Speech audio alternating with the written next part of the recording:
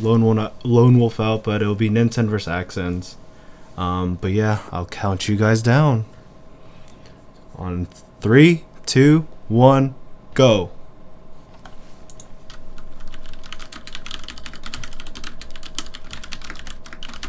Good luck. 3, 2, 1, go. Hi, Crispy. Hey. Alright, so this is my co-commentator, Crispy Me. So yeah, like I said, this is critical mode. This is not level 1. They'll just be playing on critical mode and leveling up normally. So if anyone saw the 2 English race earlier, yesterday actually, this is the final mixed version of the game. This version was only released in Japan up until a few years ago on the PS2. But 2.5 had the English version of this on the PS3. The reason we don't run this on the PS3 is because the loading is quite terrible. The JP version of the PS3 version loads 40 minutes slower, and the English version loads almost an hour slower. But yeah, there's a few minor changes in the final mix version. Most notably, the way you gain strength and AP is a bit different, and you gain some abilities at different spots. Yeah, right here we're doing some RNG manipulation on Cypher. By hitting him a very specific way, we can make sure that we get a certain Dusk RNG later on to kill us, basically.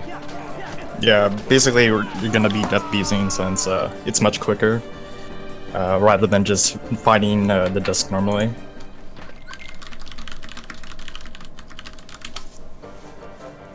And especially since we're playing on critical, you definitely take more damage, and there are some fights where it's more beneficial to actually death abuse rather than actually fighting the fight to save time.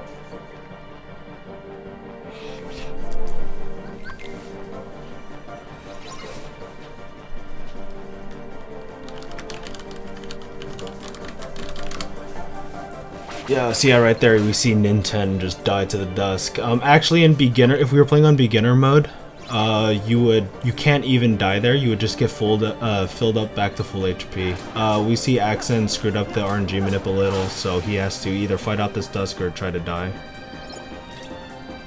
Yeah, it's a minor time loss, but it's no big deal, really. It just depends how Cypher goes, how the RNG will be affected.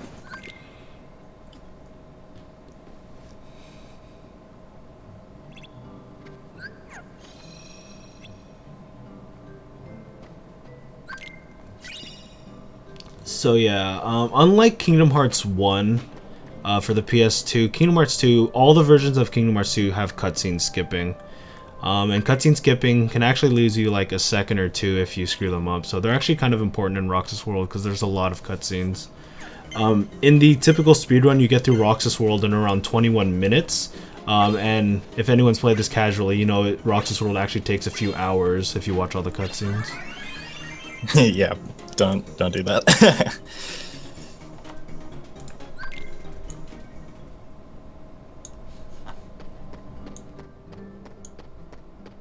Alright, that was a pretty good meal delivery. Usually around 7 is what you want to aim for.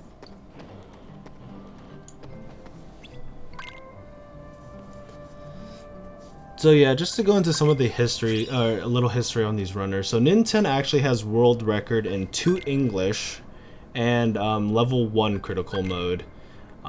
He came back to crit for this race, and I think he's going for sub 340 actually, and he recently took 3rd place. So Ninten's got a pretty good time. Axends is primarily a data org and like Korra runner. He runs level 1 in crit a bit, but not nearly as often nowadays. So this is a pretty interesting matchup, but it's critical mode, so anything can happen. Like you probably saw with Data Org and, well, maybe not in the core RTA because they didn't really die, but in Data Org you die really fast in critical mode, so that applies to the any percent as well. So right here we actually pick Shield. The reason we get shield, there's a few major reasons. One big reason is because it gives once more. And once more means that nothing can kill us in one full combo. This is really important for things like 1K and a lot of the endgame fights. Trying to think of what other abilities we get. You get combo boost and item boost relatively early. Yeah, which are very useful. Yeah. But the most important one for sure is once more, especially in late game where most of the enemies can either one-shot you or two-shot you in a combo easily. So having that once more prevents you from dying. Yeah. So the interesting thing about critical mode in 2FM, unlike many of the other games, is critical gives you actually extra abilities and you do more damage than standard and proud. Right there, like some of the major abilities you saw Ninten equip right there were like draw, reaction boost, and lucky luckies and stuff. And those really help out the early game of critical, and this is what makes critical so comparable to beginner in time. Critical also gets a finishing plus at the very start, which you'll see pretty early on in the run. But for this reason, because we get the reaction boost and draw really early in the game, even though we've kind of theorized a sword route, we've deemed it like not really worth it, because like the reason you get sword is for things like reaction boost and draw pretty early on, and you just don't need those since you have them already. Also, another thing to note is that you also start out with 50 AP, and I believe that lets us skip all the AP boosts in the whole game, so unlike beginner, you do not have to get any AP boosts, which is also nifty. Yeah, on top of that, you also gain more AP per level up in crit, so you just never need it. Another thing we should mention is that your NP, so your base MP is the same in critical mode, but when you level up, you gain half the MP, and you gain half the HP when you level up. So you'll end up with like half the HP you would have in a beginner mode run, and like one less magnet worth of MP. In addition, you also take more damage in critical mode, so that's very dangerous. So right here, Ninten's going to go for 4 quick combos on the head. 4 is the max. 4 plus 1 hit is, like, I think the most as anyone's gotten. We'll do 1 combo here, and then Ninten will actually position himself very specifically in front of Twilight Thorn's face here. You want to hit away the creepers at a very specific time, because actually, like, the most annoying thing about this fight are the creepers and not Twilight Thorn himself.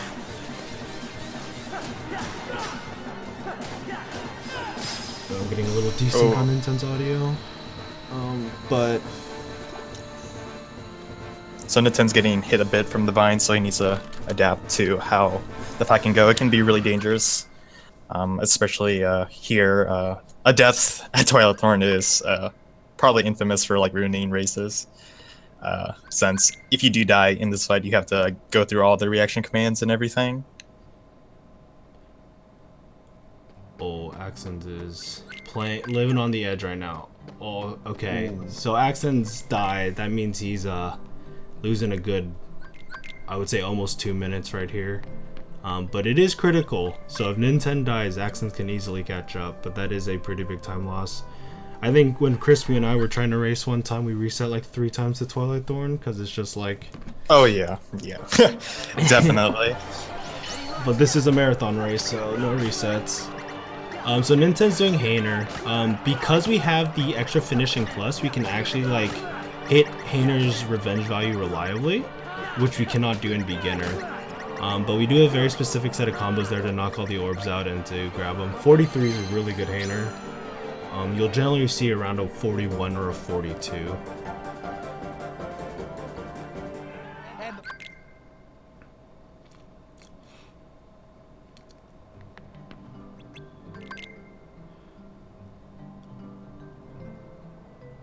So similar to like KH2 as well, you can move out of cutscenes or out of like cutscenes and loading zones before you actually see your character. So you'll see a lot of the runners holding forward or certain angles out of the loading zones. Right here with VV, VV is 100% consistent if you know the inputs. I'm sure most people when they played this casually had like actually quite a bit of trouble with VV, but we know exactly when he will retaliate there and where his revenge value is, so we can react to it. Another thing to mention, I guess, is since we have draw here, it makes it a lot easier to pick up the orbs, because Hainer is notorious for just stealing orbs from under your feet in beginner. But since we have a draw and crit early on, it makes struggles a lot nicer to do. Yeah, that was a pretty solid VV fight. We didn't really mention this, but you'll notice they jump a lot when they're attacking. There's a few reasons for this. Jumping, your combos are just faster in general, as well as when you land, you cancel the finisher animation, which lets you start your next combo much faster. That's more like it. So the reason we stand in front of Axends got Twilight Thorn, but the reason we stand in front of Twilight Thorn's face is because he actually won't spawn those thorns right in front of his face. He'll still spawn the ones around it, but he won't spawn the ones in front of it. And that's really important because the flames will hurt. Axel, we just do 3 air combos guard, then 3 air combos, and he dies. If you fail to stagger him and he DMs you, it's actually really dangerous just because you die so easily in critical mode. Yeah, DM stands for desperation move. If you did not know that, it's basically the boss's ultimate move, and it's generally a time waster since the bosses are invulnerable. So you're just left to dodge the attacks. You can't do anything other than dodge. And a good indicator of a DM is when the screen turns slightly dim. So generally you want to avoid playing to avoid DMs in general. Yeah, so just like 2 English, we actually lose to Setzer, but unlike 2 English, we can take enough damage to end the fight early. So 2 English gets a free 1-minute break there, but crit or any category of 2 FM just dies there by hitting him and forcing him to retaliate.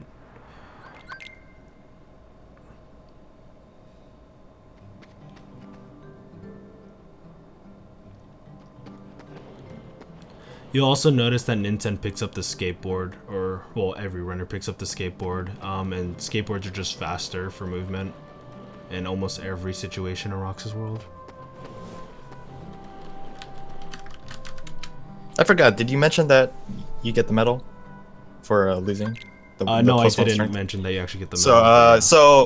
So, losing the losing that last struggle match, you actually get a medal which increases your strength by 1, and even though it seems minimal, it actually makes a big difference pretty much I think throughout the whole run. Yes, since you know, having that extra strength impacts how much damage output you can do in your fights, so it's very essential. The champion belt you get if you win, it's not really useful at all, so yeah. Another reasoning why losing is preferable. Yeah, I'm not exactly sure how the scaling works, but I'm pretty sure the medal matters all the way up through Roxas and even part of Endgame. Because I know it matters for Jafar. So yeah, right now Ninten's just going through the 7 wonders. These are essentially a series of mini games. You just have to clear them. You can actually lose a lot of time on things like Ball Wall and VV, but it's really hard to really go faster.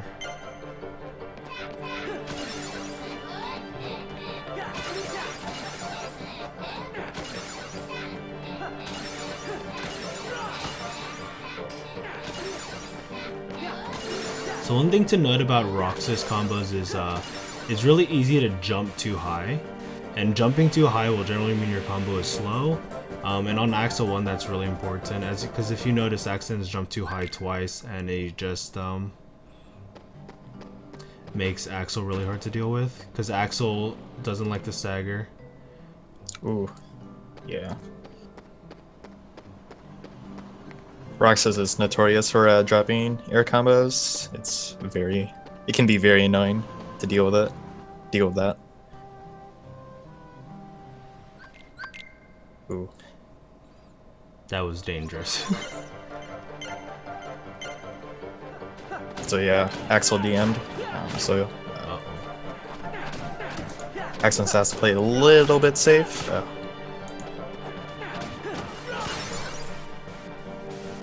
Alright, you got it. So as you see, so you can see there like how difficult it can be to do air combos. That was a really really close fight, but Axends was able to pull it off, which is good.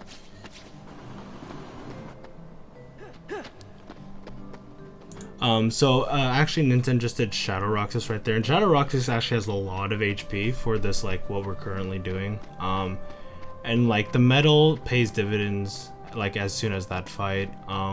I don't know exactly how much on crit, but I know on like beginner it's like a full combo that you save doing there. But yeah, we do air hits to keep him staggered, and we finish him off with the ground combo. You can actually crash here on this mini game if you mash triangle too hard, but most of the time it's okay. It's very rare. It's very rare, and Ninten actually got the back crash without getting the back crash. It was bizarre. It's yet to happen to me, and I've done quite a decent amount of rounds. Jinxed yourself. Hopefully it never happens. Alright, cool. He made it past that. So there's actually a few potions you can pick up in Roxas World for safety. I don't know if either of these runners are going to do it for marathon safety or not. Yeah, it looks like Ninten's not getting it. There's a potion right there to his left that you can pick up. I still pick them up because I like to be safe, but gotta go fast. So right here is one of the examples that we're picking up the skateboard is actually a little slower. One thing we didn't mention during mail delivery is that actually if you don't jump like during mail delivery, or like the animation of getting on the skateboard or doing the mail delivery itself has a really long animation and it locks you into it so you can't do anything, but jumping and hitting or doing the mail delivery cancels that animation.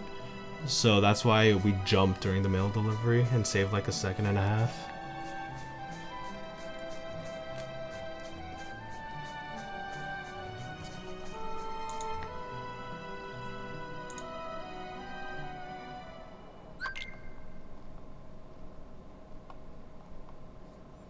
I guess to like build up on that, like even though it like sounds like 1 second time save, it doesn't seem like much at first, but when you apply that to like many parts of this run, and especially since this is 80%, so this is quite a very long run. Having those 1 minute or 1 second time saves truly make a huge difference, and that can be those time saves could add up to be minutes. So it's very it shows a lot how much effort has been put into optimizing this category.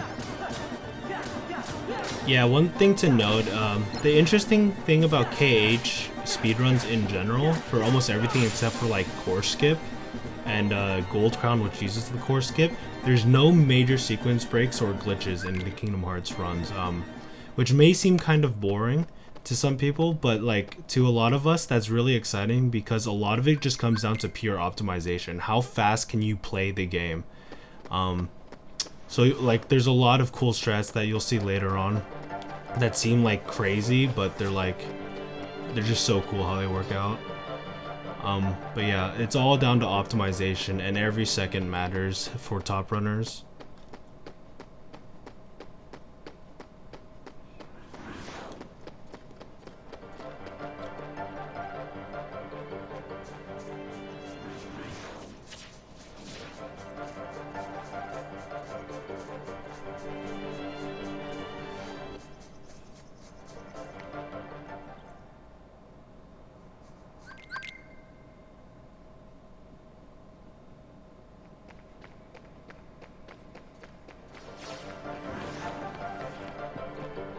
Oh, so Ninten grabs that extra potion there.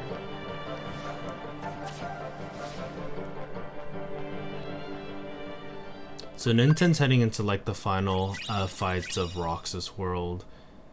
He's coming up to the basement fight. You saw one earlier, but we just met the new enemy, the Assassin. And Assassins are interesting because they go underground, which means you can't hit them.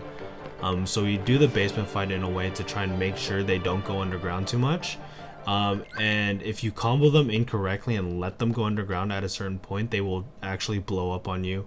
It's not a one-shot at this point in the game, but if you are like not full HP, they can kill you, and later on in the during final fights they will one-shot. Also, to add on to that, if those assassins do blow up, you actually do not get the experience for killing them, and that can actually hurt you slightly for one fight, or maybe more, where you won't be able to level up at a certain point. So right here you'll see Ninten do a lot of reversals. The reason we do this is because dusks are very slippery and it's hard to control them sometimes. But by doing reversals they stay stunned and they prevent them from hitting us. Because those dusks can quickly kill you. So right there, if Ninten didn't kill the assassin like right away, he was most likely going to either stab or self-destruct. So that can be kind of scary, but it's not too bad. It looks like Ninten's going to get a sub 20 or low 21 axle, which is really good right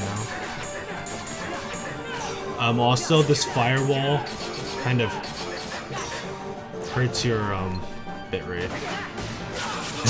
Yeah. So Axel's gonna go pretty much outside the wall, and then the reaction command's just gonna shred Axel because of the reaction boost that we have, or that they have. Yeah, and So, that yeah, was that's like pretty... a 2049 or 2050 Roxas or Axel 2 split, which is pretty fantastic right now. I think Ninten's best on level 1's like a 2024 or something, but level 1 is a little faster due to death abusing in like one fight.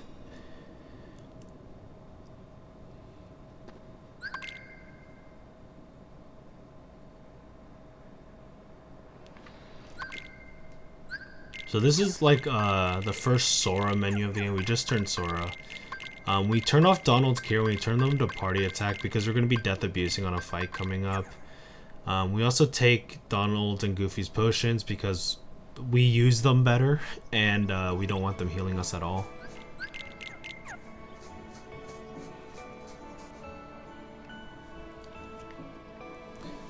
So the fight Ninten's coming up onto is what we call the station fight mostly, or Station Heights fight. It can end in 3 different ways. You can either hit the enemies a certain amount of times with Sora, you can die, or you can time out. Beginner tries to get as many hits as possible because we need the experience and because we can't really die there efficiently. But crit, since it dies so quickly, we just die.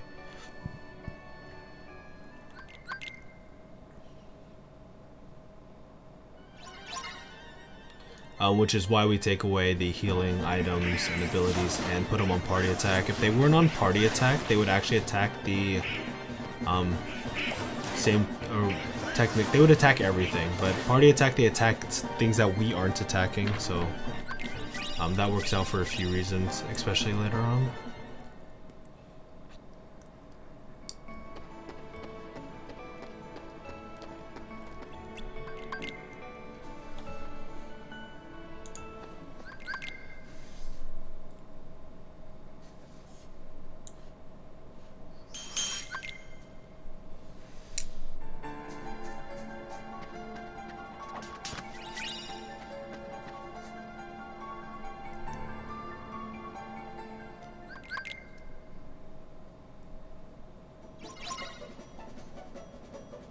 So this is actually our first fight against a Shadow, or Heartless in general.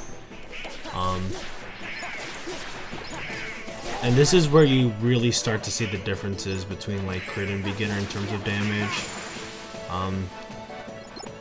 Shadows and like beginner take like 2 hits, whereas they take nearly a full combo, or 3 hits in crit. And Tower is significantly slower because of it.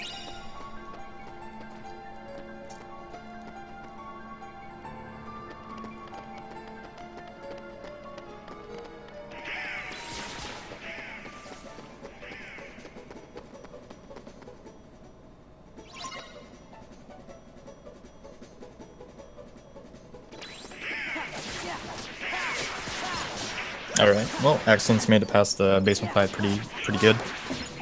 Looks like he'll get around a 24-ish Roxas section.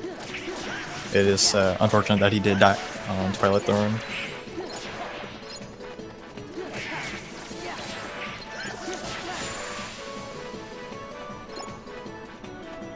Did they get DM'd?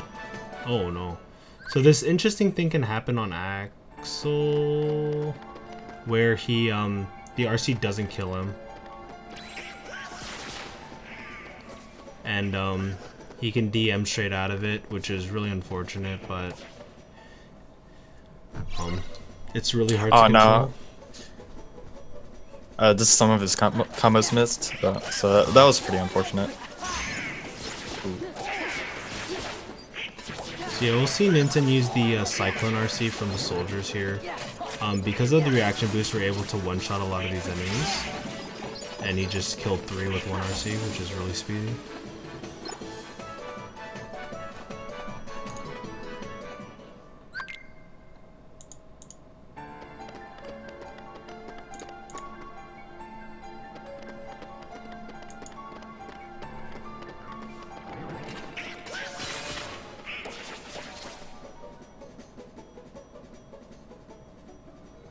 Oh, did Axends equip an Ether there?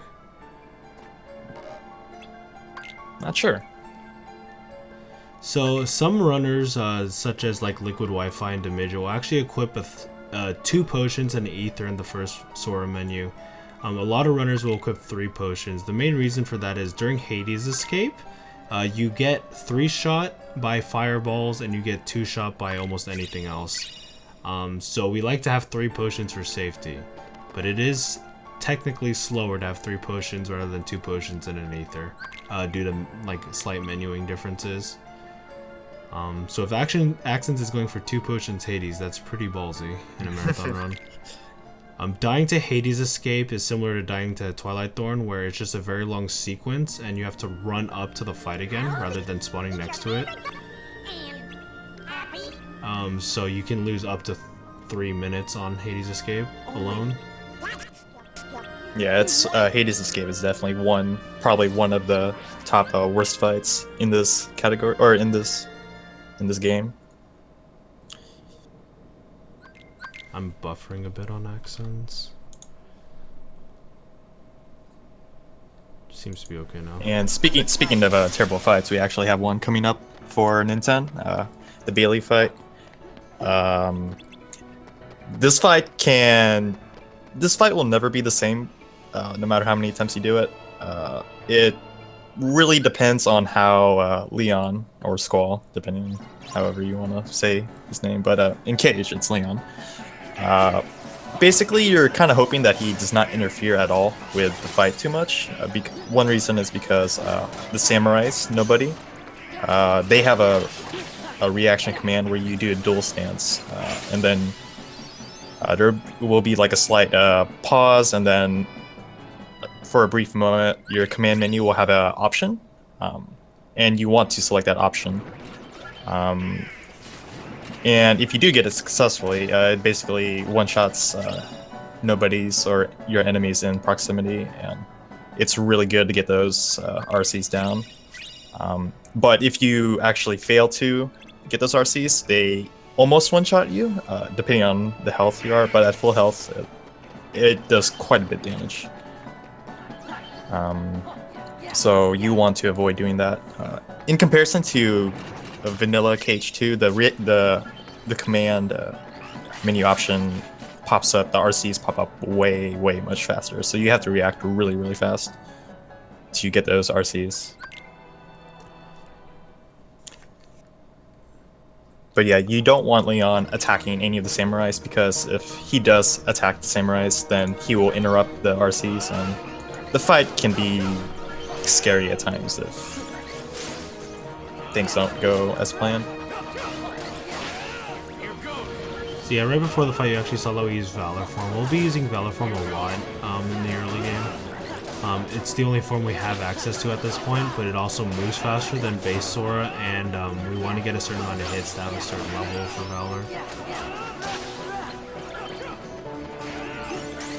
So Ninten wants Leon to be by the door so he doesn't come next to the assassins as they spawn.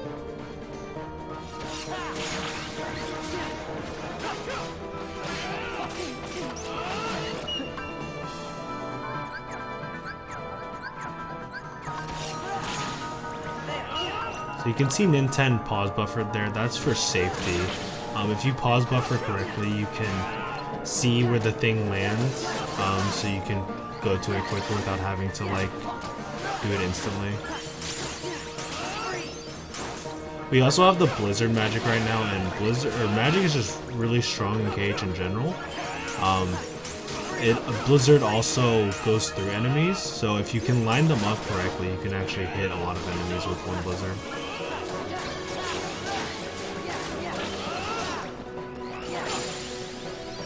So that wasn't a sub 30 Bailey, but it was a it was a low 30, which is still a pretty good Bailey. Yeah, definitely.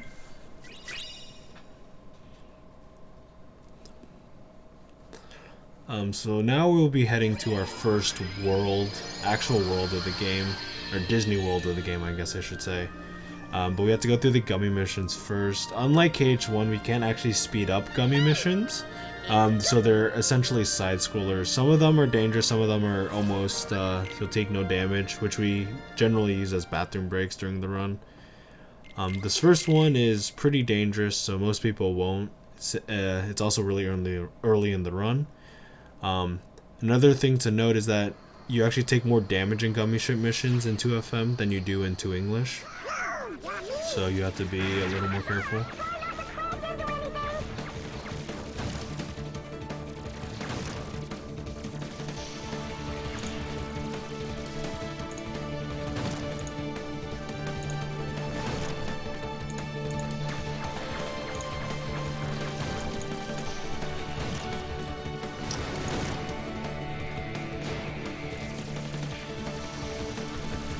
Oh, Ninten is taking all the hits.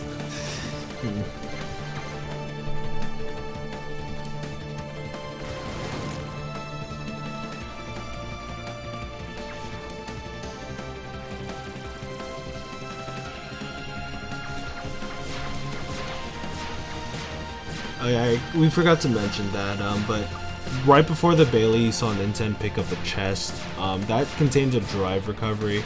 That's useful. That's not useful in the current route unless you mess up.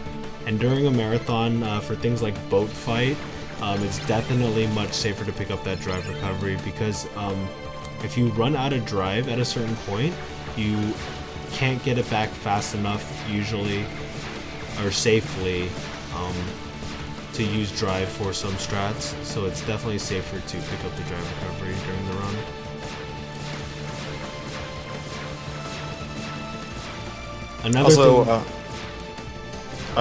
Also one thing to point out, so you kind of saw Axends attack the soldier briefly.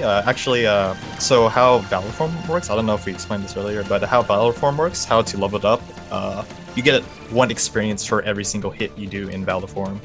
So actually the pre-Bailey fight's pretty important in how much hits you can get. Ideally, by the end of Land of Dragons, you're level 2, or before a certain point in Land of Dragons, you're level 2 Valor Form. So just getting a decent amount of hits is pretty ideal in that fight as well.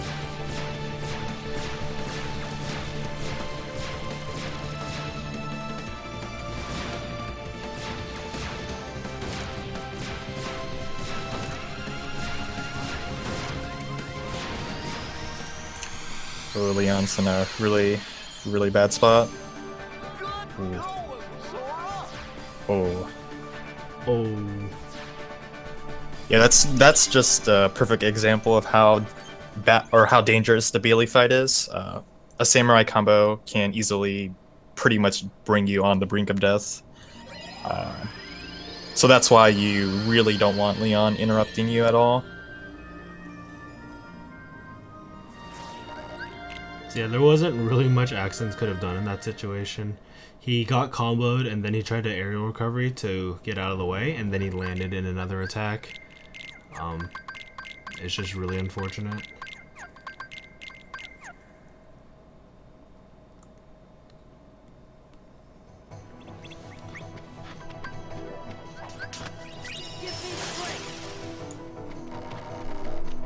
So we noticed that Ninten's been picking up a few ethers here and there.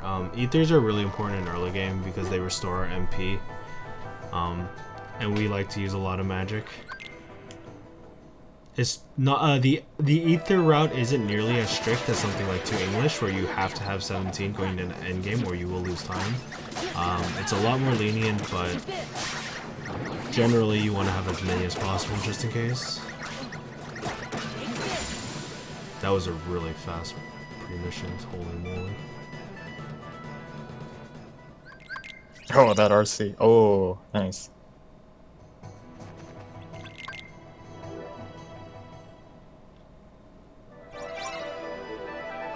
Alright, so that time Axends got pretty good dual stances, and he was able to clear those nobodies quickly. That's usually how you want the fight to go. So Ninten got level 2 here, which is really good. The big reason for this is that we're going to be using Valor Form again at the end of Mission 3 for the mountain climb. If you don't have level 2, it makes it a lot harder to get to the cave with Valor Form, which means you would lose a couple seconds in movement. Level 2 is also very important for things like Threshold, no, not Thresholder, Shadow Stalker in Beast Castle.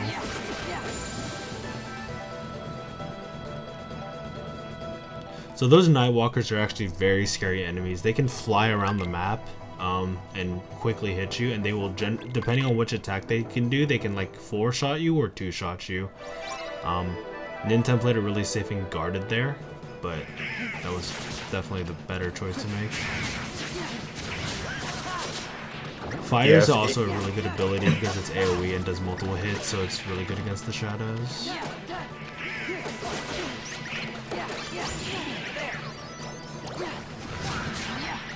Yeah, if you whiff any air combos against those Nightwalkers, you immediately have to guard. Otherwise, you're gonna get hit. Oh, so that actually is what happened to Ninten.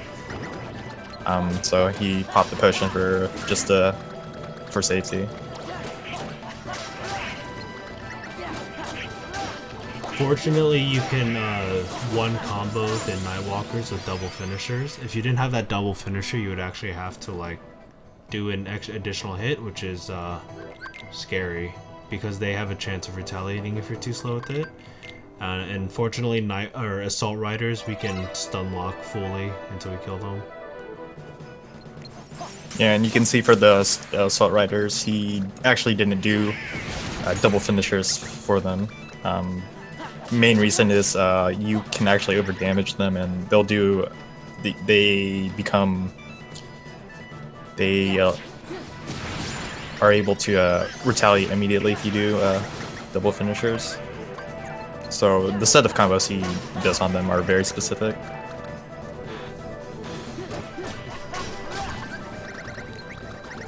Yeah, a lot of people casually, they talk about how like, oh, Kingdom Hearts 2 is a lot of just mashing attack. And that's not true, especially in the speedrun sense. It may look like a lot of the runners are just attacking in the early game, but a lot of the hits and inputs are usually pretty calculated on which combos and how many hits you're doing on things.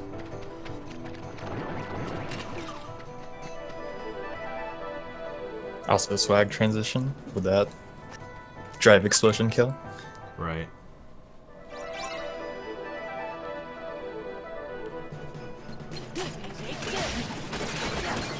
I don't know how Ninten does that. Right there, Ninten did a square-square combo while switching the combo or target mid-combo, and then using the second finisher to kill the second soldier. I really don't know how he does that, but it's really fast.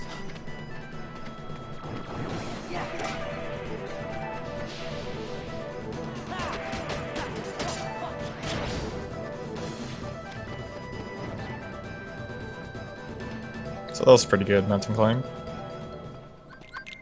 Usually the reason you hit that Nightwalker right there is to prevent the Assault Rider from spawning. Usually if you just walk up there with no Heartless around, Assault Rider will spawn and it will make it really difficult to get that last RC on those boulders.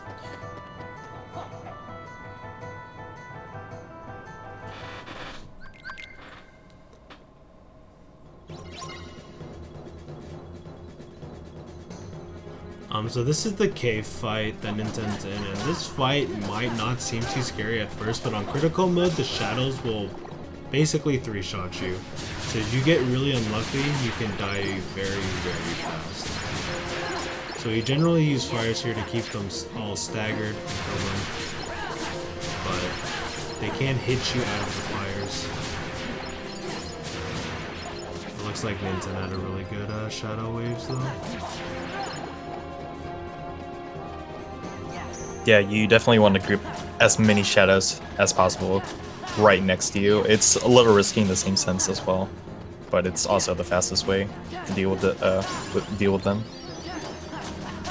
So right there, unfortunately, on that first Assault Rider, he parried on the very first hit, and that was troublesome because he staggered the Assault Rider differently than what normally want to do. So the Assault Rider actually retaliated when we didn't want him to, so Ninten had to play it safe and back off and guard.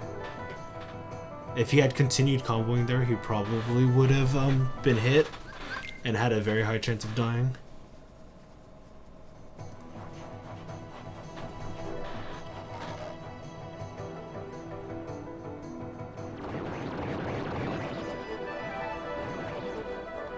So Ninten got level 2 as well, quite early actually. So he should be good for mountain climbing in Peace Castle. So this summit fight that Ninten's doing now is it's a timed fight, so there's no way to speed it up. But we use this time to just get as much experience as possible and as much money as possible. The rapid thrusters themselves aren't too valuable. We mainly want the bolt towers, but they don't spawn until around like a little after 30 seconds have passed. A big reason we want to kill as many enemies here is because we want to level up right before the boss or the final fight of this world. It gives us a strength up, which means we'll do a lot more damage to Shan Yu.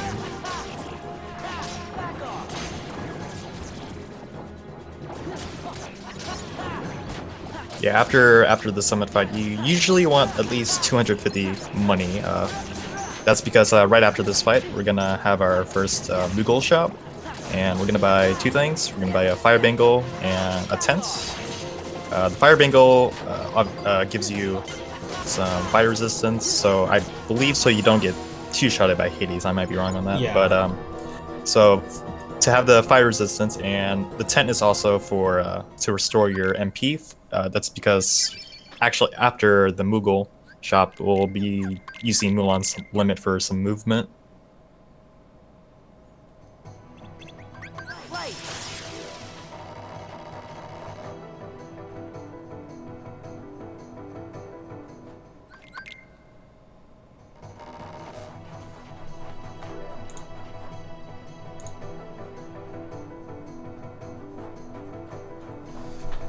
Alright, that was solid. Mission 2 for Axends. Mission 2 is probably one of the most dangerous missions to deal with.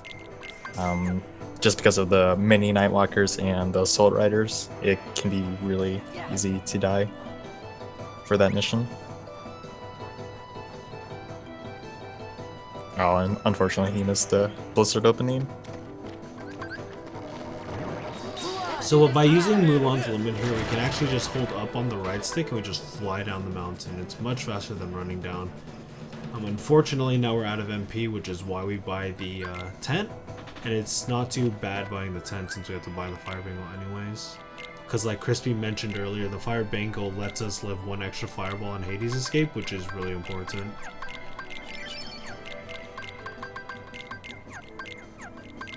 And also, Ninten will be equipping a few abilities as well. He'll be equipping sliding dash, combo boost, and item boost. Yes. Sliding dash is a combo modifier, and it easily lets you gap close between enemies. And combo boost boosts the damage of your ground finishers. And item boost also increases the effectiveness of your items used on yourself, or items used on you.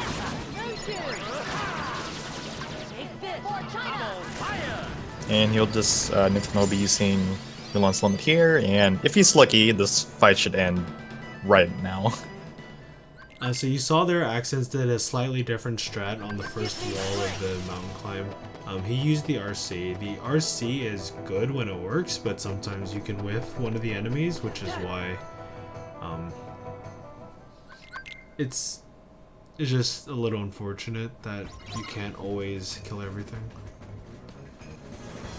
Yeah, ideally, if you go for the RC, you kill the whole wave. But it just depends on the positioning of the Heartless you get. So right here, Ninten actually runs to the corner and parries Shan Yu. The reason we go for the parry at the start as opposed to other versions is because of the reaction boost. The RC will actually do a lot of damage to Shan Yu at the start, which is really nice for us. Right here, Shan Yu goes purple. And this just means that we can guard him and do the RC again to knock him out of the purple phase and finish him off with some combos.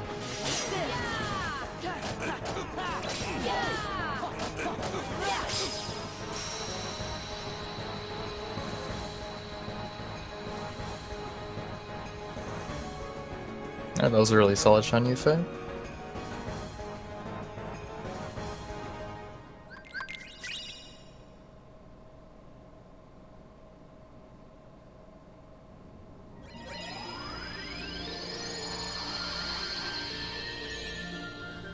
So Ninten's heading into, or after this gummy ship mission, Ninten's going to be hitting OC, and OC is generally considered the worst level of early game, or worst world of early game. LOD can lose you a lot of time, but it generally won't outright kill you. Basically, every fight in OC can straight up kill you in crit. So it's really scary a lot of the time. Yeah, that was a really good K fight for Axends. Very clean. This gummy ship mission that Ninten's in right now is probably the scariest that we have to deal with in 80%. OC, Agrabah, and Pride Lands are probably the 3 scariest gummies that you can do. You can just die very fast on these, so you have to pay attention.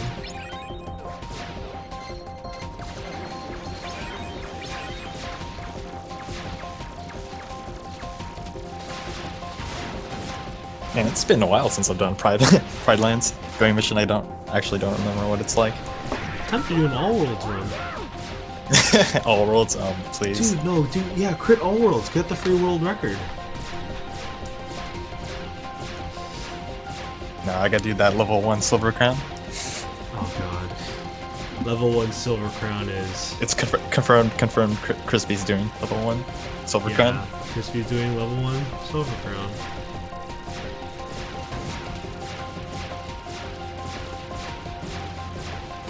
Gold Crown actually is a fun category. It's just like, it's so hard to practice for them because you have to practice so many things, especially if you don't do core skip. Like, practicing all the data org members without like mega elixirs is like crazy.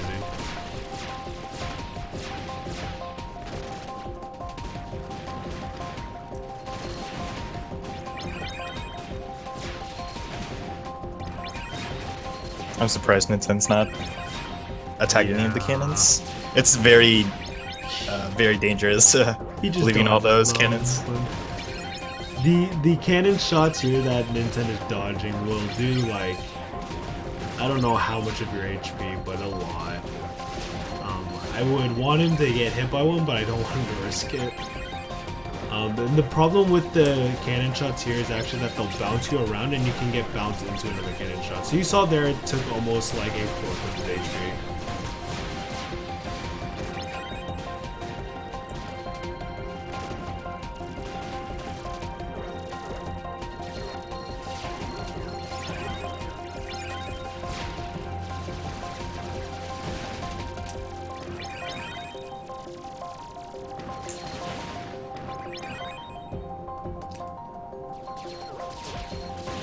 To get the Silver Crown for level 1, the easiest ways to do it are, well, the only ways to do it on level 1 without using stat boost are to actually beat Terra and beat the data org. That requires you to do a lot of grinding for form levels and items. Ooh, Axends almost bought an ether. Ooh. Liquid did that once. Liquid actually bought ethers in the Moogle shop there. Then he had to sell the ethers so he could buy the fire bangle, and then he didn't use the tent. Oh, Ninten died. Oh. Oh, really? So Ninten died on the gummy ship mission. Oh, oh no. That is a 2-minute time loss right there. So Axends has a good chance of catching up soon. Yeah, OC is definitely a risky gummy mission. So yeah, that's just an example of how fast you can die on this gummy ship mission. I have definitely died on OC gummies quite a few times during my runs. It's hard to find a runner who hasn't died on OC gummy at least once.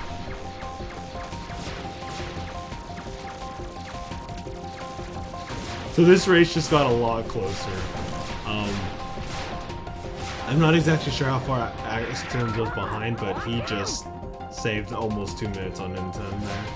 Well, assuming he gets the We gotta race now. Not quite. Maybe one more death.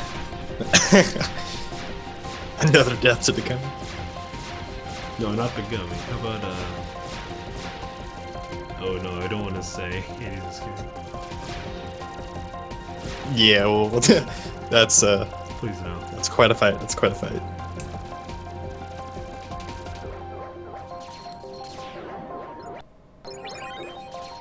As you'll soon see, OC can really make you have lots of time losses, like Hades Escape, Pete Fight, Hydra. Like all of those fights, many things can go wrong, and you will lose tons of time. Oh. So I don't know if anyone caught that, but Axends was actually too close to Shan Yu where he charged straight through his guard. That can happen. It's really silly sometimes. If you're too close or too far, Shan Yu will generally go straight through your guard, which means you won't get the RC. Another interesting thing that can happen, I guess I should mention, is that if you're mashing triangle before you actually get the guard off and do the RC, you can activate Mulan's limit, because we don't take off auto limit for this fight, and that is bad because the limit isn't very reliable against Shan Yu, as well as the limit can actually break Shan Yu's AI. Depending on when you time it, I'm pretty sure it's like frame perfect, but if you hit the limit at a very specific time, Shan Yu will just stop doing anything and you can wail on him for free. If we could reliably do it, it might be worth it, but it's not reliable to do. Wait, did you say you don't take out auto limit? We don't take off auto limit from Milan. Oh, maybe we do on crit. You do take it. Okay, we do on crit, I'm sorry. You do take off auto limit and item boost, I think. Yeah, on crit we take it off, but on beginner we don't. So beginner, if you mash triangle too hard, you can get the limit. Sorry. I run both of these categories, so I confuse myself. Yeah, Crispy's right. We take off Mulan's bottom abilities to put on Fire Boost. We put on Fire Boost to make the square fight a little more consistent.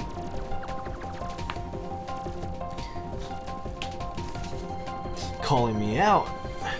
It's good. That's don't want to give out false information. Yeah, that's why I'm here.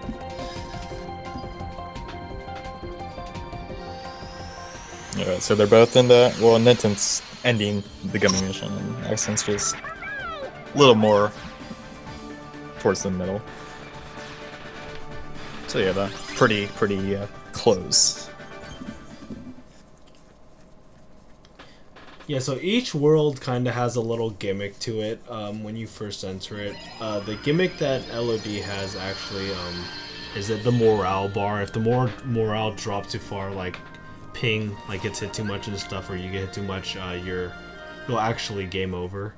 The gimmick here in OC is that we can't use dry forms for like the first, basically all of the first visit in the underworld due to story. Which really sucks, because it'd be nice if we could.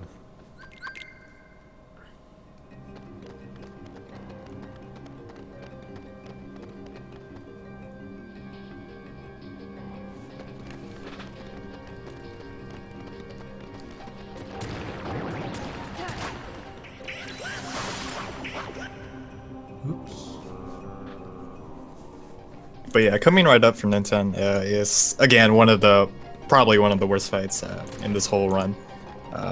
Basically, you are running from Hades, and you're not able to damage Hades, but he is constantly attacking you and your party.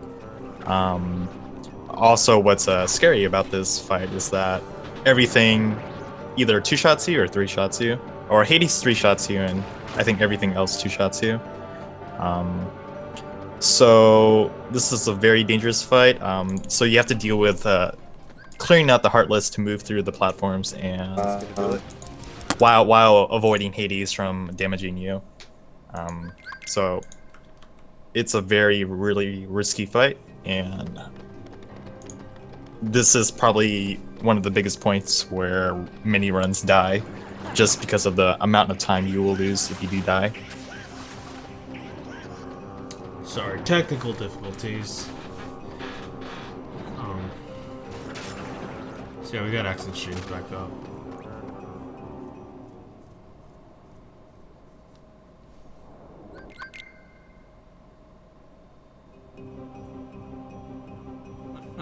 That's it. So this first fight here with Hades, we just have to hit him enough times.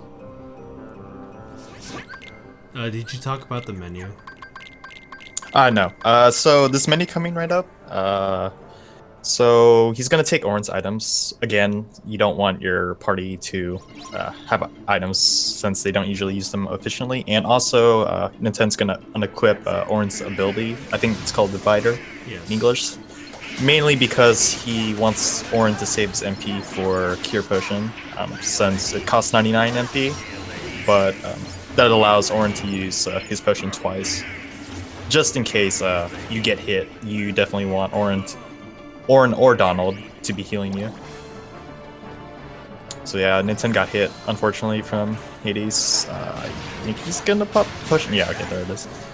So basically, if you get hit once in this fight, you immediately want to pop a potion, because if you get hit again, you're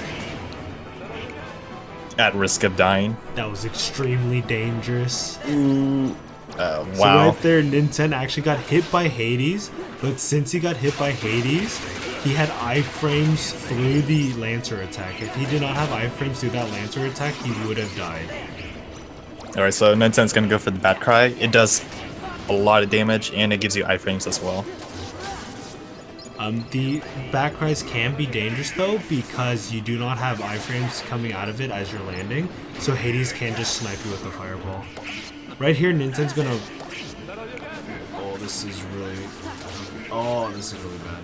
So Ninten accidentally killed the bat because Donald can hit it and cancel the RC. So he has to use the limit here. Ideally, you would want to use 2 back cries, but that is not always possible, so having the limit here is usually your next best option. He's gonna focus on the large body because he can charge around it, and he can one-shot you in certain situations, so you want to get rid of him as fast as possible. So aside from that very last wave, that was a pretty good Hades escape. Yeah, scary. I think he might have used all his potions, I think, actually. I know he used at least 2. I didn't see if he used the 3rd one or not. Maybe 2. But that was a very scary fight, but he was able to pull it off. You definitely need you definitely need to adapt a lot in that fight, since there are just so many things that are going on in that fight. Yeah, with your party members attacking, like especially if you're going for the Bat Cry, if your party members attack the bat, then that messes up a lot of things. And Hades attacking, and you have to watch where the Lancers are. I don't know if you saw it, but Ninten had to react to a Lancer charging in to attack. Yeah. So like you definitely need to pay attention to many things going on in that fight. Yeah, a lot of Hades escape is just seeing what's happening and knowing how to react to it. A lot of newer runners will die just because they don't know how to react. It's not because they're bad or anything, it's just they don't know what to do. Yeah, unfortunately Axends got sniped by a fireball right out of the RC there. Or not RC, sorry, combo. Oh, so this is Cerberus. We die, so we can use Mickey. It's just safer and easier to do it this way. The pearls do a lot of damage in early game, and Mickey is guaranteed spawn on their first death on a fight that can spawn Mickey, and this is the first time you can spawn him is actually Shan Yu, I believe. Yes. Oh, Axends, you're so greedy. Oh, he limited. Wow, the wave was dead. Oh. But yeah, the first time you can actually get it on Shan Yu, but this is the first time we actually use it. But Mickey is guaranteed here, so there's no RNG. Unfortunately, Mickey does not have a finisher at all, so he can't kill anything, but we can spawn and just use a magic. Oh boy. Alright, at least Orin healed him. So yeah, Axends is finishing up Hades' escape. I don't know how it went. He got hit quite a few times. Okay. Luckily, because he has the fire bingo, he's not. He would have died at that HP that he was if he had not had that fire bingo. That's why it's very important to have that for safety. Yeah. I guess we should mention this now, but to actually kill a boss, you have to use a finisher. A finisher, in terms of the any percent, if you don't have any combo pluses on, is the third hit of your combo or fourth hit in crit. But however, there's several things that count as finishers, even if they aren't directly finishers. So magic attacks actually have a non-finisher and finisher animations, but every magic counts as a finisher in terms of killing a boss. It's just a little thing to keep in mind. So you'll see people using magic to kill some bosses rather than trying to get to the third hit of their combo.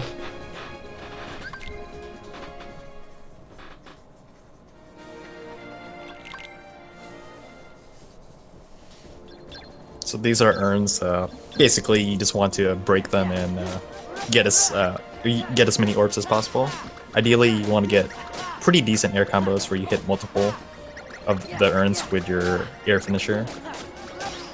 Urns are another example of things that only break on finishers.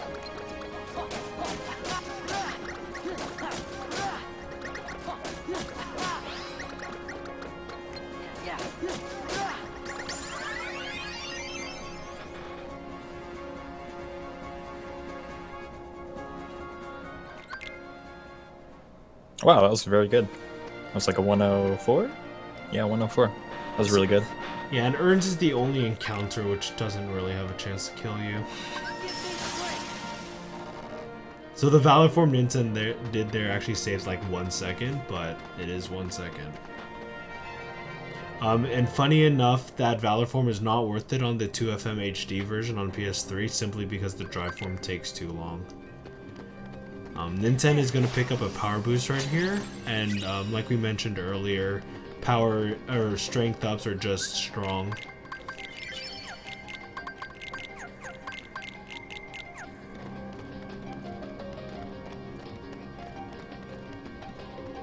Oh, the fire finish. Nice.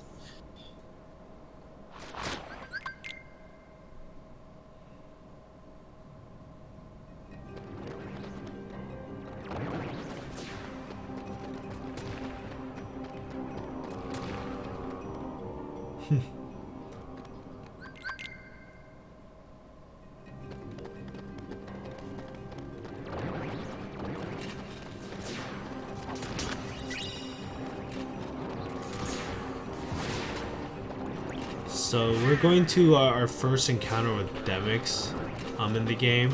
And Demyx uses water clones, so we have to go through this mini game. The water clones can actually kill you very fast on crit and even on beginner.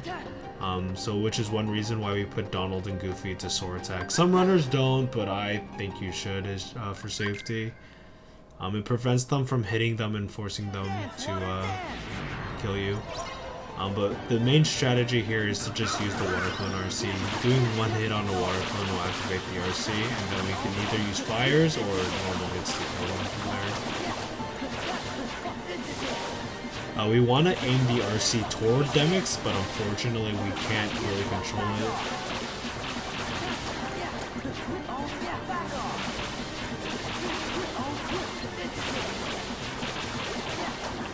So it looks like Ninten's actually getting really good RNG right here on the water clones.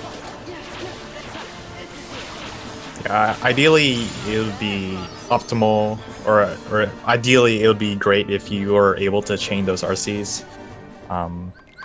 Wow, 40. Wow, that's a really good demix actually. 40, 46. Yeah, the average you would see is like a 39 or 40, and it can even go as low as like 33s if you're really unlucky. But so a 46 is really good.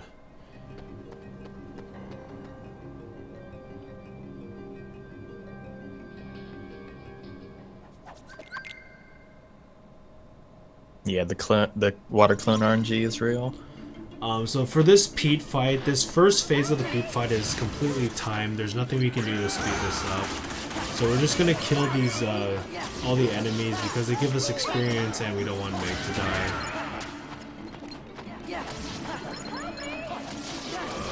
But the bombs that Pete throw can actually two-shot you, I believe. I'm pretty sure they two-shot you. So they're really scary and you don't want to really deal with them. Yeah.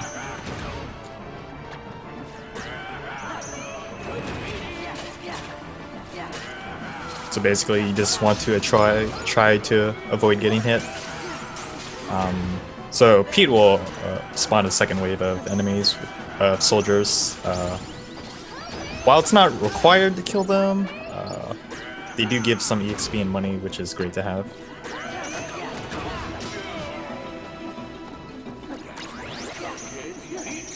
So yeah, Ninten actually did get hit one by one pinball, and it did a significant amount of damage, so popping a push in there was pretty safe.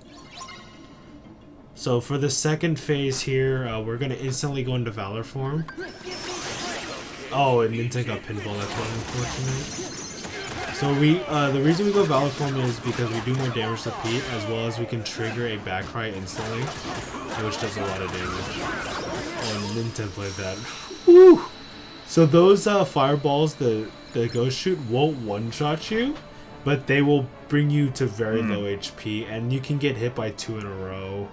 And they can hit you out of your combo, and it's just really scary. So going for just wailing on Pete is pretty risky, but it isn't the worst thing you can do there.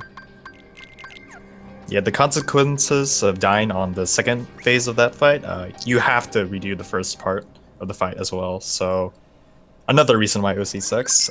So dying at the second part, you have to redo the first one, and that eats up a lot of time for sure. And then Axends just got a 43 demix, which is really good too. Yeah, definitely. So we just got the Trinity limit. We're going to use this quite a bit throughout the game. But the way Trinity works is it has 3 parts. Each of the individual parts don't do damage on their own, but they build up a counter that does damage on the finisher.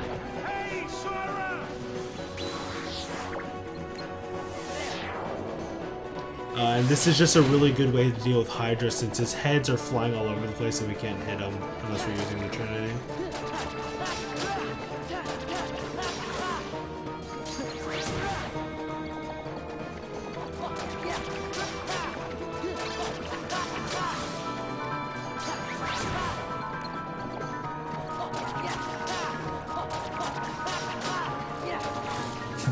Get up on the Hydra's back.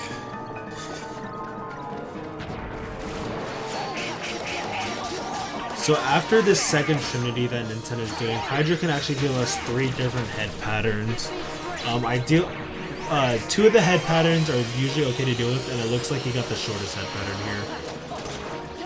So this head pattern isn't too bad to deal with, but there's dark balls flying around, and it's the one that lasts the least amount of time. So if you aren't able to get enough hits on, and you notice that Ninten has to sit there waiting for MD to come back. But if you don't get enough damage, you actually won't be able to kill Hydra with this third Trinity, which is really scary and really bad. But that was a really good Hydra fight overall. Even though that short head pattern is scary if you can't get enough damage, if you get that and you do have enough damage, it is the best RNG you can get because the animation is so much faster. You actually save quite a bit of time. I mean, it looks like Axends is getting a little, Getting pretty unfortunate luck here on Pete. He couldn't Yeah, get he an also RC pinballed. at the start, but it worked out. He didn't die, so that's good. Yeah, he was able to get a bad cry later into the fight. So right here, we actually get forced back into Hollow Bastion. In this visit, all we do is visit Pooh and find out that some of his pages got torn out of the book. And we get Chicken Little, our first summon of the game. Chicken Little is actually quite useful in a few parts of the game until we get things like Stitch. This force back to Hollow Bastion will always happen after your first 2 worlds. And yeah, I guess that's all I really have to say about that. So whether you do Beast Castle, then Olympus Coliseum, or you do LOD, then Olympus Coliseum, you always go back here. We actually go to LOD first, even though Beast Castle has the lower battle level, because by leveling up, because Beast Castle, we don't actually kill that many enemies. We don't kill really any at all, except for during Thresholder. So by going to LOD and OC first, we level up enough to hit a certain strength level, which lets us defeat a lot of the bosses a lot faster. We also get access to Hero's Crest, which increases our air combo finisher damage. It has air combo boost, which lets us do Windowless on Shadow Stalker and kill, what's his name? Twilight Thorn, easier. Twilight Thorn, you mean Dark Thorn? Dark Thorn, that one. That's the one. Thorn something. Oh, so it looks like Axends missed the finisher on his Trinity, which means he needs to do a lot of damage. Fortunately, this head pattern gives us the most time to hit the heads. So if he can... Okay. So he's a little low on damage, but he should be fine to finish with a full Trinity. Oh, unfortunately, the heads nailed Donald right as he was going to use the Trinity, so Donald died and he had to quickly potion. Just another thing about crit is that your party members die really fast as well, so some strategies don't work if they're dead. Like, you cannot use Group Trinity if Donald is dead. So you have to quickly react. Oh, this is not good. So right there, Axends was too short on damage to kill Hydra, so this is what happens if you're too short on damage. And unfortunately, he is basically berserking, or as close as a DM we can get. And all you can really do is throw another ether, which we don't have equipped, or just run around until he puts his heads down again.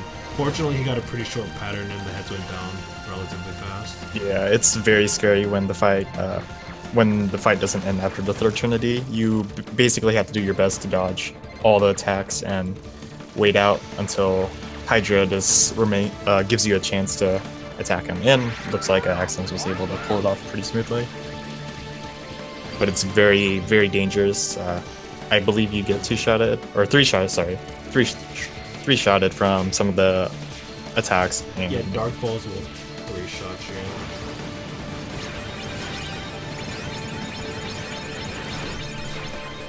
So neither of them died in OC, which is pretty cool.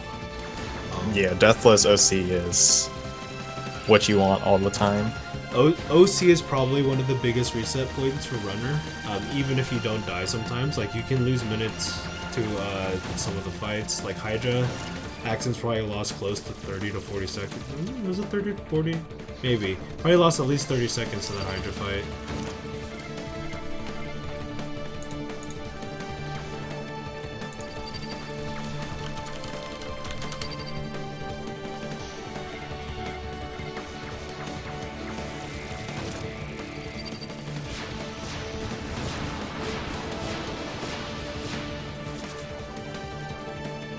I guess to go more on the topic of summons, so Chicken Little is the first summon that is obtained in this run, and you'll also get Genie, Stitch, and Peter Pan.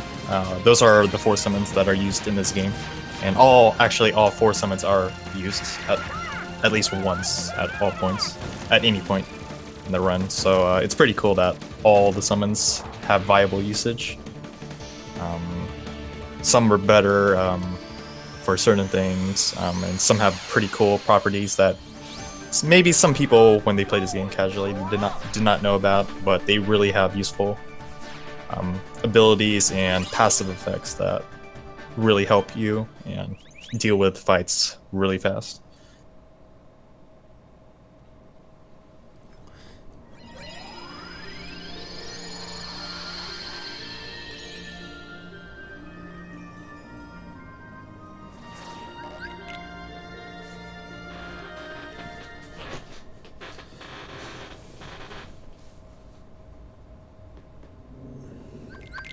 So right here in this first fight, this is another fight that we can end with hits. So what we're actually going to do here is we're going to do a few fires and then we're going to go straight into Valor form. The reason we go into Valor form to end the fight is because it looks cool, and also we don't have to go through the drive loading animation. We also did this at the end of missions. But if we didn't end the fight in Valor form, we would have to sit through the load animation after the fight, and sure, that's only a second or two, but that is more time loss.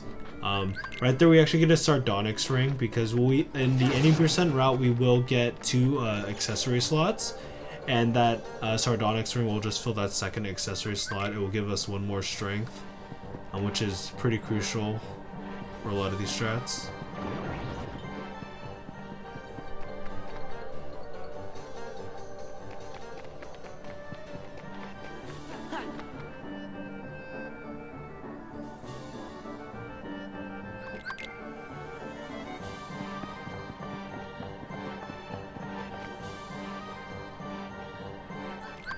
So right here for this wardrobe, we have to push it without waking her up for whatever reason. Generally, if you mash triangle too much, she'll actually knock you away, so we just have to kind of sit here, and Ninten's doing magic to fill the time. And it should only take 3 cycles. Ninten stream first. Oh, it's back. Okay. Remember, kids, this game isn't always press triangle to win. So we're coming up to Threshold, and we use Chicken Little right away on this fight. Chicken Little has the whistle property. It basically sucks in all the enemies toward you, and it keeps them stunned. The important part is they're stunned.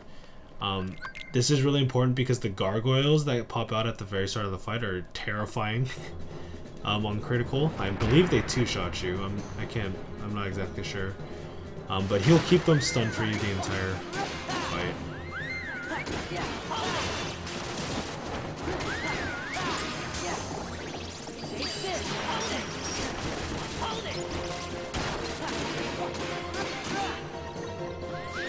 No, I did not know you could avoid that attack. Oh yeah, if you step to the left or the right, you won't get knocked back.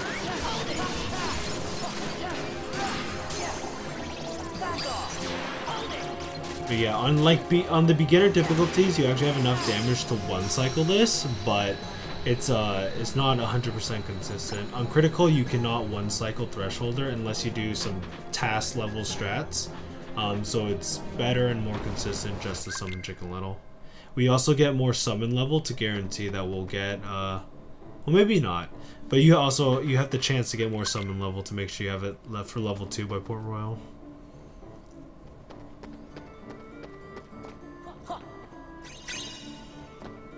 Yeah, the way how summons work on leveling. So you can see the summon gauge right by Sora's MP bar. So how summons level up, for every depletion in the summon gauge, you gain 1 experience. So if the summon gauge goes from 3 to 2, that gives you 1 experience. Or if the summon gauge goes instantly from 3 to 0, then that gives you 3 experience. So there will be a few points where you will be using Chicken Little's limit to gain that summon experience, and hopefully during just at random during some of the fights, you gain some summon XP when when the drive or when the gauge immediately goes to 2, and then when you do attacks it goes back up to 3. If you can kind of somehow time your attacks where it goes from 2 to 3, because your attacks do replenish your gauge a bit, you can quickly gain some XP. So one thing that we haven't mentioned is that our anti-points. So at this point, our anti-points are getting really high to the point that we would have a chance at anti-form. A lot of people think that anti-form is random, but that's not true. We can actually calculate exactly when we'll get it. But if you never use a form in combat, you won't get anti-form. So a lot of the fights until we get wisdom form, we'll actually notice that we never wisdom or drive in combat. When you get a brand new form such as Valor, Wisdom, Master, or Limit form in this version, or even Final form, your anti-points are reset to 0, which is really useful for the routing.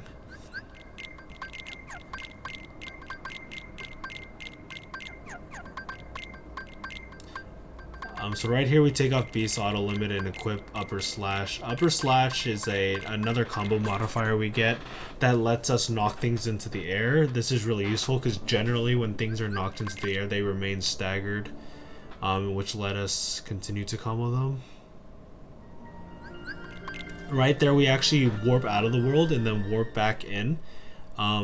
That's because it's faster in terms of movement, and this is actually the only world where you will see us save warp.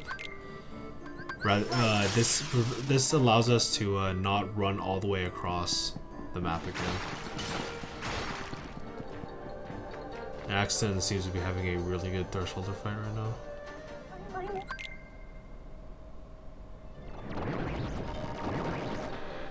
So right here, there's a lot of little things to manipulate the AI for some of these bosses. And for Shadowstalker right here, if you walk backwards, he actually won't go directly into the window.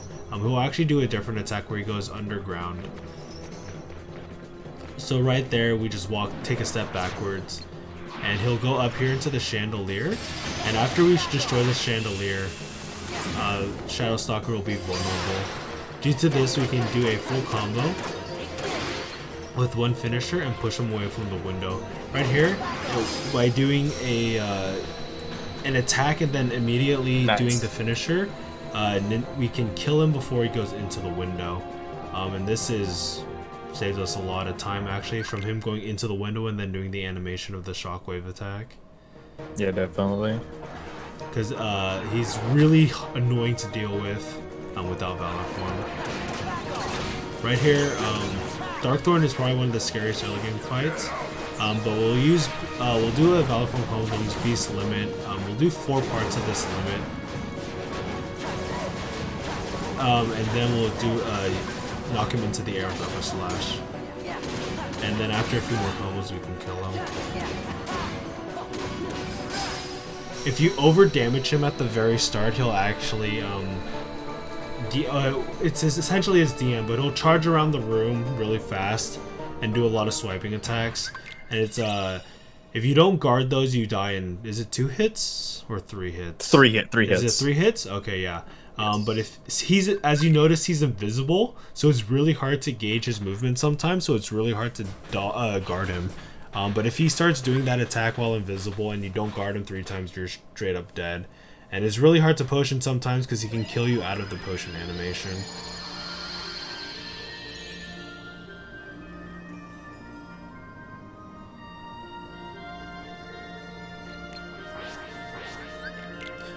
So right there you actually saw Ninten do what we call leapfrogging. If you target and change the target, you can actually warp to another world that's really far away.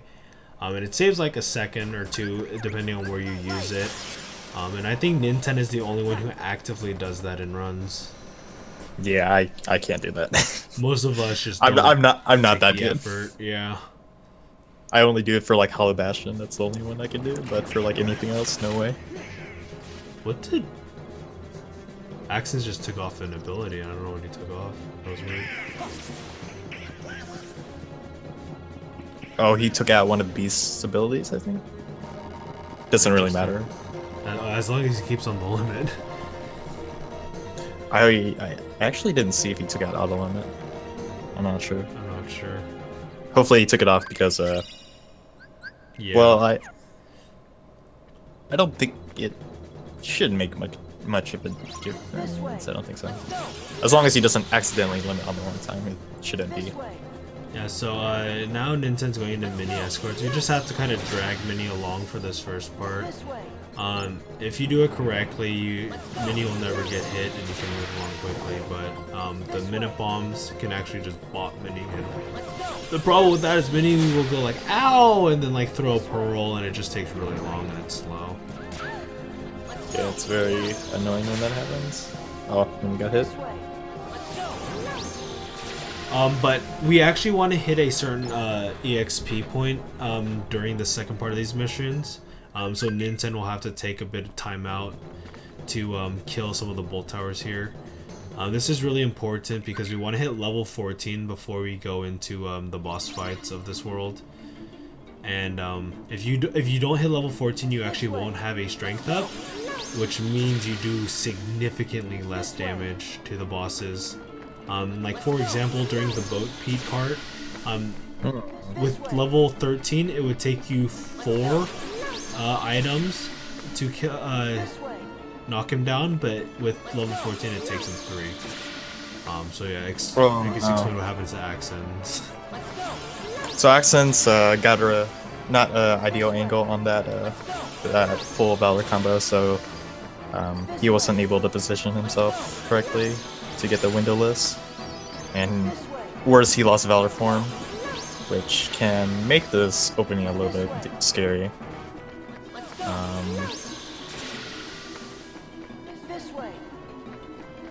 Alright, so looks like he's got decent damage in. So right here, you actually see Axends letting the limit run out. The reason he does this is because Darkthorn is what we basically call his desperation move. Oh, this is unfortunate. But by letting the limit run out, he has complete iframes during it, so he doesn't have to worry about getting hit, and he doesn't have to try and guard it. But unfortunately, he didn't kill Twilight Thorn fast enough, so Twilight Thorn went into the chandelier. But he quickly killed him afterwards, so like that was a good backup to losing, and a lot of that rooted just from losing Valor form during Shadow Stalker. And it's unfortunate that those fights are paired together. Yeah, and you also don't want to overdamage Darkthorn for the opening of that fight, since he will DM. Yeah.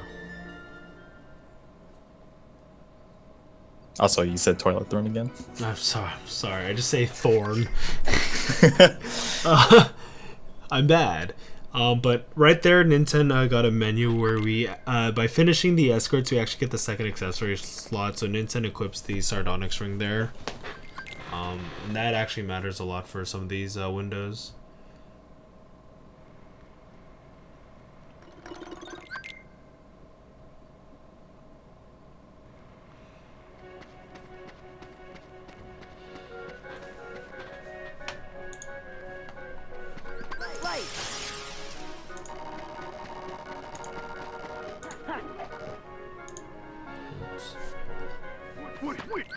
So this is Timeless Pete coming up for Ninten. Just do a bunch of air combos, and then you just use the finisher to end the fight.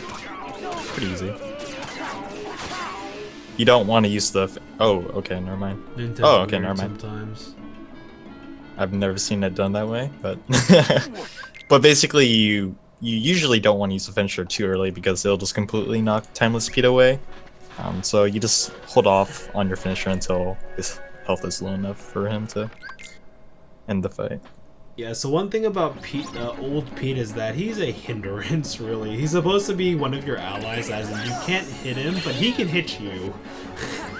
He will knock you around. So we also use Chicken Little here to kill these hammer frames really fast. And then by doing the correct... Oh, that's not good. So if you move too far away, Chicken Little will actually magnet the minute bombs away from you. Which means you can't kill them all with the reaction commands here, which means you cannot finish the hammer frames in 2 reaction commands if you fall down too quickly. And this actually loses a lot of time because rather than killing them in 2 reaction commands, you have to do like 4 combos on them. Which is a bit unfortunate, but Chicken Little can get in your way sometimes.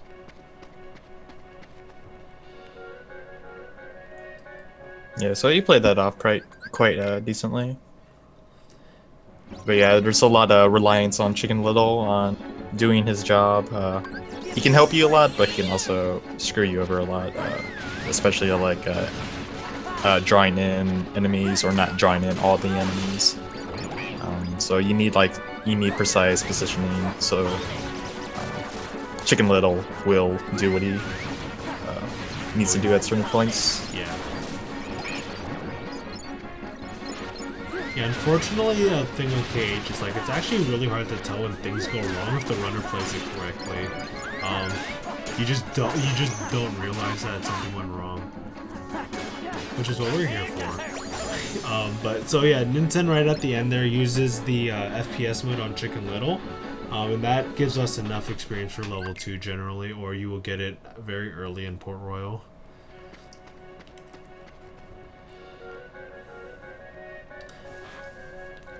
If you don't know this, and we haven't mentioned it, when you level up a form or a summon, you get an additional drive bar of usage out of them.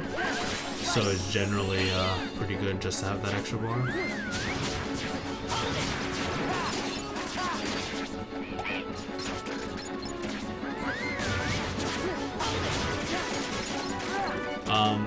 So if you guys have played this game casually, you'll know these cars are really annoying. But Chicken Little is really good at keeping them from doing anything to you. His magnet actually just keeps them all staggered. And we can hit him into the air to kill them really quickly. So here Ninten's gonna run away from him to actually trigger Chicken Little to throw a baseball at the car, which knocks him into the air, which lets us do an air combo on him.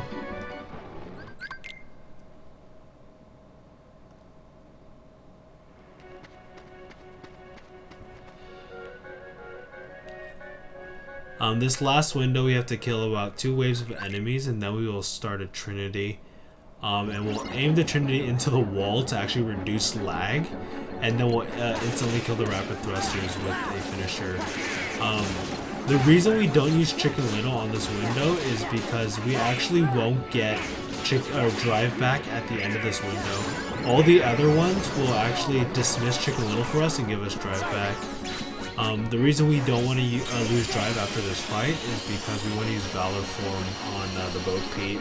I don't think we've mentioned this, but your damage on Boat Pete and some other things is actually directly related to your strength. And since Valor Form has 2 Keyblades equipped, it means we get the strength from both of those Keyblades, which increases our damage. And since and while we're hanging from the boat, we actually cannot lose Valor Form, which works out to be pretty convenient. Sorry. You won't lose Valor Form as long as you remain holding on the chain. Alright,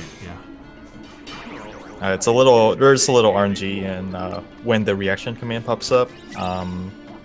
So usually a good Boat Pete fight, is a 2-cycle usually.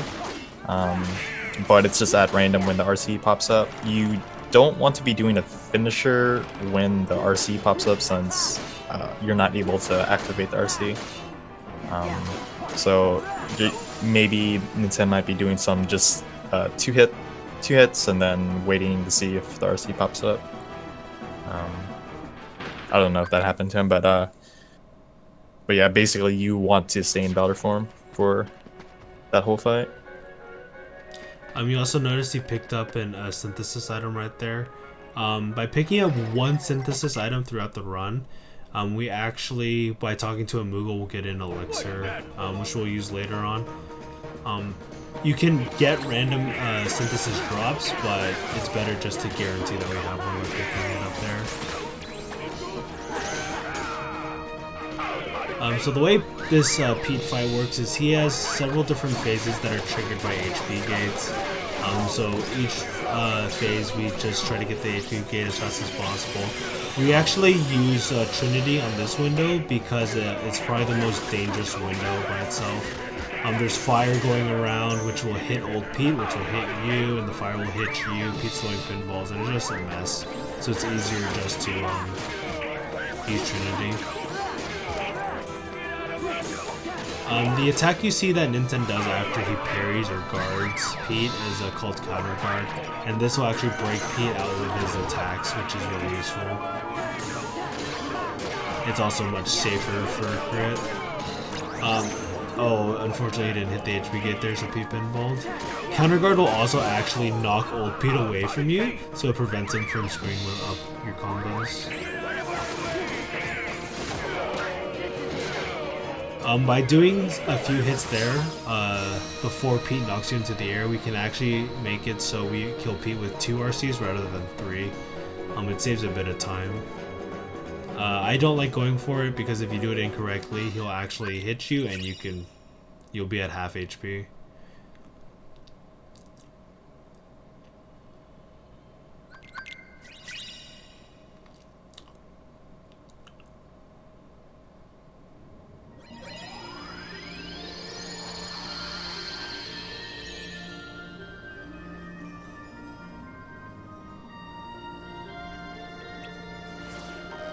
Oh, Chicken Little was a bro right there. So Axends played the situation a little incorrectly, so the car started charging him. You actually, that when he charges through there, it's really dangerous, but Chicken Little fortunately threw firecrackers, which broke him out of that attack. That was pretty scary. Yeah, I don't know if I guess one thing to mention about Chicken Little. So in addition to the magnet pull from Chicken Little, he also gives you quite a few things. So your attacks will actually give you a lifesteal effect. So like one hit from your attacks will give you 1 health back. So that's also helpful. Another thing is that when you're in critical HP, Chicken Little and I believe also Genie will actually throw you a potion. So just other things that summons have that can help you. Other things that summons have, which are pretty useful.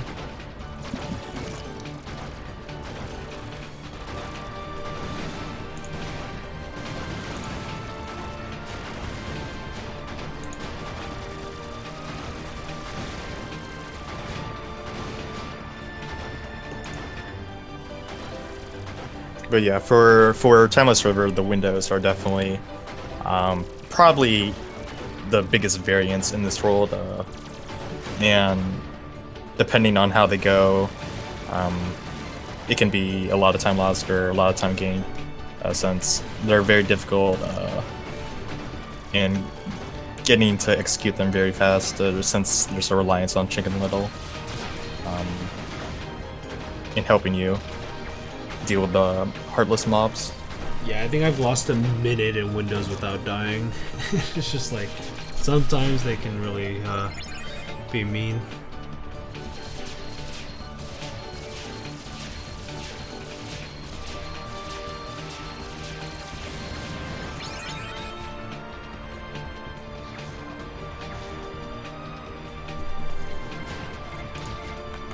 How's Twitch chat talking about soda versus pop? I will say for me, it is pop. No, it's soda.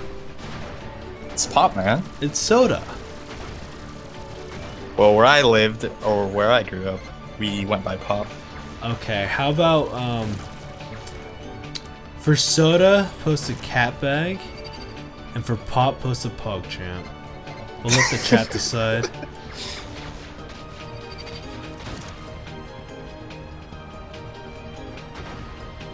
It might be a territorial thing for people at the for I guess different parts of the U.S. Well, I don't know if everyone's Oh, I see more from the U.S., but I see more cat bags.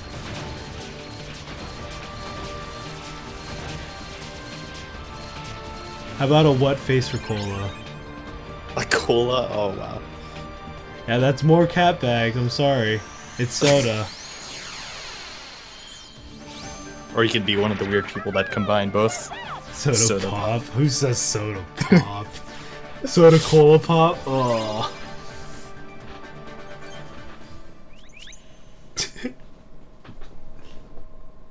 Yeah, I'm sorry, that's more capex.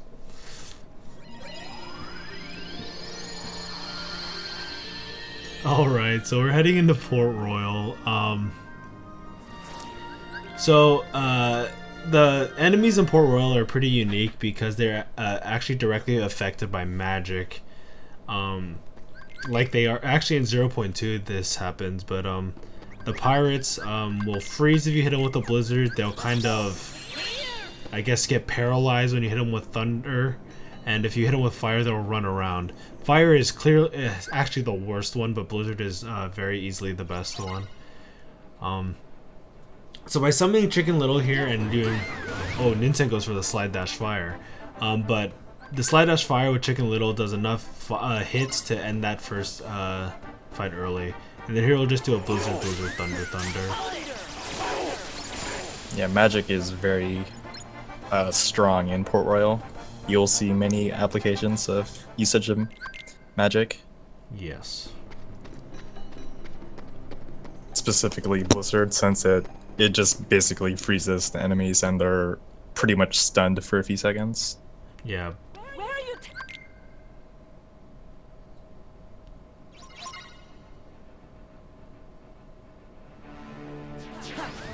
So yeah, with Hero Chicken Little, we can just do two fires to kill these first two waves, and by stepping back a bit, he'll summon the two soldiers. They can do fire, thunder.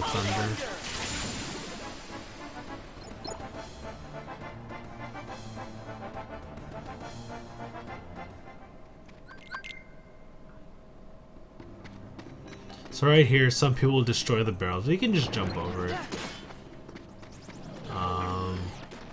So since Ninten already has level 2, he opted not to go for FPS mode there.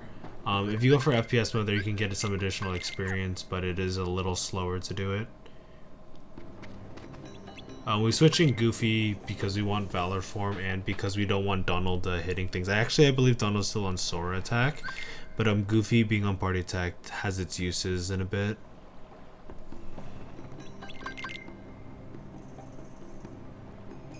So right here we have to fight out this. We choose to fight out this ambush, and we just shoot things with Blizzard. So one benefit of crit is that we get Lucky Luckies, which increases drop rates from enemies, and pirates have a very high chance of dropping ethers and potions. So by equipping Lucky Luckies here and killing pirates, you have a chance to get extra ethers, which is just nice. For this 1 minute fight that Ninten's gonna enter soon, we summon Chicken Little for crowd control, and it also we just focus on killing as many enemies as possible for experience and money. We don't need to hit a specific experience point because we'll actually be grinding for experience pretty soon, and our level doesn't matter at the moment. But it's definitely nice to have the extra experience if you can get it. Unfortunately, the pirates during this phase don't drop ethers, but it would be cool if they did. Oh, that would be amazing. So as you can see, Chicken Little is just really useful again. He just keeps all the enemies lined up for us and let us shoot them with blizzards.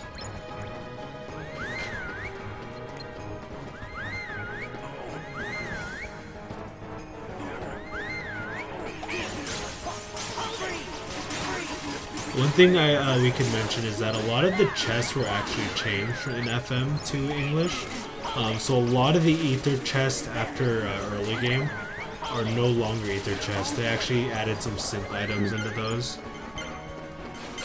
So whereas to English would go back and grab a chest there for an ether, that's actually just not an ether anymore, so we don't grab it.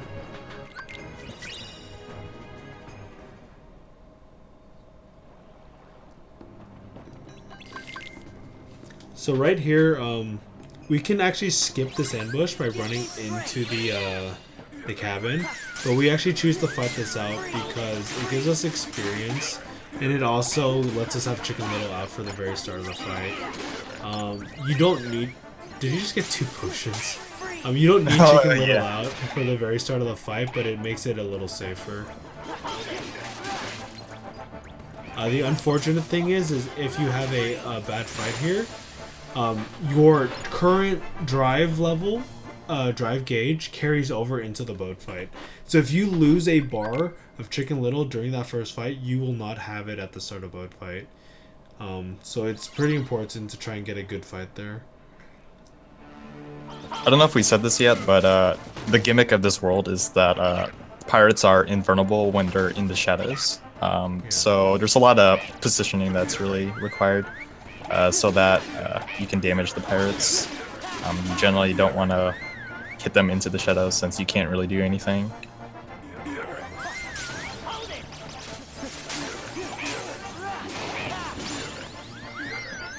So Ninten has to be really careful here because at the very start of the fight, Chicken Little actually got hit by a cannon shot. And that cannon shot removed a whole bar from Chicken Little. So he opted to throw an Aether here. Depending on which strat you do, you actually don't need an Aether, but sometimes it's just safer to do it. You have Ethers to spare. But some people do this fight differently. That was actually a really cool project there.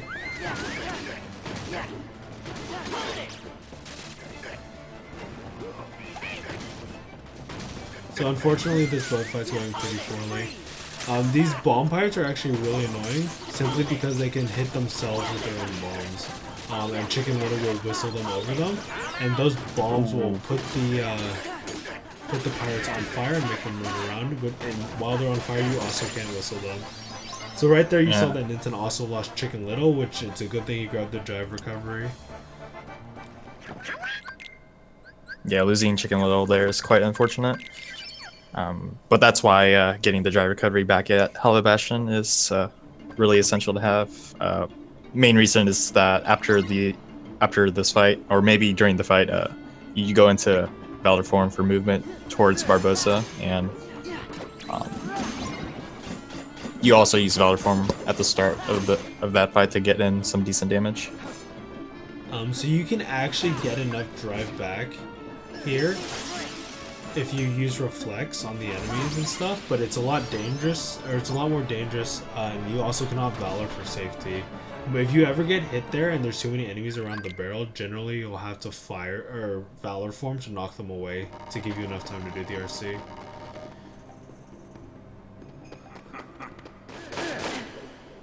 That's not good. So Barbosa is notorious for just killing you really fast, so Ninten will probably throw a potion sometime at the very start of the fight, because being at half HP means he will just instantly get killed if he makes a mistake. He might also not potion, but that would be crazy. So like I mentioned earlier, Ninten runs level 1, and level 1 just takes more damage, does less damage, and also never gets once more, so he's used to being close to death. And it looks like he's choosing not to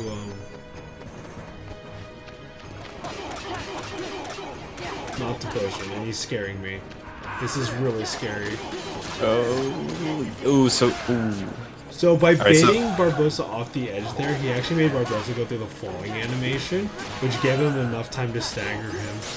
Barbosa has the ability to just charge around the room and like not be staggerable, and he can kill you instantly. So you can see that Ninten's applying Blizzard on him, and you can see that it's just basically stun locking him for pretty much the whole fight.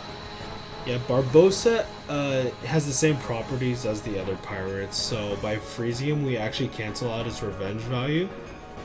So he has none, so he'll never like auto-retaliate on us.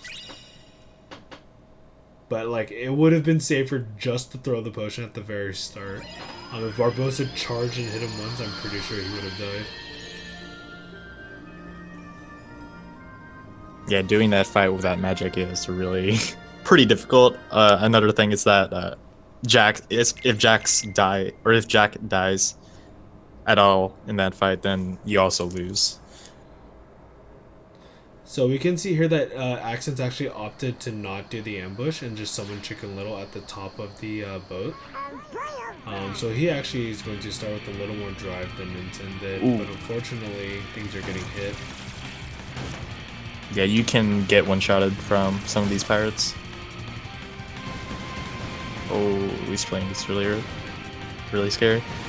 Another thing to point out is a strange thing can happen if you get hit by the cannonball. So basically, if you get hit by the cannonball, Chicken Little actually becomes slightly bugged, where he'll just constantly throw out his firecracker move. I don't know why it happens for sure, why exactly it happens, but that really hurts the fight since he cannot do his pull ability. And the only way to fix that is to get hit from one of the pirates, but that's also really risky since this is critical mode. Yeah, this is critical mode, and it's very risky to do. So Axends also lost Chicken Little, unfortunately, but he should be able to finish this fight off. So one thing you may have noticed earlier is that when those axe pirates do their combo, they can actually hit Chicken Little multiple times and they can take off like a bar or two of drive. So it's really important that that doesn't happen, so its positioning is really important. Unfortunately, on the boat, there's a bunch of shadows which make the pirates immune, which means you can't whistle them or like freeze them. As well as like there's the cannon shots being fired, and as like Crispy mentioned, if you get hit by those, Chicken Little bugs out. So you have to avoid like so many different things and work with a very small area. And generally, being further away from multiple things, not too close to anything, will cause Chicken Little to whistle them. But since the arena is so small, you can't always do that.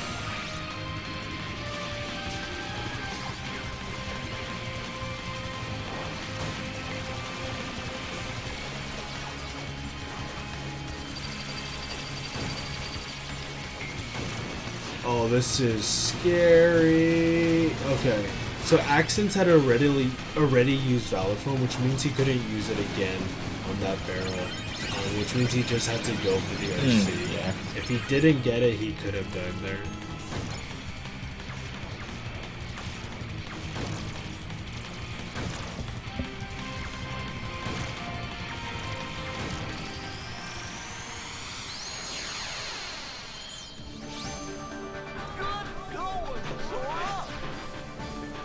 Oh, Axends also got hit on the way to Barbosa. Alright, so he threw the a potion. He was the smart one.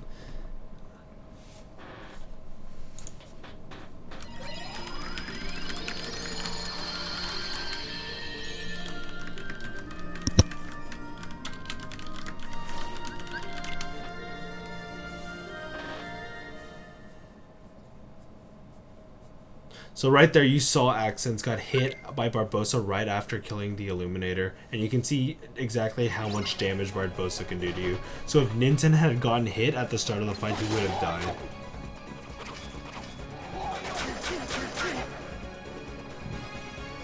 Yeah, that opening for Barbosa is completely RNG.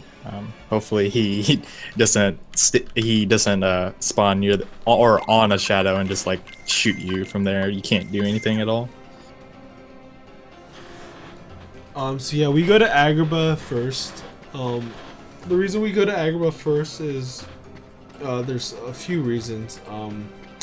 We want some of the abilities we get from here. We also level up Wisdom Form here to get Quick Run, which will increase base Sora's movement. And we also level up. So this is the biggest menu in Crit. There's a lot of things happen here. We actually buy a Thundara trinket and equip it here.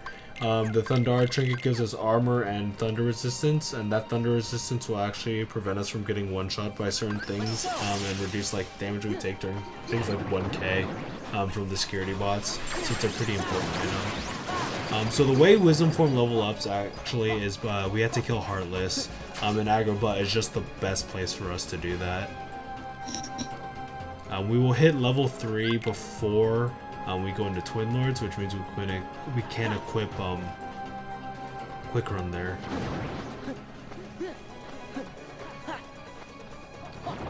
Quick Run, as you can see, is obviously a lot faster than just running, and it also, by having it on base Sora, means we don't have to go into a drive to move faster. And this is one of the few advantages that 2FM has over 2 English, because 2FM level up drive forms a lot faster because the experience required is a lot less.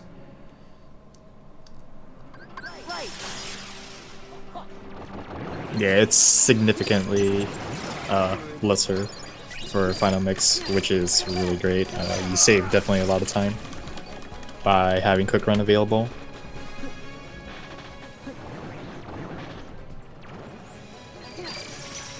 I don't think he got level 2. He did. Well, he. Oh, If like you don't outside, get it outside, outside, yeah. you can do it inside. Yeah. Yeah, so you want to get level 2 Wisdom Form before proceeding towards the Abu minigame. Mainly because it makes it easier. It's not the worst thing possible if you don't get it, but it makes it easier to get level 3 for the treasure room fight coming up. Since having the extra drive gauge makes it easier for you to get more Heartless kills in Wisdom Form.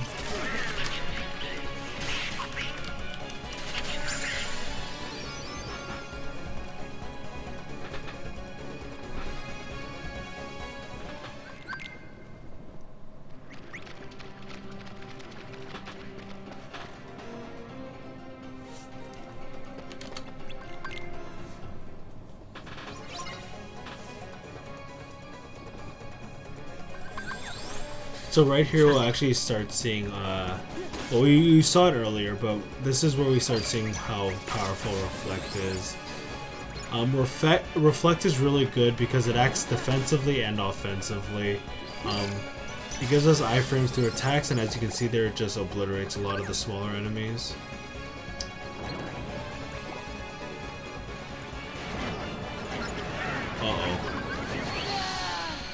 That's unfortunate. So Ninten got caught by the fire breath there, and that, as you can see, just straight up kills you. So that's his second death, I believe. Yeah. Or actually, I don't know if you... Wait, is it his... I believe he only died on the Gummy ship in this. Well, I wasn't sure if you counted that as a death. I count that as a death. He died. I guess he did.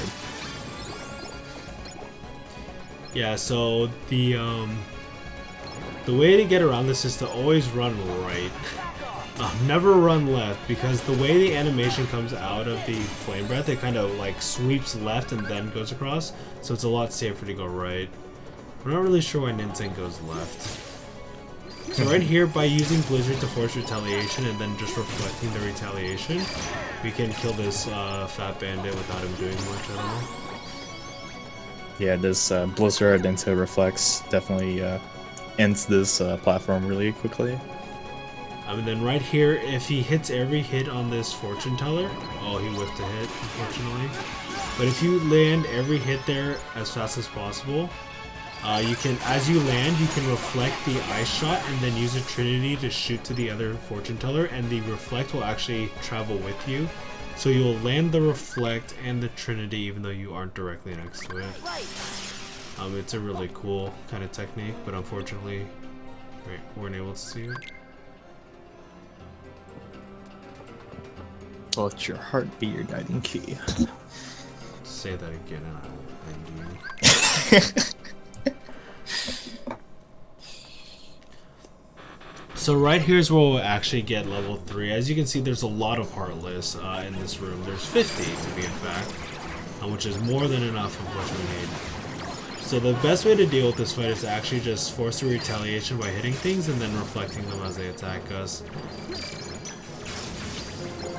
And right there you see that's level 3. These fire guys are actually really hard to deal with because sometimes it's hard to tell if they're attacking you or not. Right here we'll probably switch in Goofy because Goofy has Tornado.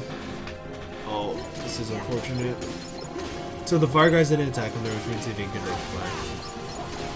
Yeah, you switches in Goofy so that for the very last wave, you want to do a reflect into a Trinity. Because this section is really scary if you don't kill any of them. Yeah, so as you can see, you're dealing with 3 fat bandits in a very small area. And unfortunately, ooh, he didn't kill the fat bandits with the Trinity. Ooh, this is really scary. So he has to deal with this very carefully. So fortunately, they give you this long animation, but you have to get behind them. I believe that's a one-shot if you get hit by it. Or maybe a 2-shot, I'm not quite sure. Donald died again. I'm not sure. It might be. I tried not to get hit by it. But yeah, as you saw, like, a fun little thing is if Donald is dead but gains HP from that fight as a bonus, he will actually die again at the very end. He'll get the HP and then he'll die again. You'll notice that mainly on things like Storm Rider, probably. Yeah, it's I don't know why that happens, but it's Just pretty some amazing. Funny little bug. So for the Twin Lords fight, this fight works on an HP gate system. We actually just have to break through the HP gate 2 times before we can kill them. So we'll start Comet here for iframes and to do a bit of damage. I don't know why he's not breaking apart. That was really weird. Huh? What? I think the Fire Lord was stuck in an animation, so we couldn't kill him. Oh, Ninten started off from totally. You're supposed to go through one combo, and then Valor Form after you kill the Blizzard Lord here. So he's gonna actually run out of Valor Form a little early, which will be a little scary. That's really interesting. It's really interesting. You just skipped the whole. He just skipped a phase.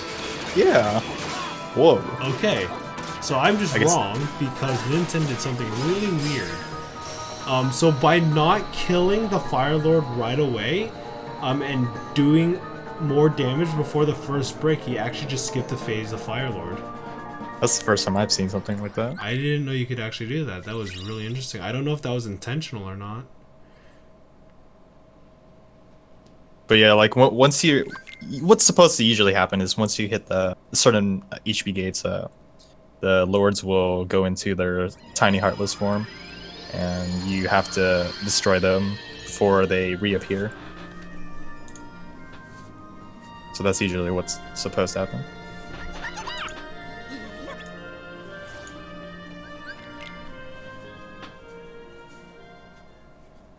Whoa, that was weird. I actually just clipped through the Fat Bandit there. So Axends actually ran out of MP here, which means he can't do the swag finish either.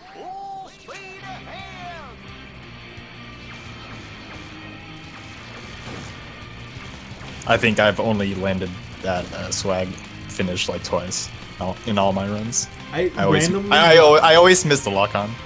the lock is the easy part. Are you like too far away? I don't know. Like yeah. I don't know.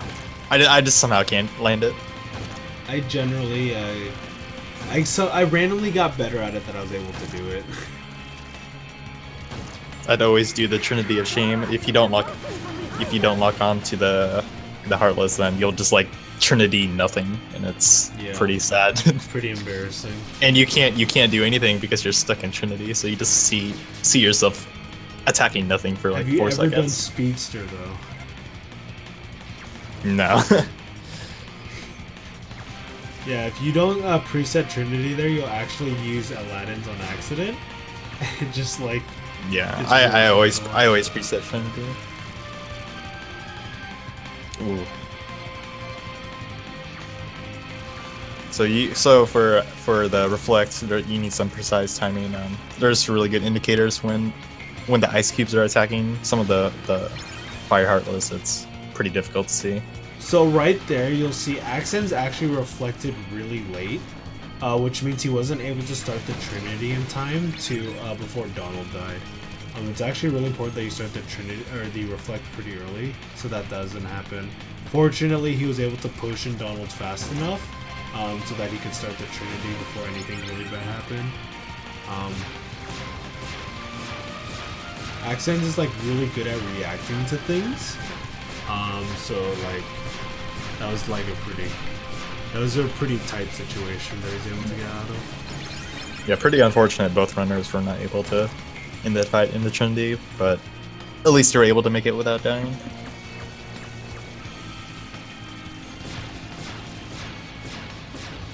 Apparently the chat is singing SpongeBob right now. Oh man, gotta love Twitch chat.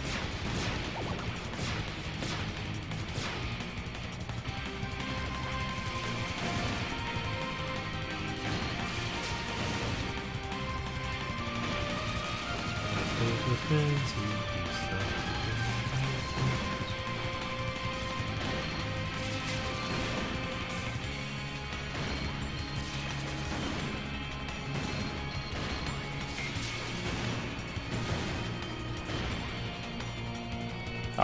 so Axends kind of mistimed his attack, and he wasn't able to pretty much stay like right on top of the Fire Lord. So he was kind of just bouncing around and kind of trolling a bit. So yeah, like so that's what's supposed to happen. He's supposed to separate like that. Usually, that's how the fight's supposed to go.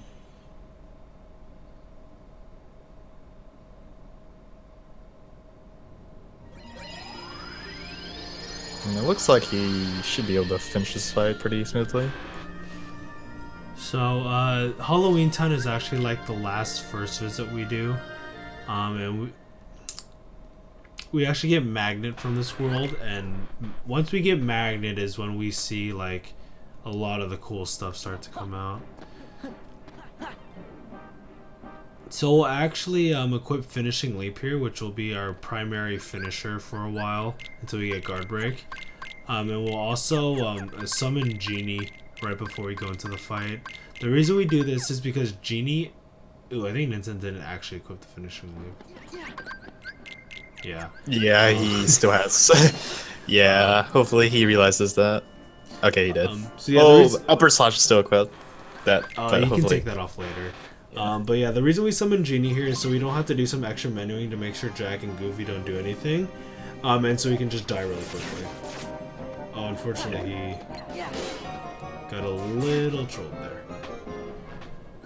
But yeah, the HP gate to where we trigger the end of the fight is before Genie will actually potion us, so we don't have to worry about him throwing potion at us.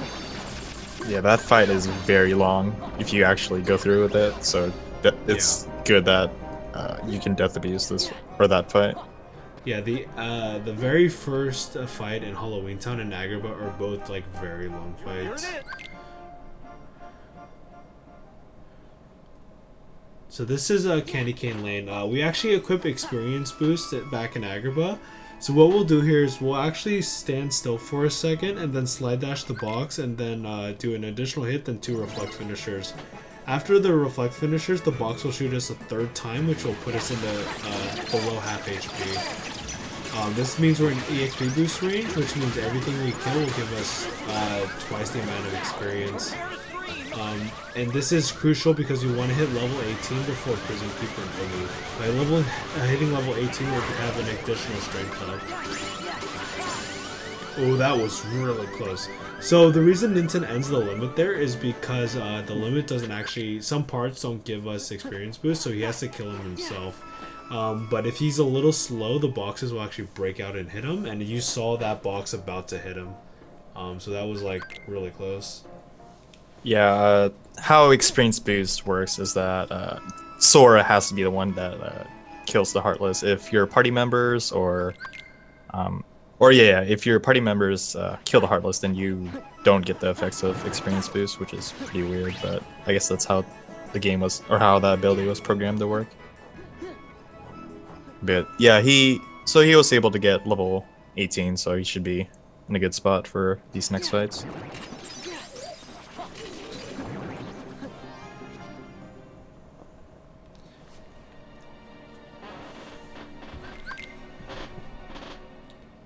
So yeah, Prison Keeper is probably actually one of the scariest fights in mid-game. He can just kill you very fast.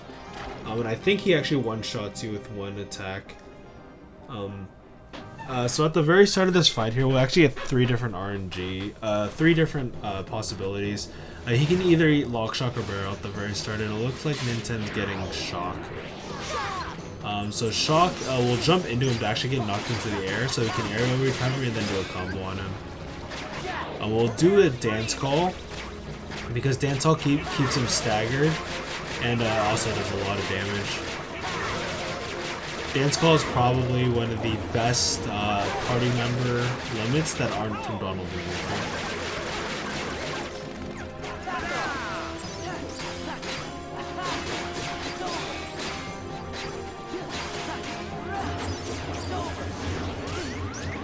So as you can see there, just from that one attack, Ninten took a lot of damage.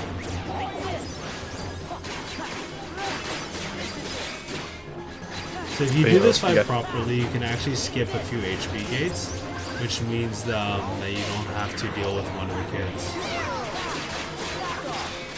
The prison keeper. Man, he's getting hit a lot.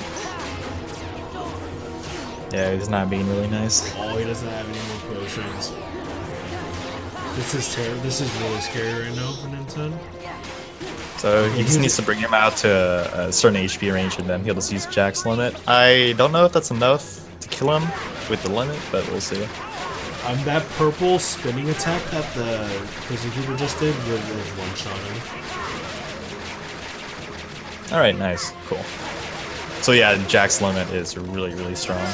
As you can see, it like pretty much obliterated him when he had like 1.5 bars of HP left.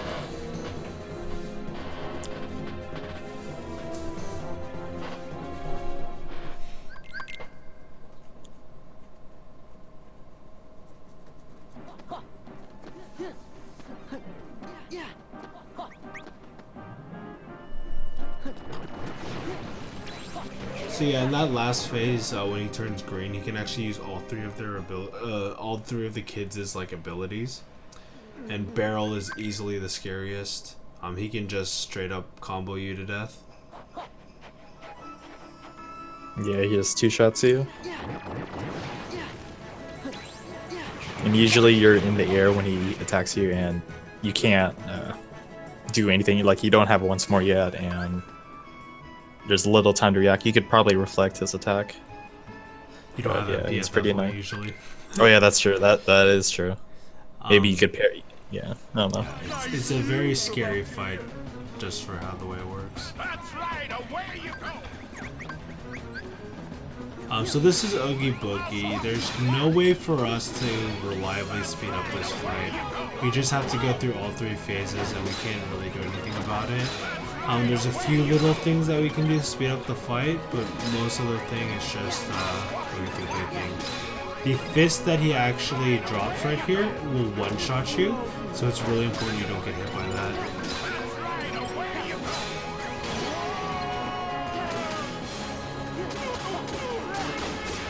Ooh. I'm kind of worried about Axends EXP. There's a chance he might not get. Oh, he's 26 short. He didn't get the XP boost there. So the best course of action would be to kill something on the way to Prison Keeper, or to just fight out the fights, which I would not recommend. So Ninten actually summons Chicken Little here because Oogie will summon 2 enemies on you, and Chicken Little will keep them staggered for you. Because if they hit you, it can be very dangerous if he summons Emerald Blues. So since one of the White Knights survived during that phase, and he's just sitting on that platform, Oogie will actually not spawn enemies on this platform right now. We call this present skip. Wow, I did not know that. So by having the White Knight spawn there, you can save a few seconds there.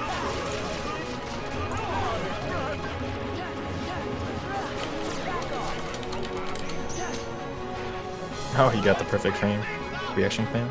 Yeah, and on this frame, if you mash hard enough, you can get one frame out.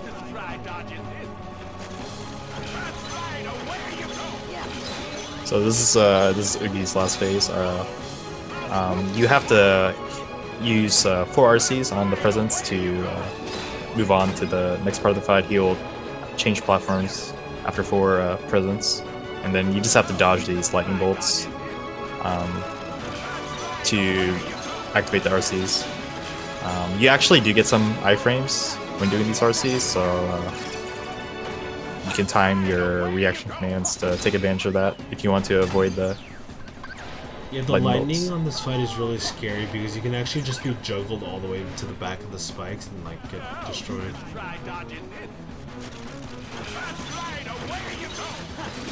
And you have to do quite a bit of maneuvering to avoid those lightning bolts.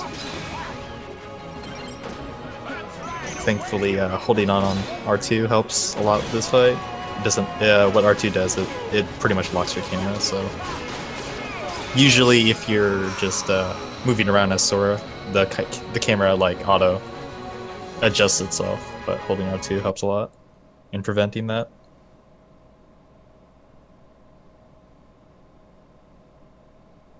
Ninten stream just froze for me.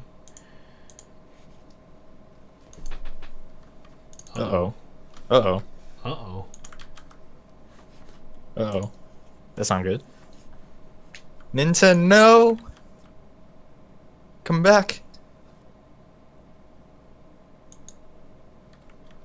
No. Oh, I think he's back. Maybe. Okay.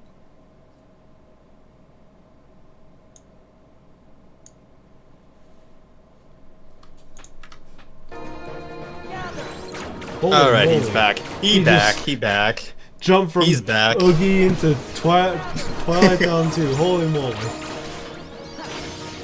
So yeah, okay. we're at Twilight Zone 2, but so we were just gonna get straight into it. So we go Valor Form here.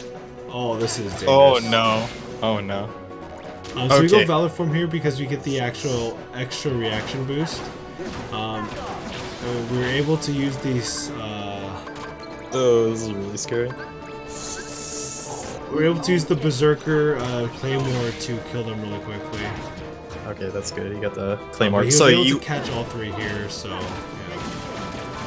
yeah, this is a really scary fight if you do not get the RCs, or if whoa, he's doing some interesting things. He's going ham. Wow. Okay. Usually, if you want to be safe, you just use 2 RCs for that last wave of 2 or 3 Berserkers to kill them all. But Ninten's a god, and yeah, you just like went for the combos. But those Berserkers 2-shot you, and if you DM. and they can DM and just basically wreak havoc, or just cause a lot of problems for you. Yeah, when they DM, they actually become almost immune if you don't have MP. You can't hit them with the Keyblade basically, and the only way to hit them is with MP. But it's really hard to do that because they're just constantly hitting you. All's right. So it's a Gorgeous. yes. Oh no! You're right. Sora! So we're going to Hollow Bastion 3. This is like the mid-game climax. And this is like a big rush of... well, actually we're doing Space Paranoids first, but right afterwards is Space Paranoids 3. So there's a big rush of fights. Right here we'll use Wisdom Form because we need to run a really long distance, and Wisdom Form is still faster than normal quick runs.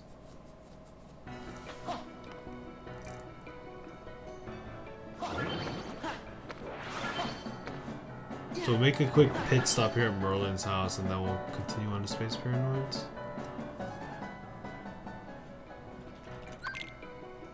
Looks like Axends also got a present skip. So unfortunately, hitting Oogie toward the back of the arena here means you're too close to the spikes to really combo him, because you'll get hit by the spikes, which is really dangerous. And Oogie will also slowly trot over to the entrance of the hole. Oh. And there's also a chance you could actually get hit from the spikes too. It won't one-shot you, but it is kind of slightly dangerous. And it looks like Axends also got the one-frame trick. Nice. Hey, that's pretty good.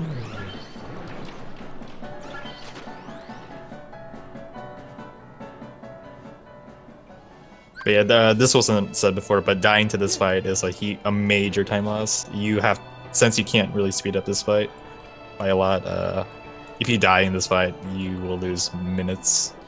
This fight just takes so long. Dying in first phase is basically a minute, dying in second phase is basically 2 minutes, and dying in third phase is basically 3 minutes. Hey, what a coincidence. That it's almost a minute per phase. This is probably one of the longest fights in the run. Yeah, definitely one of the longest boss fight. Well, I don't know if you could count Dragon's Endless as a boss fight. Even but- Dragon's Emnus is only like 2 something. Yeah, I guess. But yeah, Oogie is almost a 4-minute segment. Generally, the fight itself almost 3. Whoa. Oh, okay. So I guess Axends opted for Trinity. Yeah, I don't know how he did that. In 2 English, you'll actually use Trinity. But yeah, 2 FM, you don't need that. I was just shocked seeing as like Sword just instantly warp towards Oogie. So right here, Ninten's going through a few, like, just kind of mini games. The gimmick for Space Paranoids is this orb energy kind of thing. You gotta collect orbs to do certain things in the fights, so it's just kind of, that's the tutorial there. And then the next mini game he's going to, you have to land a finisher on a very specific box. So Ninten will be actually just using a Valor Explosion to trigger that.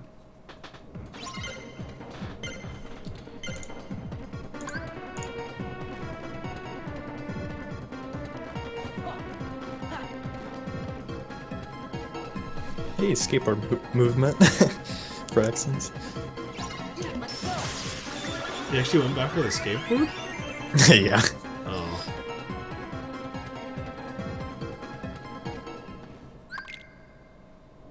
So yeah, you can see how much damage the Berserker just did to Axends right there.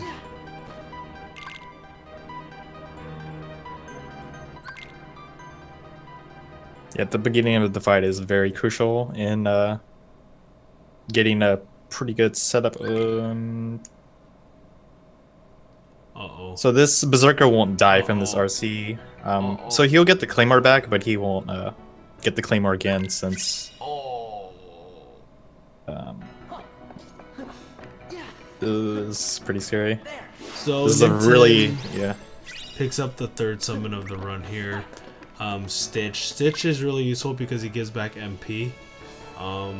Unfortunately, it's a bit random, so we can't fully control it. He also has a limit, which isn't very useful to us, but it does exist. The other thing Stitch will actually do is he'll reflect weak projectiles, so certain things like Zigbar's blue laser he can't reflect, but general shots and enemy attacks he can, which is really useful for safety. You actually can't use summon for Zigbar, so that never Well, happens. But that's blue an example. Laser is one example. Yeah, but unfortunately, Axends died on Berserkers. Doing the Valor strat is actually really risky, but it is the fastest way to deal with that fight. You could use Chicken Little if you want to be safer, but it is slower. By almost 10 to 15 seconds.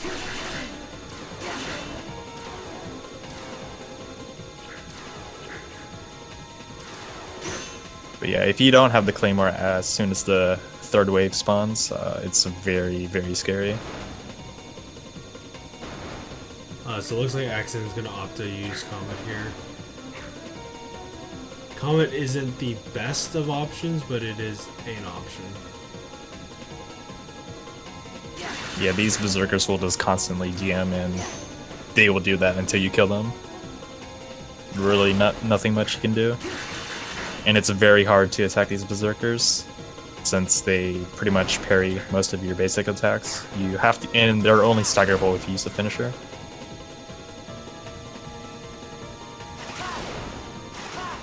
So yeah, we kind of gloss over this, but Ninten's in Light Cycle, and in Light Cycle you basically get 2 or 3 shot depending on what happens. And if you die, you have to restart all the way from the very first part. So Light Cycle is a big wall for a lot of newer runners, but the second part of Light Cycle is actually 100% consistent if you do it the same way every time. Yeah, you die in 2 hits. You can't get hit more than twice. No, if you get hit into a wall, it's definitely 2 shot, but I think if you don't get hit into a wall, it's 3. So yeah, we summon Stitch here because we want him to give him MP. But we'll actually attack the soldier here to force his retaliation to put us below half HP. Because we're going to be farming for experience here. We kind of didn't mention this earlier, but critical mode actually gets less experience than the other difficulties. So we'll be using Magna Finishing Leap actually.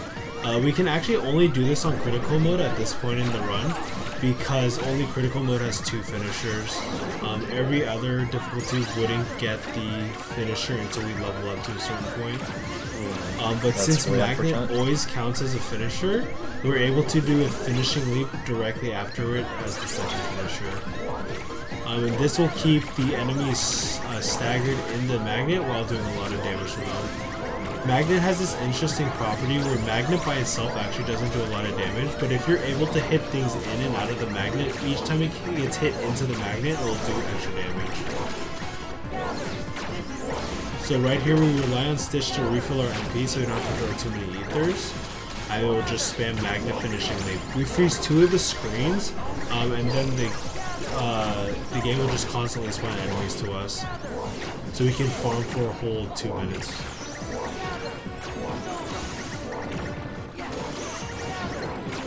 Yeah, it's all RNG whether Stitch restores your MP. Unfortunately.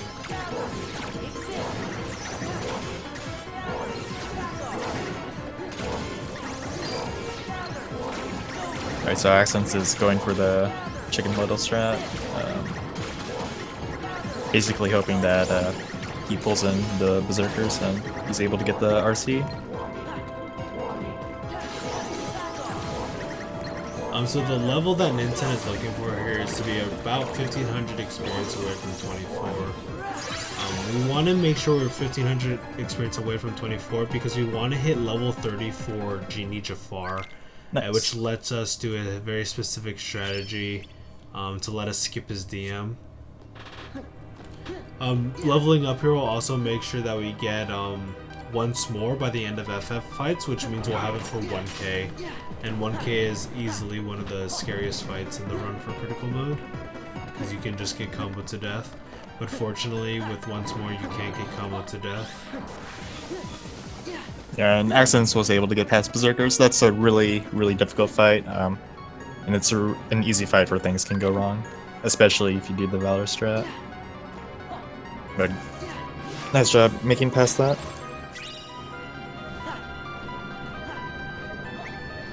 So right there we grab a belt. This belt gives us a lot of defense, and I'm not sure if it gives us resistances or not, but No, it doesn't. I think it gets 6 defense, I believe. yeah, but that if I recall defense correctly. allows us to not get one shot by a few moves coming up on the FF fights. So hostile programs are really interesting fight because casually this fight is really annoying. Because he moves around so much, but we're able to hit his HP gates in a way that lets us just kind of loop him and never really do anything. We also get to see the use of Master Form here. Master Form is easily like the coolest form. So right here we'll actually freeze hostile program right as he flies into us and start another comment.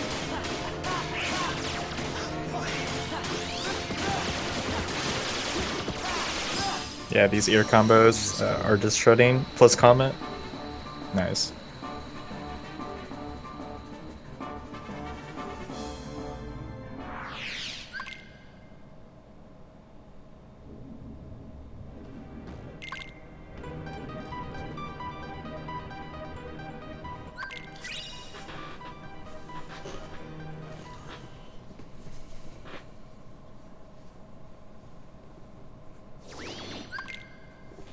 So yeah, now we're going into Hollow Bastion 3, which is the actual mid-game climax kind of thing. First we'll go through 2 mob fights, which will be using a lot of magnet finishing leaps again. And that just is just the best way for us to deal with a lot of these fights right now.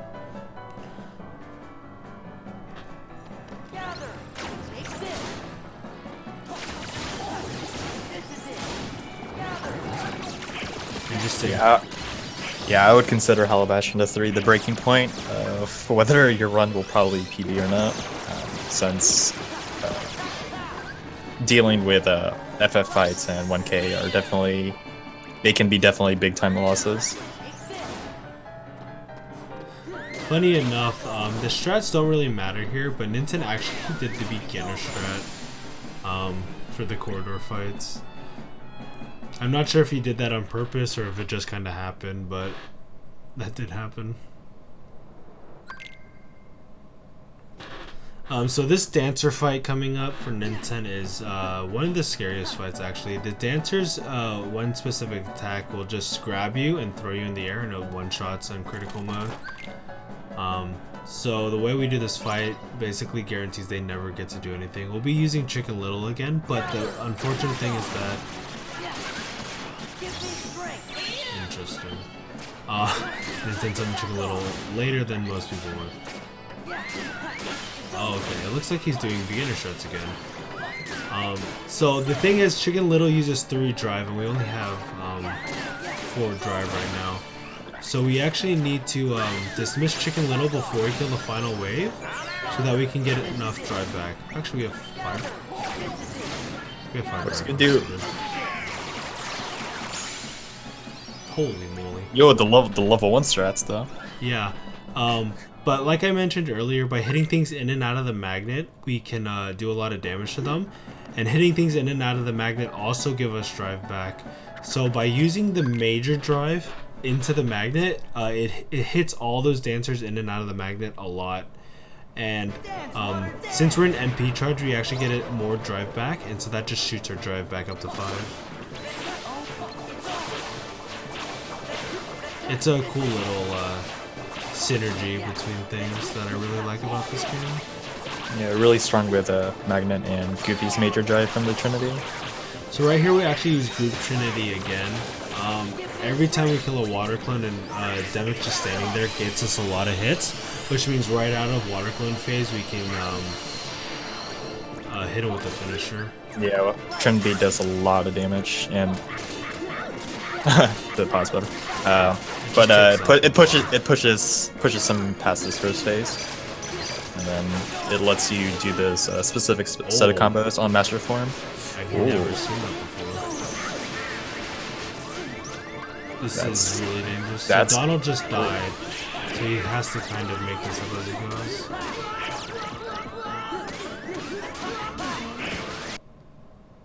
Oh, the stream froze. No!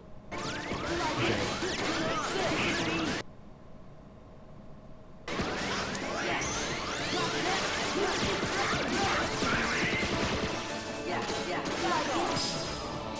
Oh, so that was a really rough recovery, but he was able to recover it. Yeah. I'm not exactly sure what happened, but it looks like Ninten reflected too fast or didn't do enough reflect, so while he was trying to do a Master Form finisher, he got knocked out of it.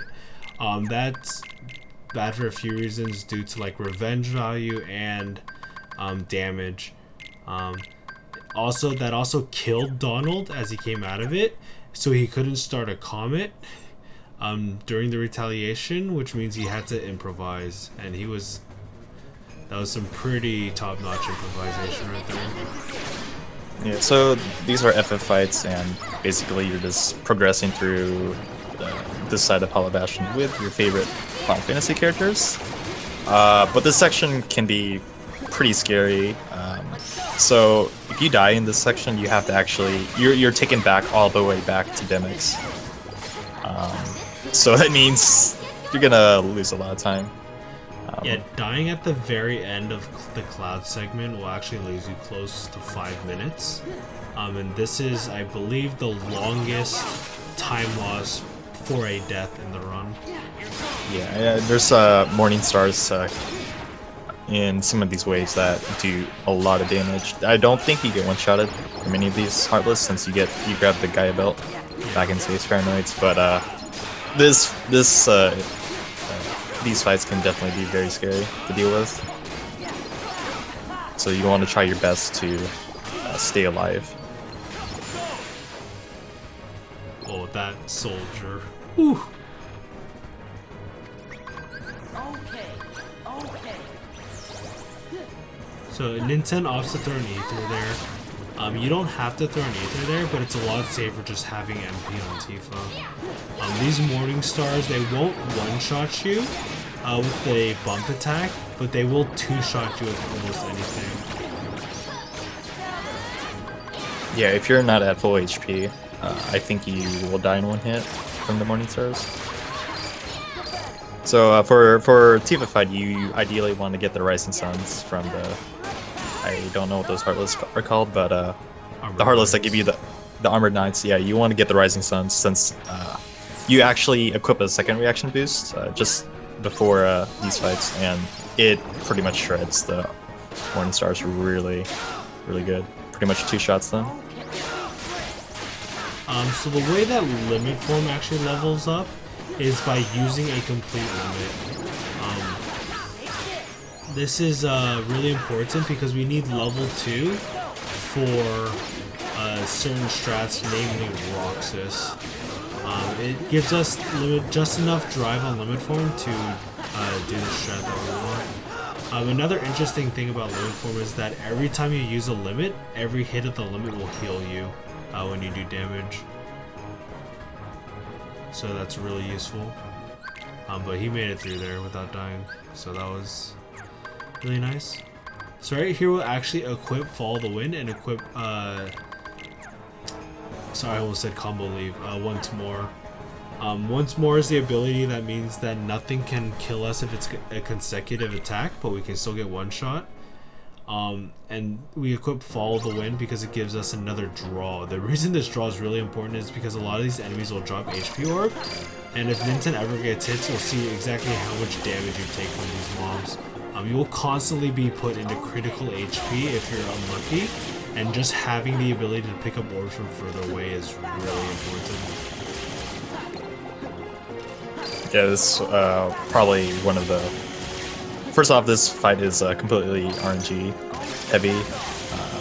You want to be getting the reaction command from the bots. The Sparkle Rays, to be exact. It's the fastest way to clear out this fight. But sometimes the bots aren't usually... They don't always cooperate. They either like to do a really quick RC or a really long wind-up to get those. So like, yeah, he's getting trolled a little bit. But ideally you want to be doing this for the rest of the fight. If you notice, Ninten actually used the Thunder on the security bot during a long wind-up. This Thunder will actually stagger it and give you the RC. Oh no. So, I don't know if you just saw that, but Axends actually died during his experience grind. That's a big time loss as well. So, he needs to basically repeat what he did before going into the screens room, because he needs to get that experience boost and experience for this whole section. It's very rare to die, since usually Stitch should well, I won't say rarely, but it's possible to die if Stitch doesn't restore your MP, since it's very dangerous not having the magnet up at all times. Yeah, and Stitch will reflect almost everything except for one attack as far as I'm aware from these enemies. But if they're too close to you when they do the attack, it will come up before you can deflect it. This will generally happen while you're throwing the ether, so it's almost always recommended to reflect right after you throw the ether. Yeah, and also like Axends already used both his ethers, so it's very difficult to play off that fight with that many MP. Yeah. Since you do need to kill the Heartless as quickly as possible. But not having MP makes it very hard and difficult, and as well as dangerous.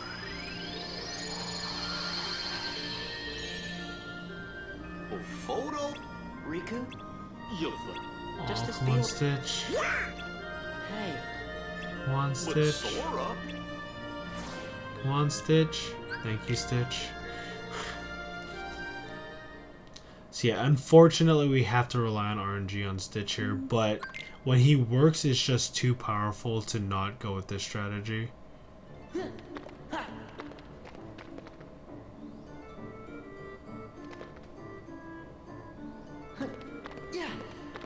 So Axends is actually a little under leveled here, but fortunately there are things we can do to catch up in experience, like picking up a few extra bulky vendors.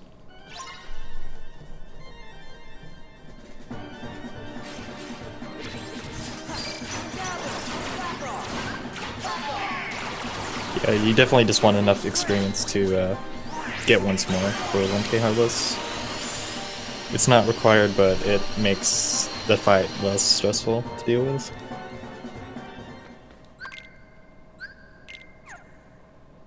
But as you oh, woo, Axends cutting it close. Oh my lordy. Axends showing you all the dangerous spots in Critical Run. But yeah, as you saw there, Ninten used the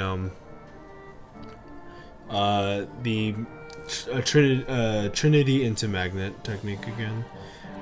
You may be wondering why he's running in and out of this room right now, but actually we found out not recently, but not too long ago, that you can actually spawn bulky vendors consistently on the rest of the world by running in and out of a bulky vendor room 3 times. So we will enter that room 3 times to spawn bulky vendors on the rest of the places that we go. This is notably Halloween Town in Agrabah. So we will get a total of 3 bulky vendors if we need them. We also just got Rumbling Rose and we got a guard break from 1K. Guard break will now be our next primary finisher that we use a lot. Guard break is really good at staggering things and does a lot of damage. And Rumbling Rose actually gives us a 3rd finisher. For critical mode, this isn't too important because we already have 2, but it also just has more damage in strength than Hero's Crest. But in terms of like beginner modes, the Rumbling Rose is a very important Keyblade because this gives us access to the double finishers. Alright, that was a pretty solid fight. Pretty solid hostile program for Axends.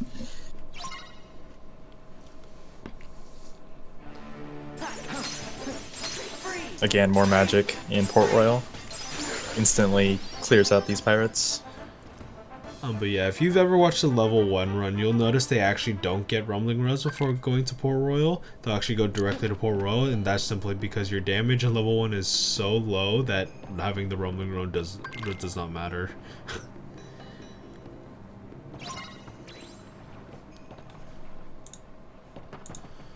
So here, Ninten's gonna actually opt on just escaping from the ambushes, just by going to the lower deck, and then just going back to the main part of the ship. Yeah, some routes will actually cut grinding short in Space Paranoids and choose to do one of the ambushes in Port Royal 2 right there. But I think most runners will still just grind in Space Paranoids.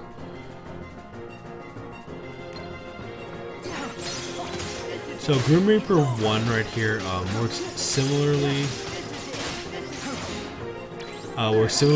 to Pirates, where you can freeze them and thunder them. But he also works on a flinch count rather than a direct revenge value. So if you flinch him too many times, he'll teleport away. And by using blizzards, we're able to not flinch him too many times while still doing damage. Oh, dang. That whiff. So yeah, in critical mode it's actually faster not to kill him in master form like it is on beginner modes, because we have enough MP after the master form to just kill him. Generally. That's if you don't get the perfect frame finisher. Yeah, that's if you don't get the triple finishers. One thing to note is that if you do an input on a perfect frame, right as you're about to run out of drive, you can actually get an extra finisher out on master form, or even a final form Fire Raga, which you can sometimes see in data org, but I don't think it's actually too useful anywhere. Oh, okay, that worked out. So Axends was trying to restore his drive, but he accidentally used Comet instead of Trinity, but luckily the properties of Magnet still apply, and he was able to get at least 4 drive for Demix.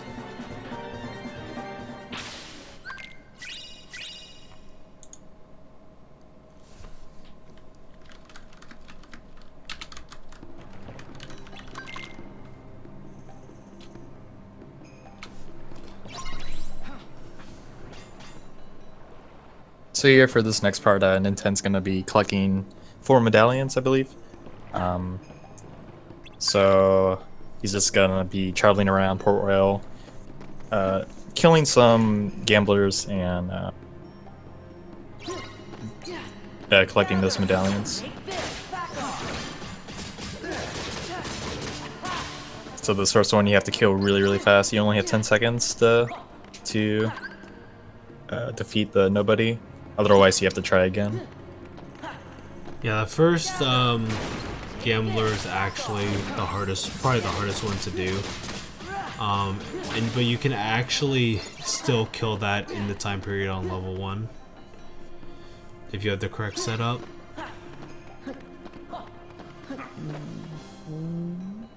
Oh wow, that was a really close fight for Axends. If he had not killed Demix with those last 2 air finishers, he would have most likely died, because he was starting to start up his kick up to the beat move, and at his current HP, he would have definitely easily died.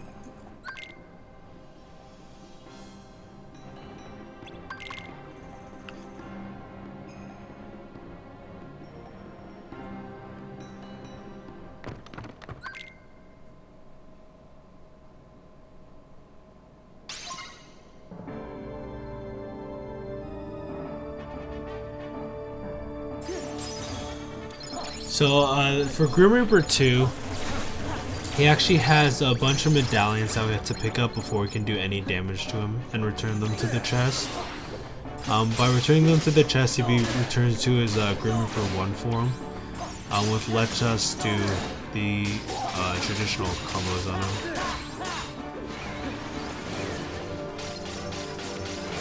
Oh, Ninten got a little better on. Oh, okay. Ninten was a little short on damage there, so he didn't go into his next phase. Yeah, there's HP gates on Grim Reaper 2, so he's gonna guard that attack and he's gonna do this RC, and then he's gonna immediately do a Thunder, and that should get all the medallions back, or at least knock out all the medallions.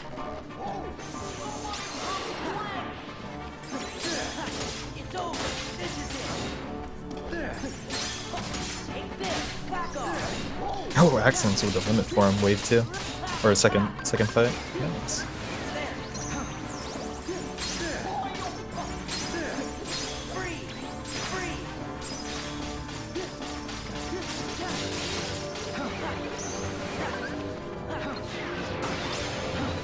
So Ninten is going into the DM. Right here we use Trinity because it keeps our party members alive and also gives us iframes to live through it. Right here we go with Master Form as well, then look at the ground to reduce lag. By doing Thunders here, we actually hit Grim Reaper with multiple Thunders, knocking out more than 50 medallions for Thunder, which knocks out the medallions very, very, very fast for us. So Ninten wasn't able to pick up all the medallions fast enough, so he has to refreeze here so he has enough time to actually put in all these medallions.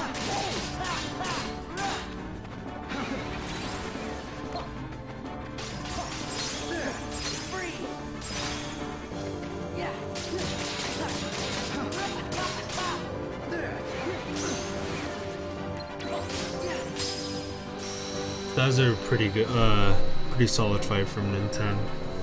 I was actually looking at Axends' screen because he was going through some pretty scary fights there on Tifa. Yeah.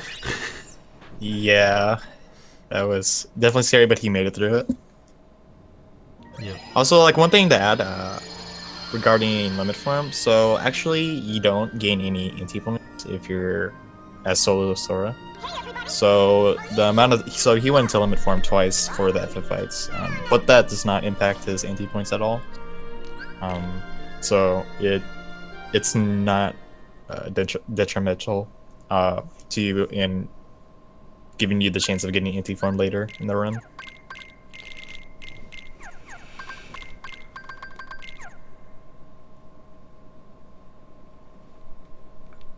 So yeah, we're now in Halloween Town 2. Halloween Town 2 is generally fairly consistent, except for the presents. But a lot of the fights can kill you very fast if you make a mistake, which is crit run in a nutshell. It's just like any mistake has a chance to kill you, which is why it's so much harder to get an optimal time in crit. But right here, he'll reflect into a dance call, and this just keeps all the kids stun locked and lets us do a lot of damage to them. The kids on critical will actually one-shot you, so it's really nice that we can just kill them with the dance call. No. Right.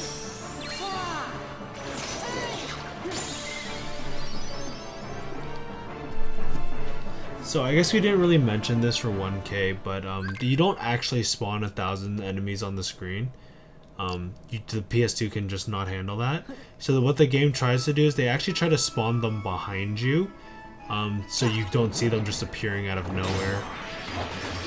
So what we do to try to spawn enemies faster is spin the camera while doing the RC to have them spawn in. You see right there, Ninten actually got hit by the toy box. And this lets us experience boost the bulky vendor. This allows us to skip a bulky vendor later on, or if you're too low experience, you can grab that additional bulky vendor anyways. It's too risky for me to do that myself.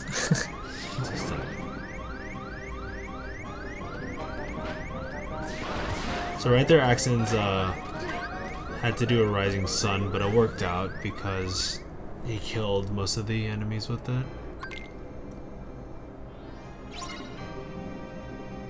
Making it through 1K is without a death is generally okay, but you can get really trolled really hard on that fight. So right there, we had to collect the 4 presents. If you see the tombs or the graveyards flying around Ninten, those guys actually have a lot of HP.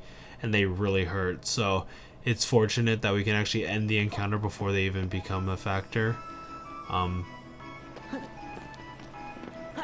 But yeah, present collection is actually really easy to screw up, because if you don't collect all the presents at the same time, the graveyards will screw you up. Yeah, you get one-shotted from them. It's probably a guaranteed you have to die if you don't get them all 4 presents at the end. Or when you kill the zombie heartless. Oh, what is this RNG? Whoa, 3 my. green! So this segment right here is pure RNG. It can spawn brown, yellow, green, or gold boxes. You want the big ones, obviously, because they give you more boxes. Oh. And Ninten just got 4 green boxes, like, before Lock even came out. What so is this RNG? Holy moly. What? Wow. That's insane. Wow. Can I just get Klappas for that RNG? Like, holy moly. Ninten's a cheater. He's a cheater. I guarantee you, my present collection, or not present collections, my my RNG on that segment's like very terrible.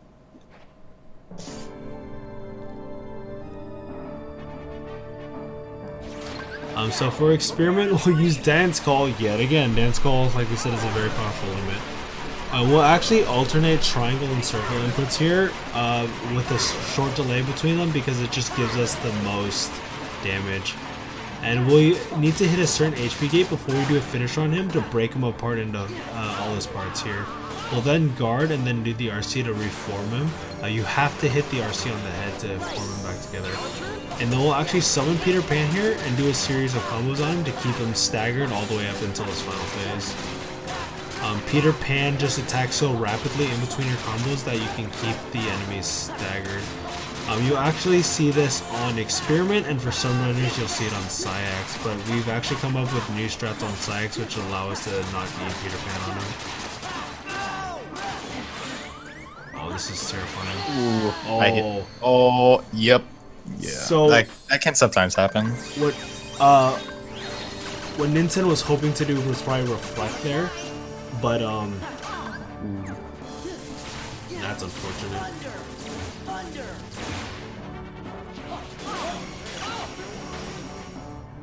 So this fight just went really weird. If you're too close to the head, he actually won't reform. It's a little scary now. Yeah, but fortunately you have that rebirth. Uh-oh. So Ninten accidentally ran out of MP. So he needed to use 2 ethers to get enough MP for it.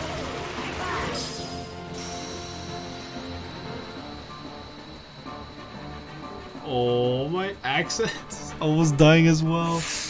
That hallway is terrifying if you get clipped by the gargoyles. Not like this, man. Yeah, you could. It's possible to have random deaths just while moving. That's just how. Sometimes crit can be stupid. Yeah, fortunately, Peter Pan has I don't know exactly what it's called. It's either but he revives you when you die. So fortunately, Ninten didn't have to do the whole fight over. But while he was being revived, Peter Pan was getting nailed by the laser. So he actually dismissed, which means Ninten couldn't stagger Experiment anymore. So he was trying to kill him with thunders rather than doing with the physical combo. That was terrifying. Yeah, I probably consider. I mean, it looks simple since Peter Pan kind of just breaks the game where he can endlessly stunlock Experiment, but it could get really stupid if he doesn't get stunlocked. Yeah, you die very fast on Experiment, and it's really hard to deal with that fight sometimes.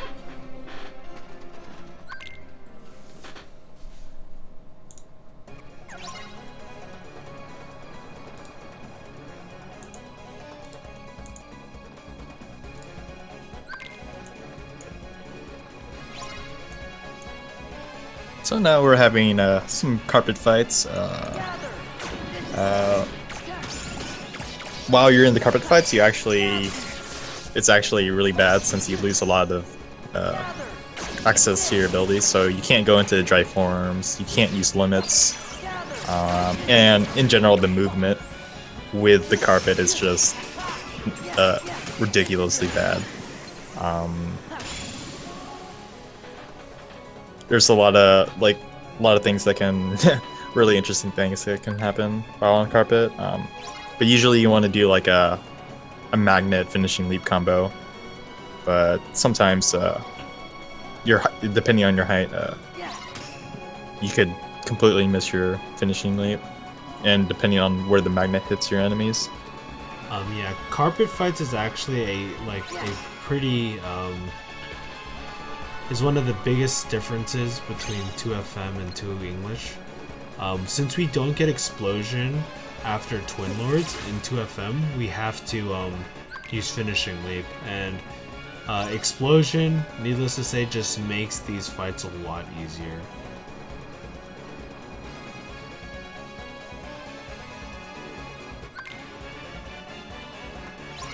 But yeah, these carpet fights are really scary. Especially since the second one right here spawns a Crimson Jazz.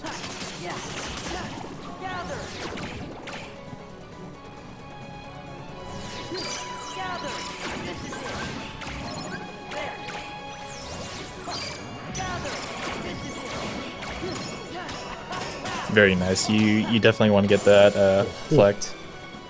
Ooh, yeah, that was really close. But you definitely almost kicked him. You definitely want to get that reflect magnet damage. It once again, reflect is a very strong magic spell.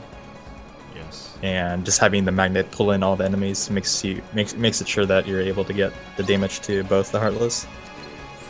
So you can actually despawn the enemies here, but Ninten likes to go fast, so he's not going to. I definitely recommend doing it because that can happen. Yeah. Yeah. Ouch.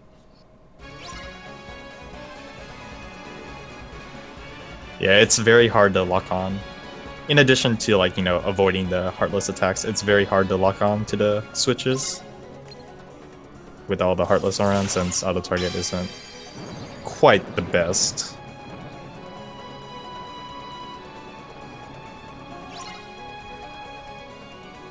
But yeah, in these switches, you just have to use a specific magic spell. For the first one he did, he had to use Thunder. For the second one, he has to use Blizzard. And then for this very last one, he's going to use the Fire.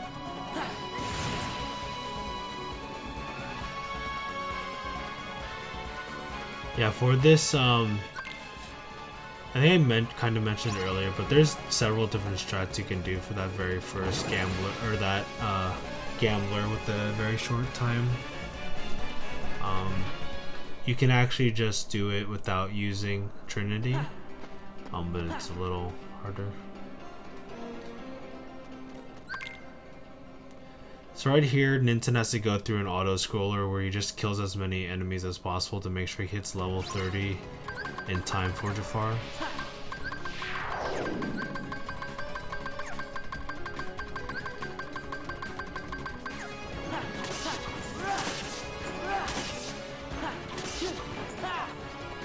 Oh, interesting. Axends summoned Stitch. So I guess he's going for a, I guess a safer, I don't know if safer, but a different strat. Since he used all his MP on the first gambler of this part, he needs MP back.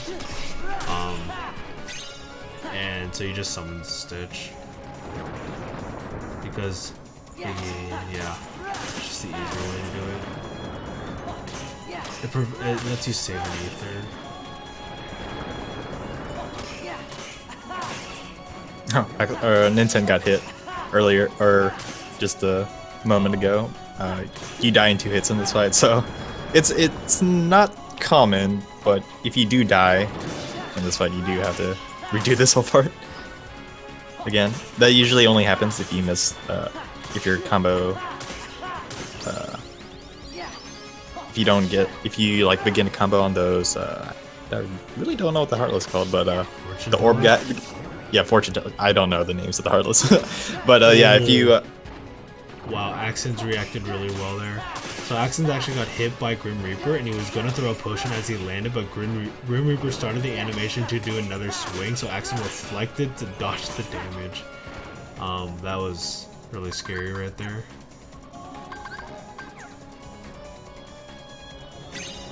Oh yeah, sorry.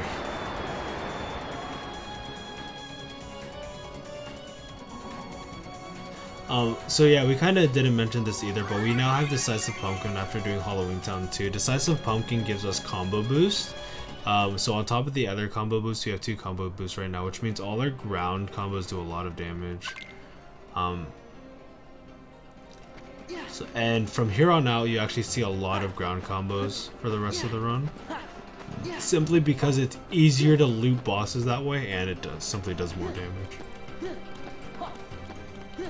If you watch a beginner run, you would notice we actually use Rumbling Rose, and that's because having the 2 finishers is more important than having the combo boost for us.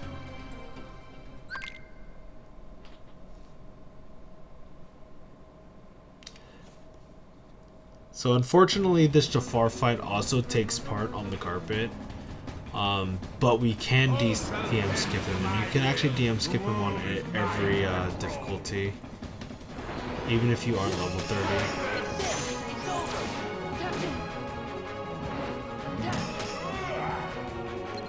So there's a little tech we'll use on the slide dash here. We have to make sure we don't cut it short so we can get as much damage as possible.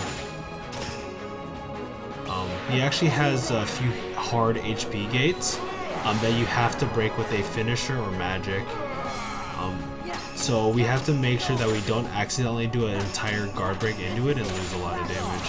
Fortunately, the damage on crit is very lenient, so you don't have to worry about being too short most of the time, but if you do screw up too much, you will be short.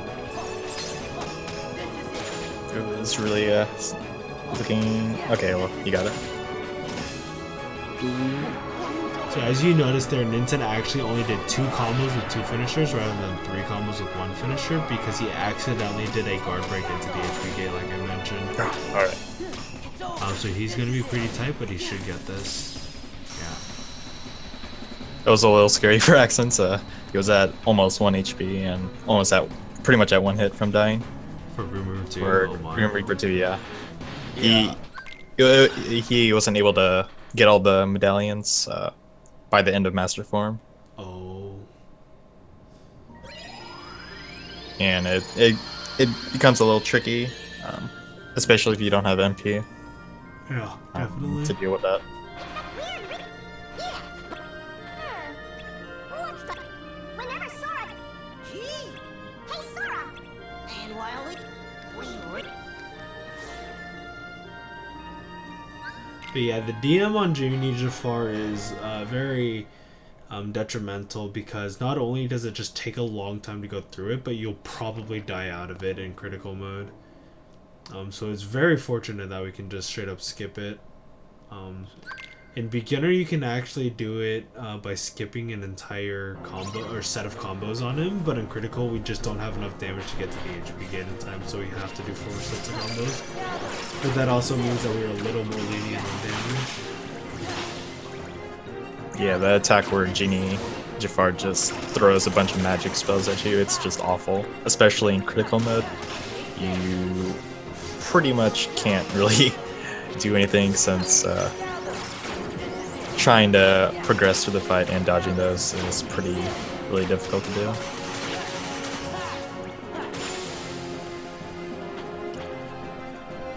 So when those dragoons fall on the ground there, or they stab the ground, I guess, they can actually one-shot you with that.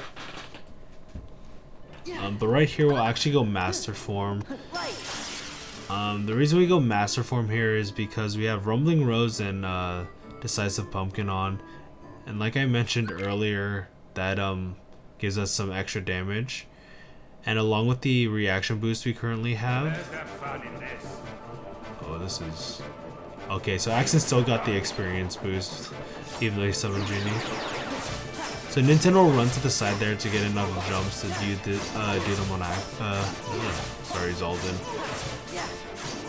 Yeah, be prepared to be amazed. You be prepared to be amazed how fast this fight ends. So he'll do an aerial dodge here to parry Zaldin, and then to get 9 jumps again, and then he'll just kill him. Yep, fight's over. I'm sure many people had problems with Zaldin in their childhoods. And then here we just like demolish him in about 50 seconds.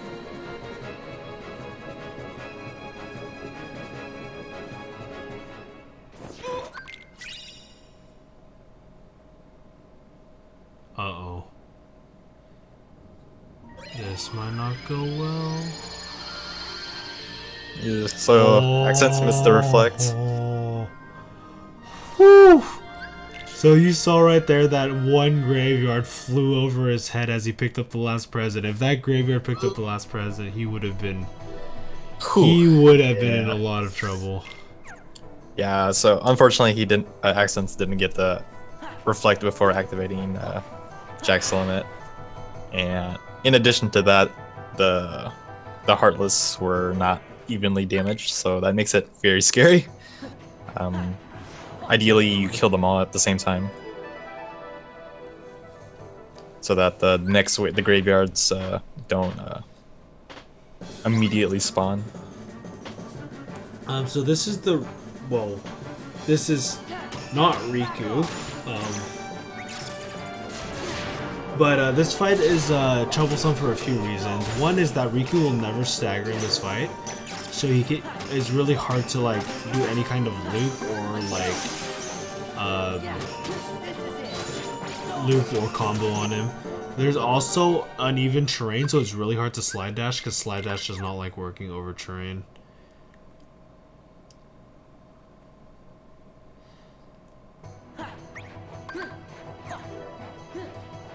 So I think this is actually our first usage of Master Genie in the run. And Master Genie, the way it works is he actually will suck in things to him. So you can do a magnet, an untargeted magnet over a bunch of enemies, and then you can use the Master Genie limit. And like we mentioned before, when you hit things in and out of the limit, they do a lot of damage. And the Master Genie limit will just constantly hit things in and out of the limit. So you can use that to take care of mobs of enemies really quickly. Yeah, I was definitely amazed when I first saw this usage of Genie and Magnet. I was like, what? Is that even fair? Did he actually switch him to Master? Oh, he didn't. So this might be a little awkward. Okay. So there is a bit of RNG on how things fall into the magnet. So it looks like he's just going to opt to use a second move here to finish everything off. Looks like Axends is having a really good experiment fight. Yeah. He's So Peter Pan just kept going ham.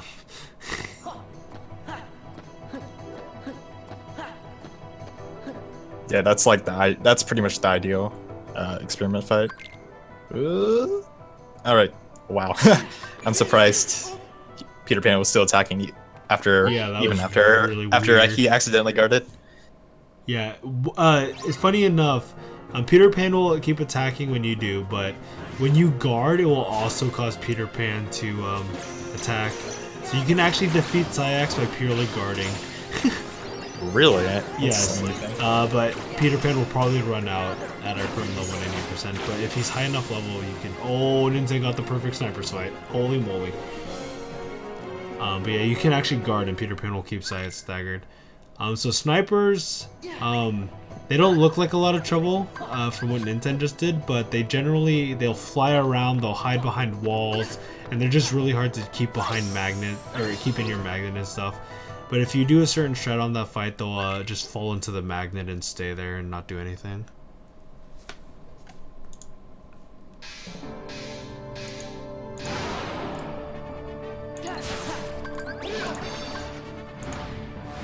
So Storm Rider is an interesting boss because you have to ride on his back to do a lot of damage to him. We use Genie here just because he gives us iframes and will do a lot of damage for us.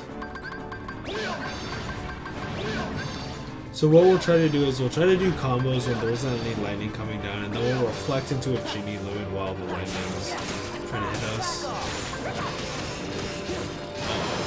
That's not good. Oh, he fell off. That's unfortunate. That can sometimes happen when using Genie's limit, or just like in general, it's possible to fall off. So I don't think he will be able to get DM skip here.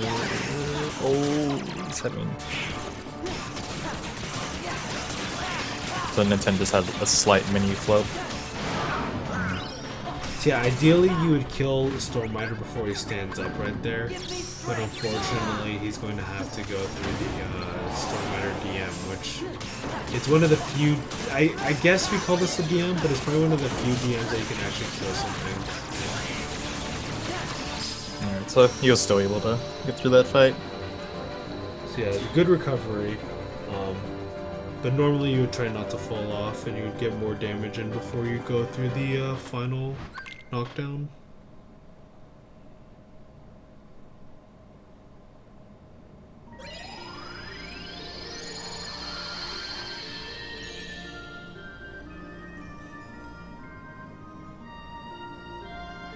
Ooh. Oh, okay. Axends, or Sora rather, stupidly missed some of his hits while Jafar was charging up his magic spell. He whiffed 2 hits, and I was like, oh no. So yeah, Ninten's going into the last gummy of the run. And this is also your last chance to even take a bathroom break. So I might go do that for myself.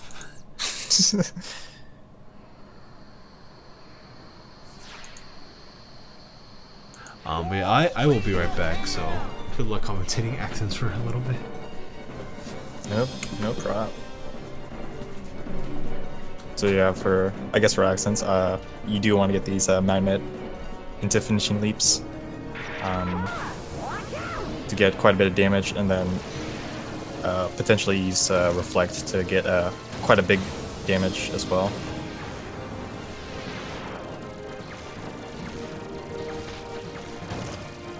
All right, so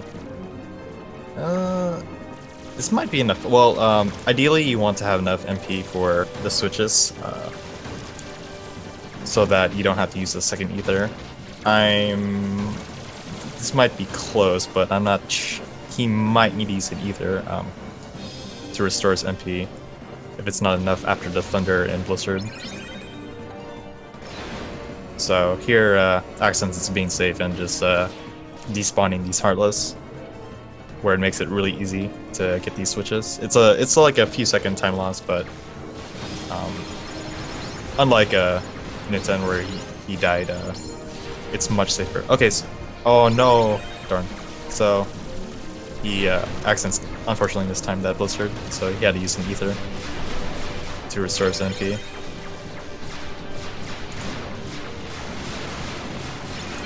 I am back. Welcome back.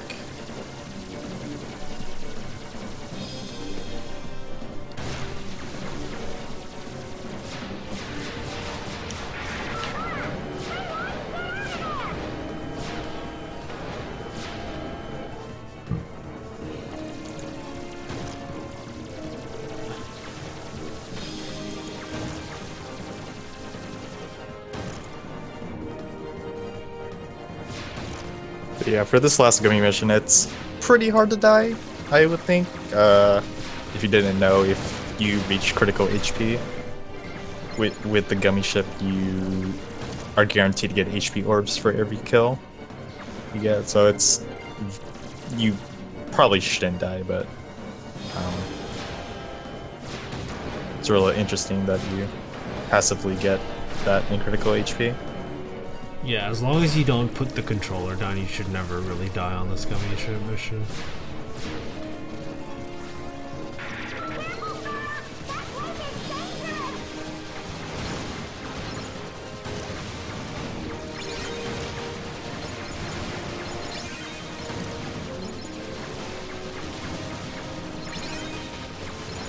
But yeah, this is, I guess to answer some questions from the chat, this is 80% speedrun, so basically just beat the game as quickly as possible through any means. Yeah, any percent means you can use anything at your disposal to beat the game as fast as possible. For KH, that is almost the same as a low percent, unless you like included chests as not or low percent. But we only do the required worlds and required bosses for the run. It is never worth our time to go out to do other worlds to try and like speed things up. Yeah, actually there's a... Actually, if you didn't know, Pride Lands and Olympus Coliseum are not required worlds to... or required worlds that you must finish to complete this game. And actually, Space Paranoid's second visit, you actually don't need to complete those sections to progress through the game. There is all worlds category for this game, but this is 80%, so just trying to complete the game as fast as possible. We do not go to those worlds at all.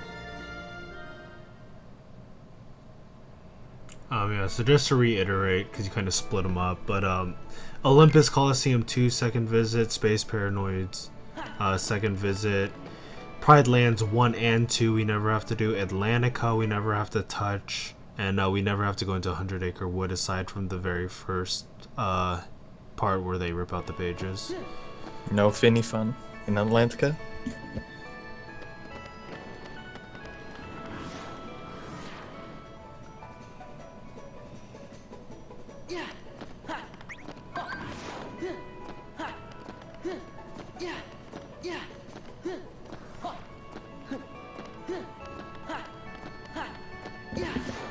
So this forest that Ninten's about to enter is actually one of the scariest rooms in the run. These snipers actually spawn this shot, and that shot will home in on you, and it will one-shot. It one-shots you, and it's terrifying. Yeah, it's I find it hilarious dying here. But Yeah, it's just like, oh. there was like one time where I died 4 times in a row. It was Yeah, It's definitely. really funny. One time when I came back to this category a few months ago, I actually golded this segment by a minute. And I guess it's just because I never got a Deathless Woods on the my original ones. So right here Yeah, we'll so- be using Master Genie again. But yeah, sorry. Continue. Yeah, I was gonna explain like what was going on. So Ninten's doing the Master Genie strat. How he wants to do this fight is that he wants to get a. So for the first few waves, he wants to get a untargeted magnet, and when he uses Genie's limit, it will pull all those nobodies into the magnet, and combined with the many hits that he's doing with the magnet, he's able to kill these nobodies really quickly. For these samurais, for whatever reason, Genie's limit doesn't pull those samurais, so he needs to do the magnet right on top of those samurais and do the limit, Genie's limit, and the same effects will happen where he's able to do a lot of damage. And it looks like, yeah, that was a pretty good fight. So if you do the strat correctly, it's really, really good. You could, if you want to opt for a safer strat, you can use Stitch instead. But Genie is probably like maybe 10 to 15 seconds faster than Stitch. Whereas with Stitch, you kind of rely on RNG, since you rely on him to restore your MP. The big thing with that fight is that Mickey can hit things out of your magnet, and if he hits it at the exact wrong time, you'll actually follow the target as Mickey hits it out, so your magnet will just fly off to the corner of the room, and that's really not good. So Genie is actually a little more consistent in that sense because it doesn't really give Mickey the chance to hit things out. And like Crispy mentioned, there's a few enemies that just don't get sucked up by Genie's magnet, mainly like Berserkers, and the Assassins, and something else I forget. I think that's it. I'm not sure. But yeah, to go back on like, how you don't want the additional party members like Mickey or very early in the run, Leon, you really don't want them interfering with the fight. And after this next part for Ninten, Axel comes out to help you, and he can really make this fight really, really scary. Basically, you want to be doing just endless finishing leap, magnets, and occasional reflex in this fight, but Axel can sort of mess that up. He has one attack that can really help you a lot, but Axel can just like launch the nobodies upwards in the arena, and it can make the fight really slow.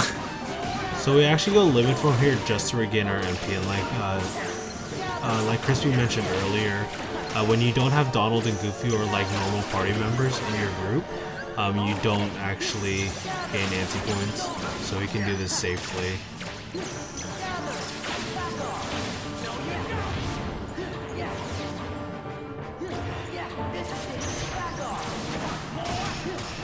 So unfortunately, this last assassin was a little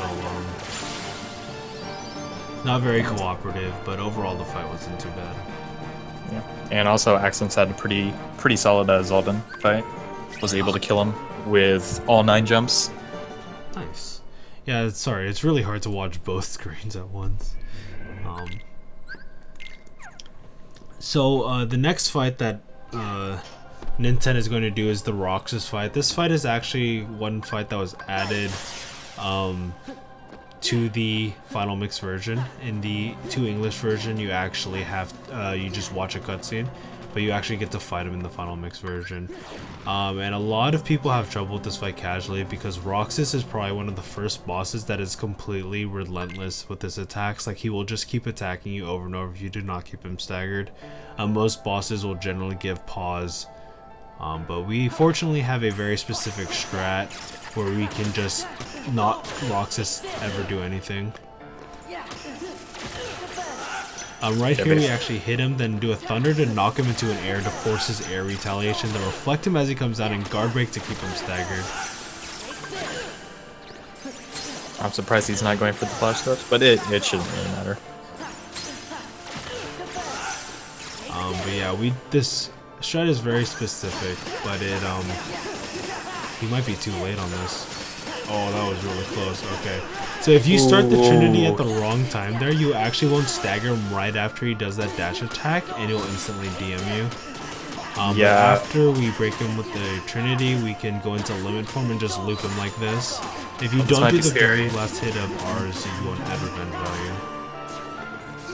So short on damage. He missed the reflect earlier. Oh, okay. Before going into the Trinity. If he can guard this, okay, I think he should be fine now. Yeah, sorry, I interrupted you a few times, but...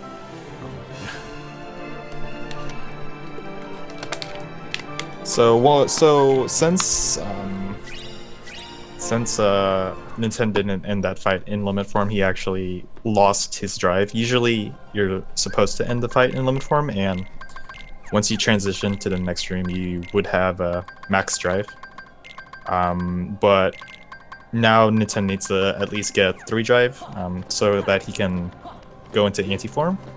So in the final mix version, after defeating Roxas, you get the 2 become 1 Keyblade, and what that basically does is it guarantees anti-form or maybe final form. It's RNG for the first few attempts for final form, but you're either guaranteed anti-form.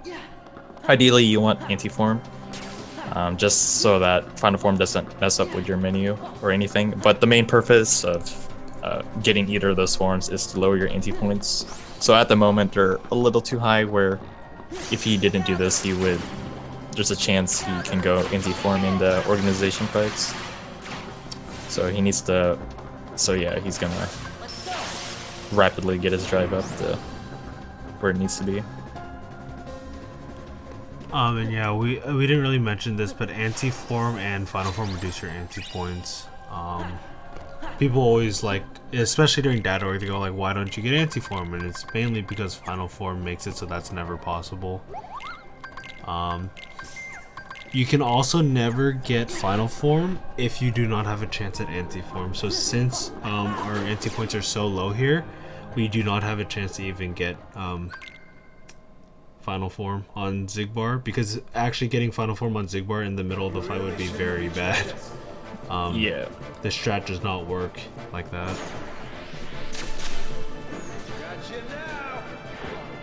But yeah, Xigbar is a interesting strat there. You're not supposed to get hit there, but Xigbar is a pretty hard fight to deal with casually. But we're able to keep him staggered in a way that lets us kill him fairly easily. But this fight is probably one of the most technical fights in the run.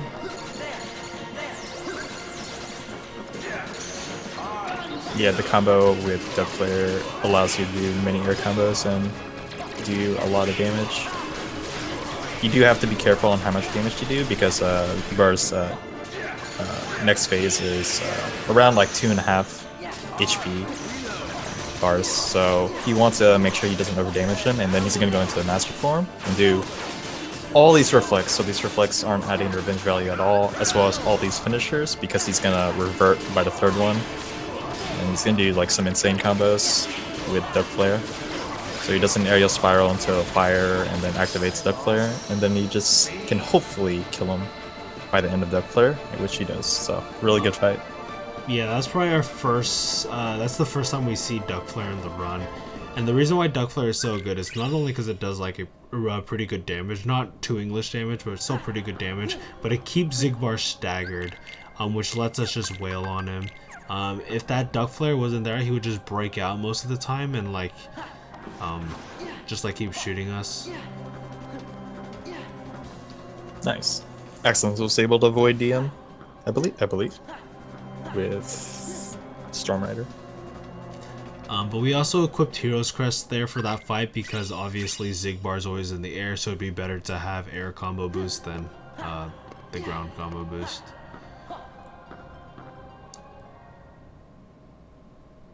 But a lot of these fights in endgame become a lot more technical and a lot more specific than some of the other strats. We do a lot of looping with revenge value and certain combos. Like Luxord, for example, we loop with a very specific set of combos to hit his revenge value. And he can give us 2 retaliations that we just have to simply react to. Right here in this dice form, we can actually reduce time duration we're in the dice form by hitting him. You can't actually do this in the 2 English version. It's also important to note that Luxord has 2 different revenge values.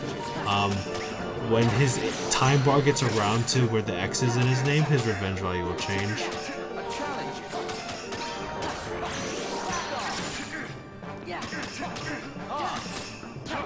So Ninten's gonna do all these aerial combos. He won't be doing the finisher, but he'll be doing those combos to hit Luxord to his revenge value limit, and then he can either do 2 possible moves. He could either do his card moves or the challenge move.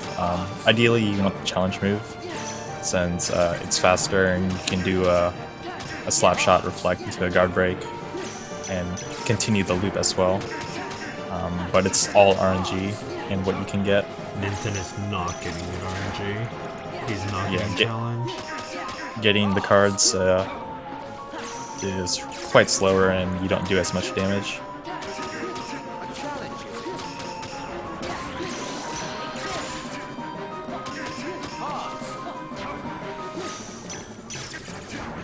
The only good thing out of getting the cards is that you get the MP orbs, which can prevent you from using an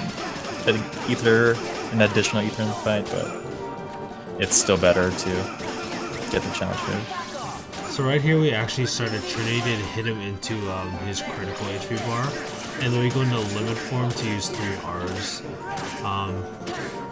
This lets us skip his DM, and without limit form this really wouldn't be efficient, but since we do have limit form, it is worth doing. He might actually be a little short on damage. Oh, he's gonna be close. Hit.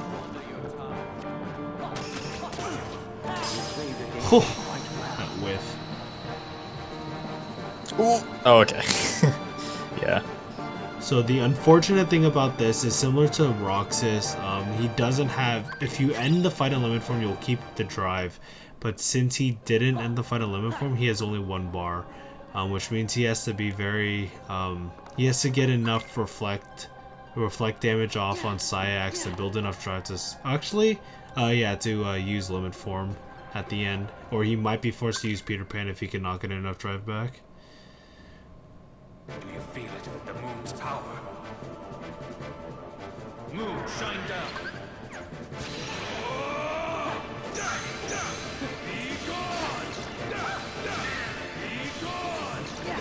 So we're at the start here, we just need to break him out of Berserk mode. Then we get him in this corner.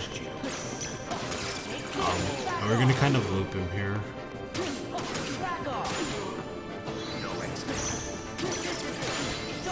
There are many ways to approach this beginning of the fight.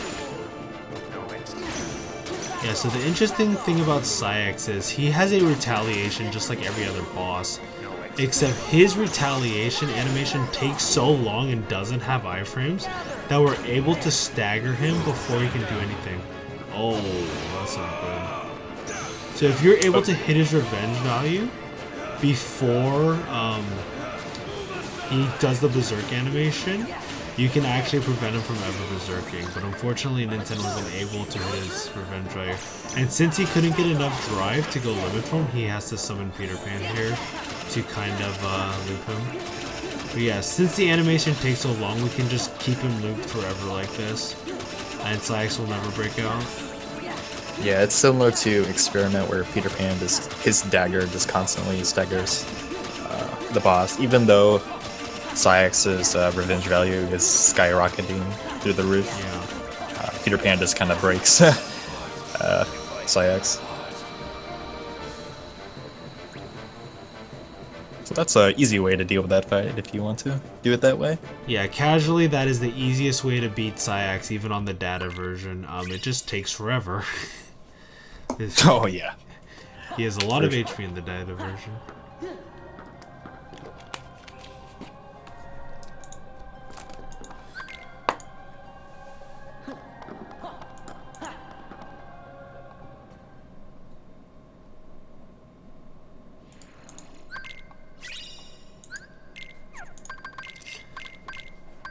So now we're gonna head into Xemnas 1. We actually equip the elixir that we got from the Moogle there, to use on Final Xemnas. But Xemnas 1 is interesting because this is where you actually see like the first really big use for Slapshot.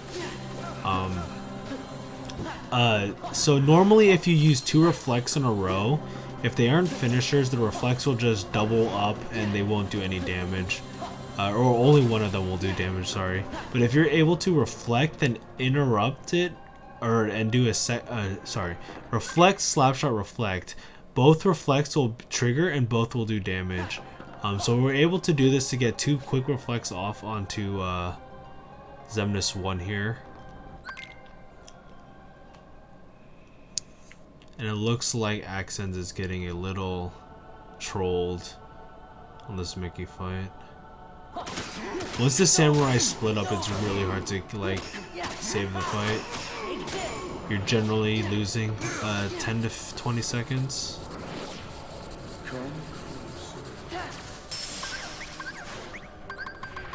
So you'll always go through this building RC, so you have to eat it.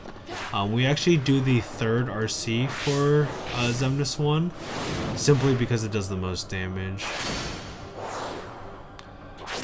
After the RC, Ninten's gonna actually land and then do a quick air combo, and the purpose of this air combo is to like, oh, he's going for the magnet drive actually. So by doing the magnet thunder here, we'll actually hit his revenge value and force him away from the building. We don't want to be on the ramp while we're fighting him. Yeah, the terrain in this arena can be very stupid at times, since it can mess with Xemnas' teleport.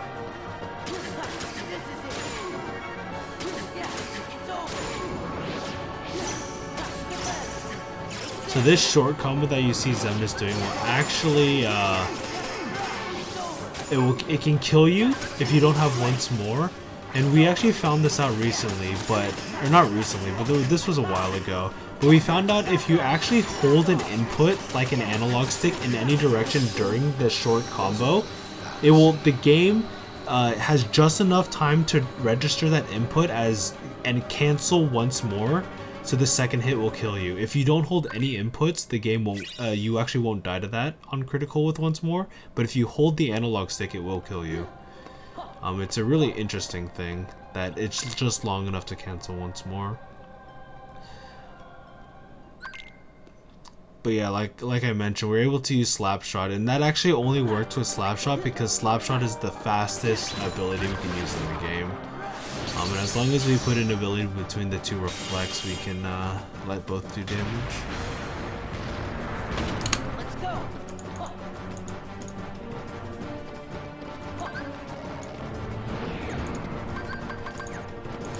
I guess to add on that, this is only possible, or that combo is only possible on Final Mix because after Roxas, you get the ability Combo Master, and that allows you to continue your combos even if they do not hit any target.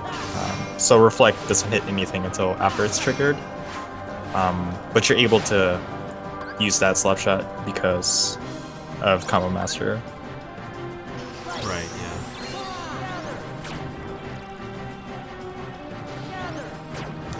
yeah. So yeah, Ninten just entered Final Fights, which means we can't actually go into the menu anymore. So anything he has set up for is what we're using for the rest of the fight, or rest of the run.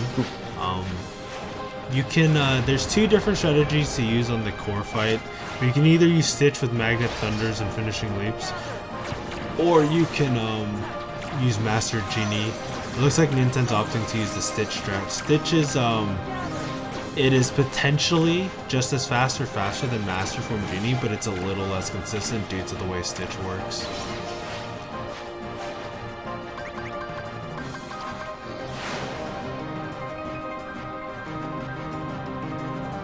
Yeah, relying on RNG is very not ideal. So yeah, Axends is going into Roxas now, and Ninten is doing Core.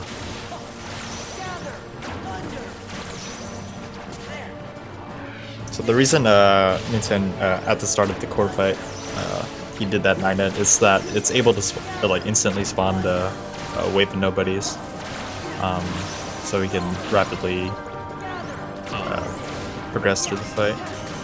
So unfortunately, if you screw up your combos on Roxas, he won't retaliate after the thunder in the air. This is a problem because it's hard to keep him moved. His revenge value kind of gets reset. So right there you see that Axends at the end.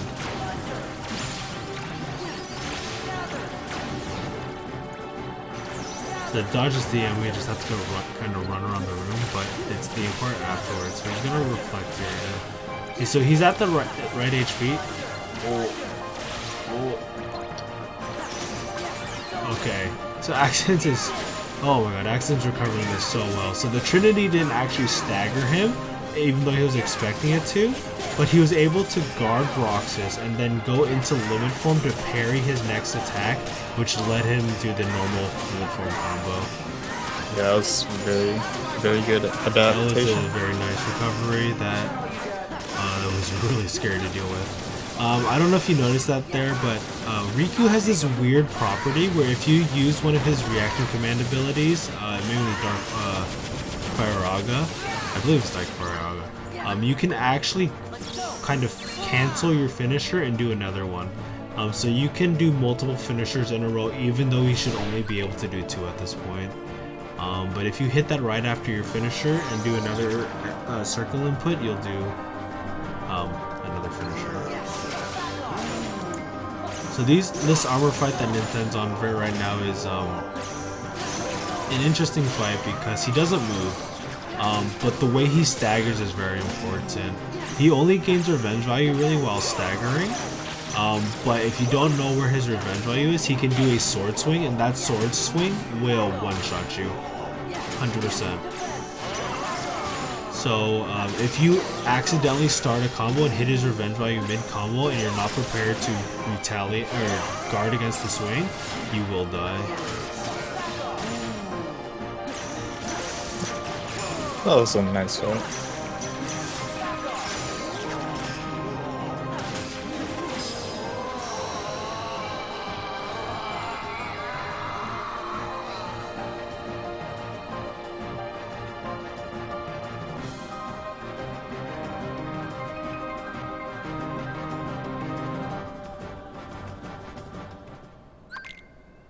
So next for Ninten, this is Dragon Sumnus.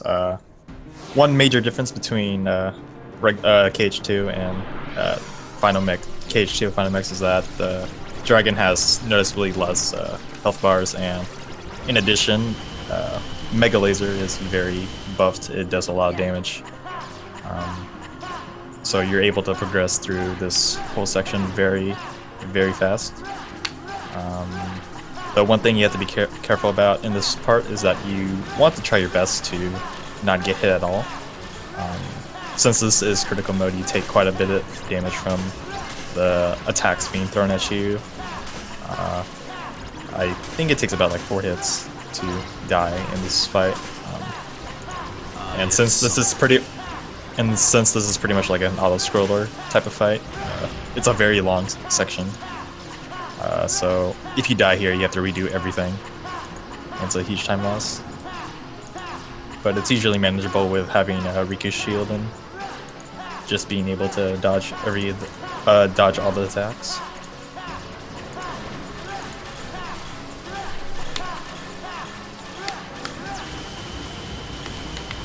Oh, unfortunately, Axends dropped the reflect input, so Zigbar, his action count got too high, so now he's going to use blue lasers. Oh, interestingly enough, Zigbar just stood there for him, so he's able to. He might be able to pull this off still. We'll see. Oh, I don't know if that aerial finish. That would probably work to his advantage. That was an interesting recovery. That was actually quite neat that it worked out that way.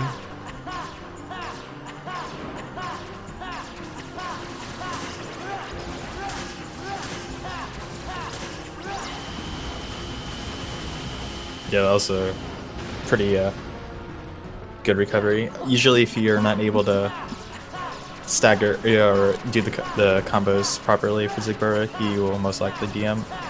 Most of the time, maybe Ninten's getting a little low in health. I'm not sure if he can dive from that HP. Yeah, Zigbar can just loop blue lasers on you if you're unlucky. But it seemed he just stood there for a second for Axends.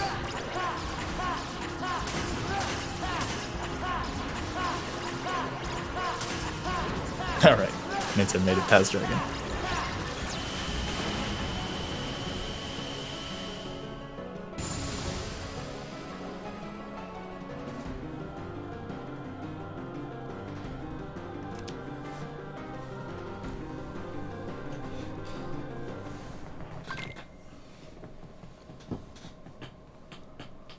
So yeah, this is the Armor Xemnas battle too. It works very similarly to the Armor 1 fight, except at certain HPs in the fight, he'll knock you back and you have to fly across the buildings and do some RP stuff.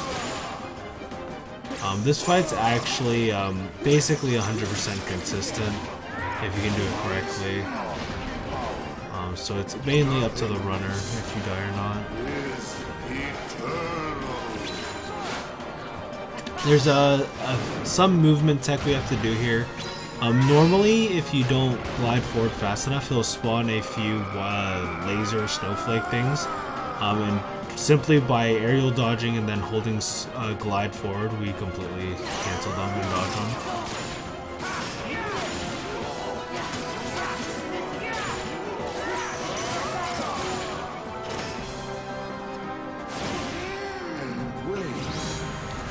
One thing to note that in the 2 English version, there's actually an additional knockback that you have to deal with. In the 2FF version, they just kind of combine 2 DHB gates. Ninten going from some style, air dodging above those buildings. I believe that those buildings, if you get hit by those, that's also a one-shot. Yeah, getting hit by a building here is a one-shot.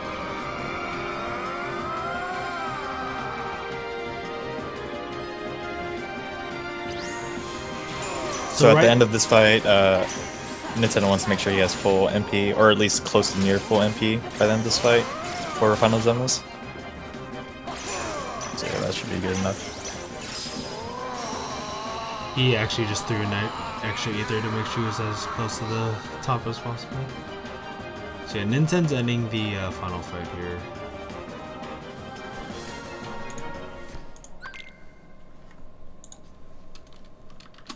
Anger and hate are supreme.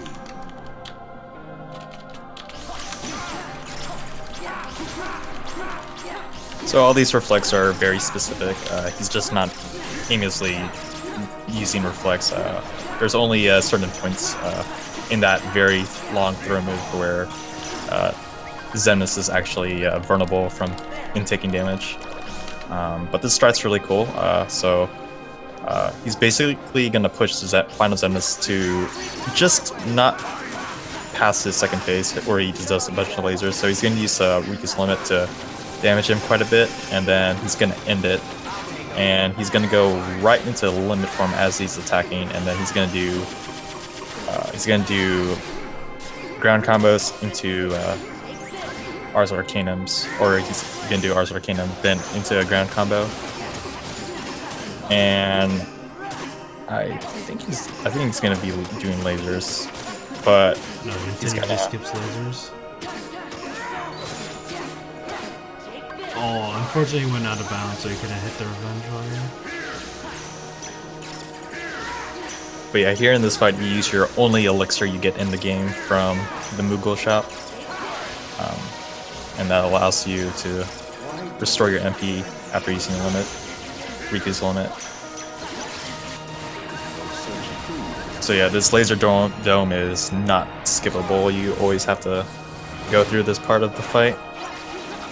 I think that's and barely then- not sub 350. And it's about 90 seconds long after the sequence starts, so yeah, so after that then, basically you just Xemnas will just be lying there if you survive the laser dome until you use a finisher on him.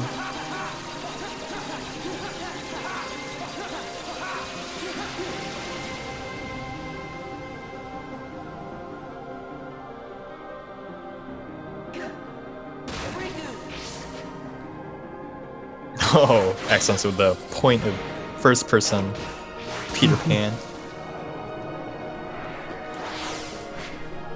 First person mode. Seeing Sykes get wrecked. Very good.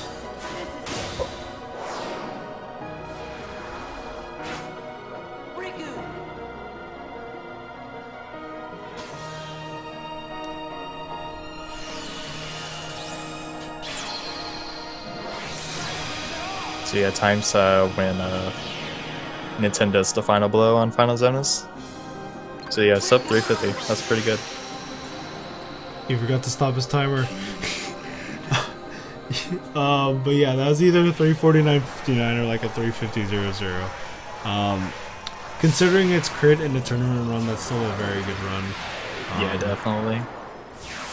It looks like. Oh wait, no, I was looking at the wrong timer. Holy shit! I was looking at Axends' timer. Oh god. PG-13. What did I say? Anyways, but yeah, no, Ninten 349.57. I was looking at the wrong timer because this layout is interesting. So yeah, that was a pretty good run for a marathon run, considering some of the deaths. I can't. Don't say another word. It's So yeah, we'll let this cutscene play out a little, and then switch over to Axends' audio. Yeah, so he's coming up for Zenus 1. How can you say that? Even if we could go To kind of reiterate how the fight goes, he's going to be doing the building, Aw, come on, Riku. the building RC, and he wants to get the third RC. You gotta try Not so there's actually 3 RCs, so but actually the third one does the most damage, and what he depending on how he wants to approach this, he could either do a thunder or a magnet thunder, or do an air combo right at the top of the stairs to knock him towards the flat terrain of the arena, since you don't want to be near the stairs at all in this fight. Riku, look. What's that light?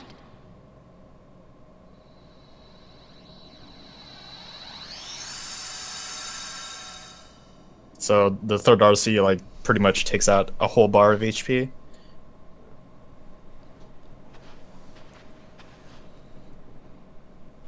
End of the road. So yeah, Axends is going for the air combo to push him towards the other side of the arena, and then he's gonna just do reflex slash shot, reflex. I can walk.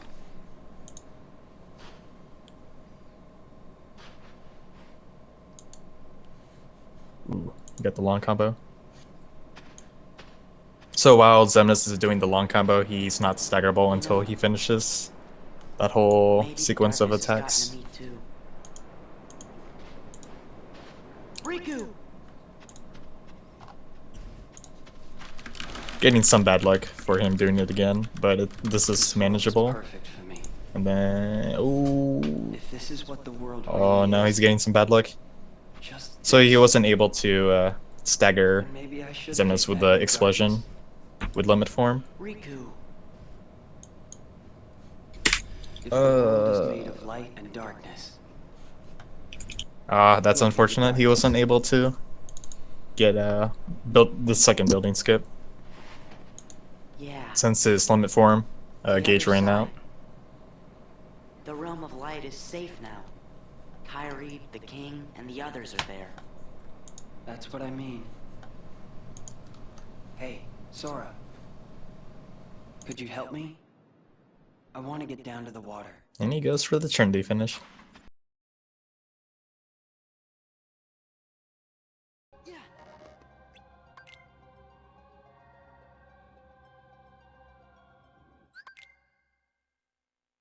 But like we said before, if you don't end since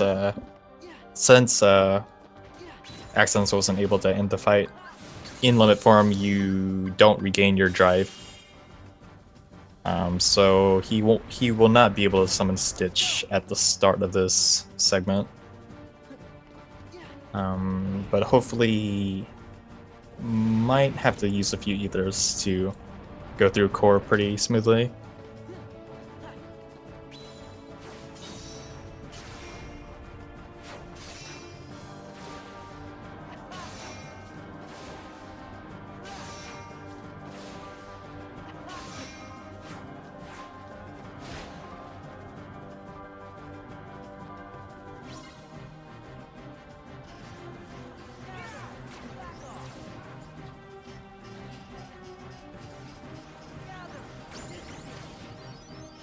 So yeah, he's just gonna be using a bunch of those RCs to get towards the engine part of this in-game sequence, and then he's just gonna pop a magnet, and they will instantly launch those Heartless into the engine.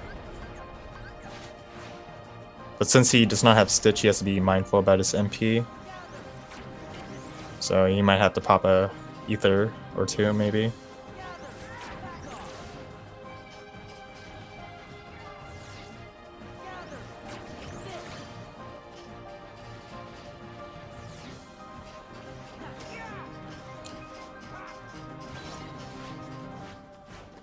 So for the next part of core, or for the next part of this segment, for core, he needs to make sure he can pop a magnet on the engine thing, and then do finishing leap, do air combos to spawn the next wave or to spawn the nobodies.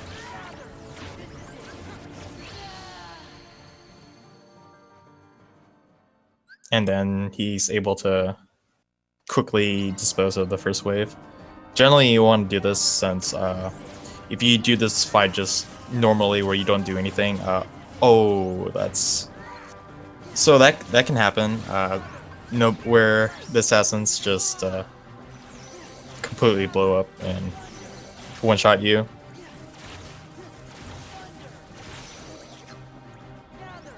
So you ideally want a magnet out at all times.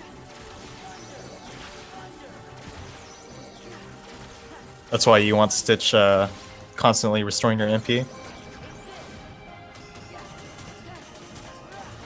But yeah, you want the constant magnets out to rapidly destroy these nobodies, and as well as when assassins are around, so they can't just instantly kill you. You get one-shotted from the assassins if they blow up.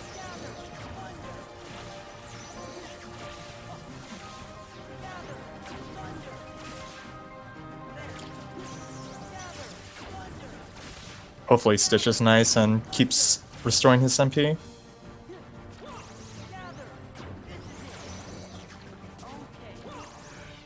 Whew.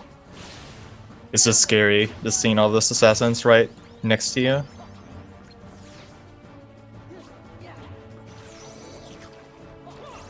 Ooh, it's a little scary. So it's a good idea that he went for the RC for those assassins, since it prevents you from getting hit from them.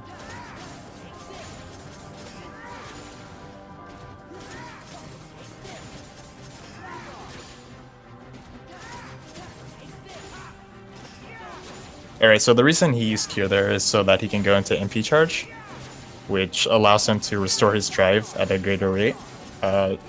Before this fight ends, he wants to make sure he can summon Stitch again, so he needs to have three drive. So it looks like he will be able to get 3.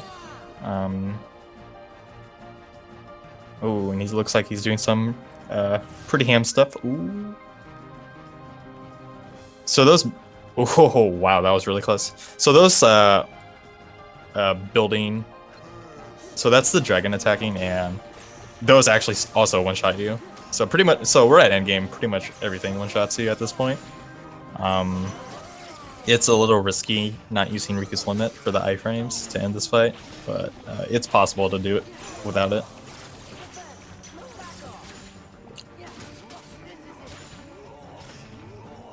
So this is Armored Zeniths 1, and these are just specific combos and dealing with the revenge value, adapting to the revenge value of this fight, and abusing the reflect, hits and everything.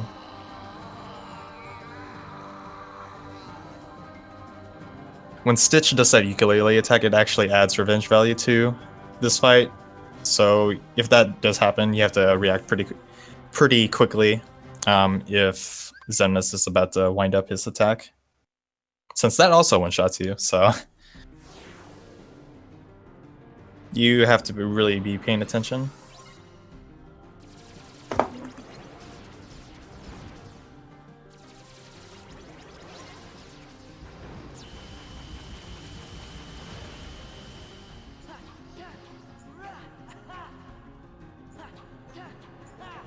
So yeah, this is Dragon Xemnas. Basically, you just want to use the shield to fill up your energy bar and just use the Mega Laser to completely progress through this fight.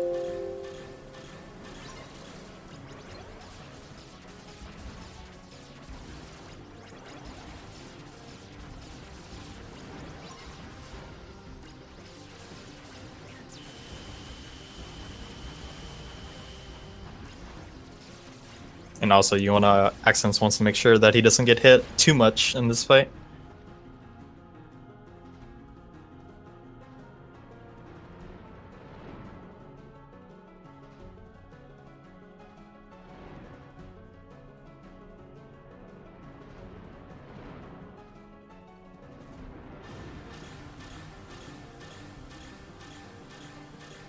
So yeah, it's a little unfortunate that Axends at half HP. If he needs to do a little bit, or he needs to be a little careful to not get hit too much. Since dying here is it's very punishing. Since this is a auto scroller type of fight, so this fight usually takes around 3 minutes, maybe less than that. But since you take a lot of damage here on crit, dying is very possible, and if you die here, then you will lose a lot of time. So you have to do your best to avoid all these attacks coming at you. Usually the scariest part is when you see all these missiles flying at you. Usually at that point it's hard to get hit as long as you keep having Rika's shield up, since you can absorb all the lasers coming from these nobodies.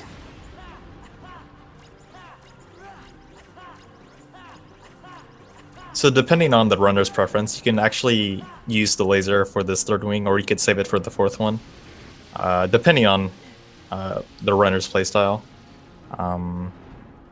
If you save it for the fourth wing, you can instantly clear out the wing as soon as that part starts. Or you could just have a quicker third wing. Ooh. So yeah, it's a little scary.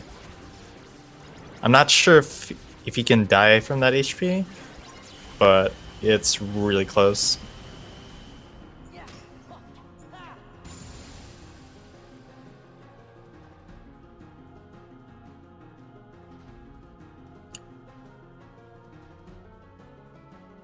Alright, I think he should be fine.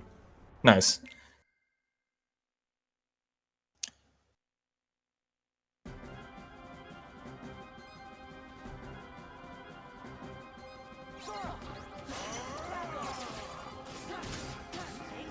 So coming up next is, again, this is Armored Xemnas 2. It's very similar to the first fight, but the main difference is that there are, the sliding dash did not come out, but there are HP gates in this fight where he will knock you to the opposite side of the arena, and you just have to fly towards the buildings that spawn to do a reaction command, where you team up with Riku. So you have to do this 3 times. 3 times? 2 times?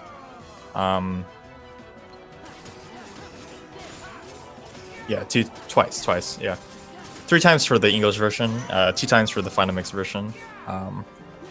So you do that, and then you basically repeat this fight. You have to be mindful of the revenge values for this fight, so they actually change for this fight. Ooh. So you have to be careful about the combos you do. Ooh.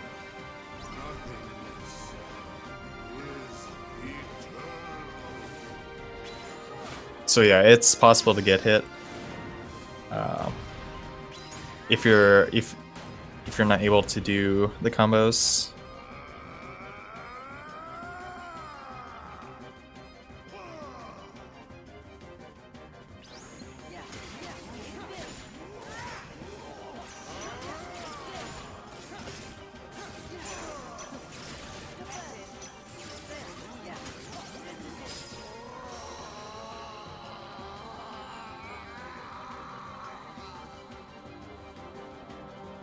And then Axends needs to make sure he has enough MP for Final Xemnas.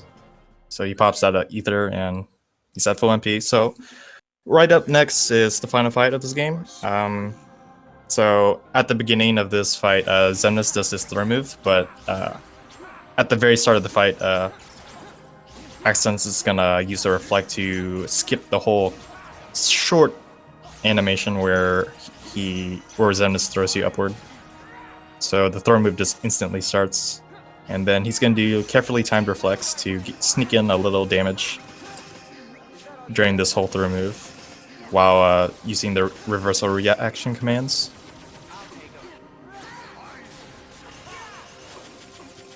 And then he's going to go into a reflect into a session.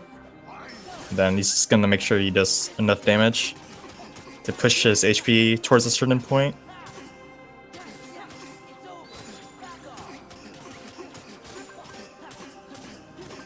And then he's going to go into limit form and do Rs combos into a Zantetsuken, into another Rs combo.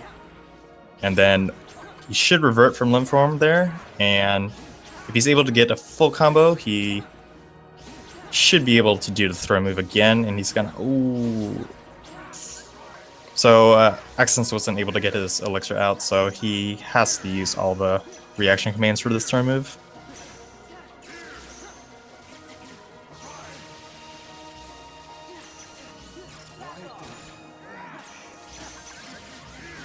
So Xemnas is just going to do a bunch of laser attacks, and these reflects are just timed a bit, so to make sure that the brief window where Xemnas briefly appears, those reflects hit him. Oh no. That's unfortunate. That's very unfortunate.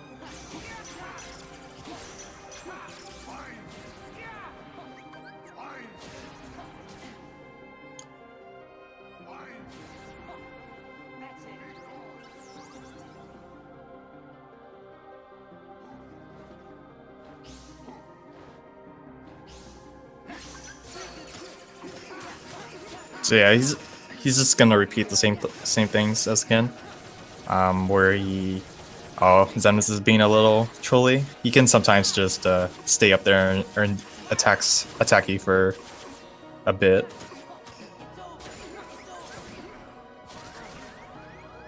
But yeah, it's gonna get in this limit damage in, and then if you notice, he actually stops the limit since you don't want to do that final part of the limit. Ooh.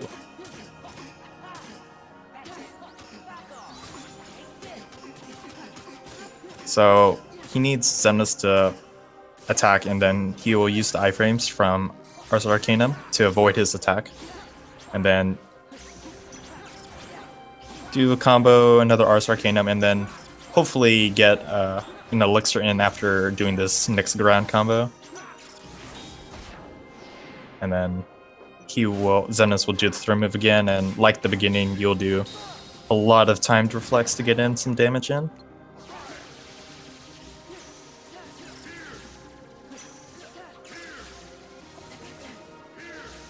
Oh yeah, it's also possible to skip this whole part if you reversal or use the reflect.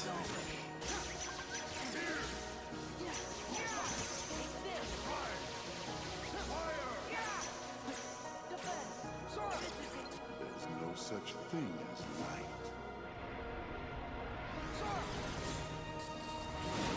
Ooh, it's really close.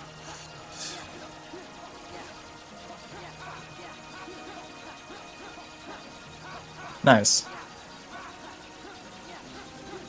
Oh, and Riku healed him, too. So yeah, you can't skip this laser dome. So you're just basically mashing triangle and circle at the same time for Riku and Sora to block these laser attacks.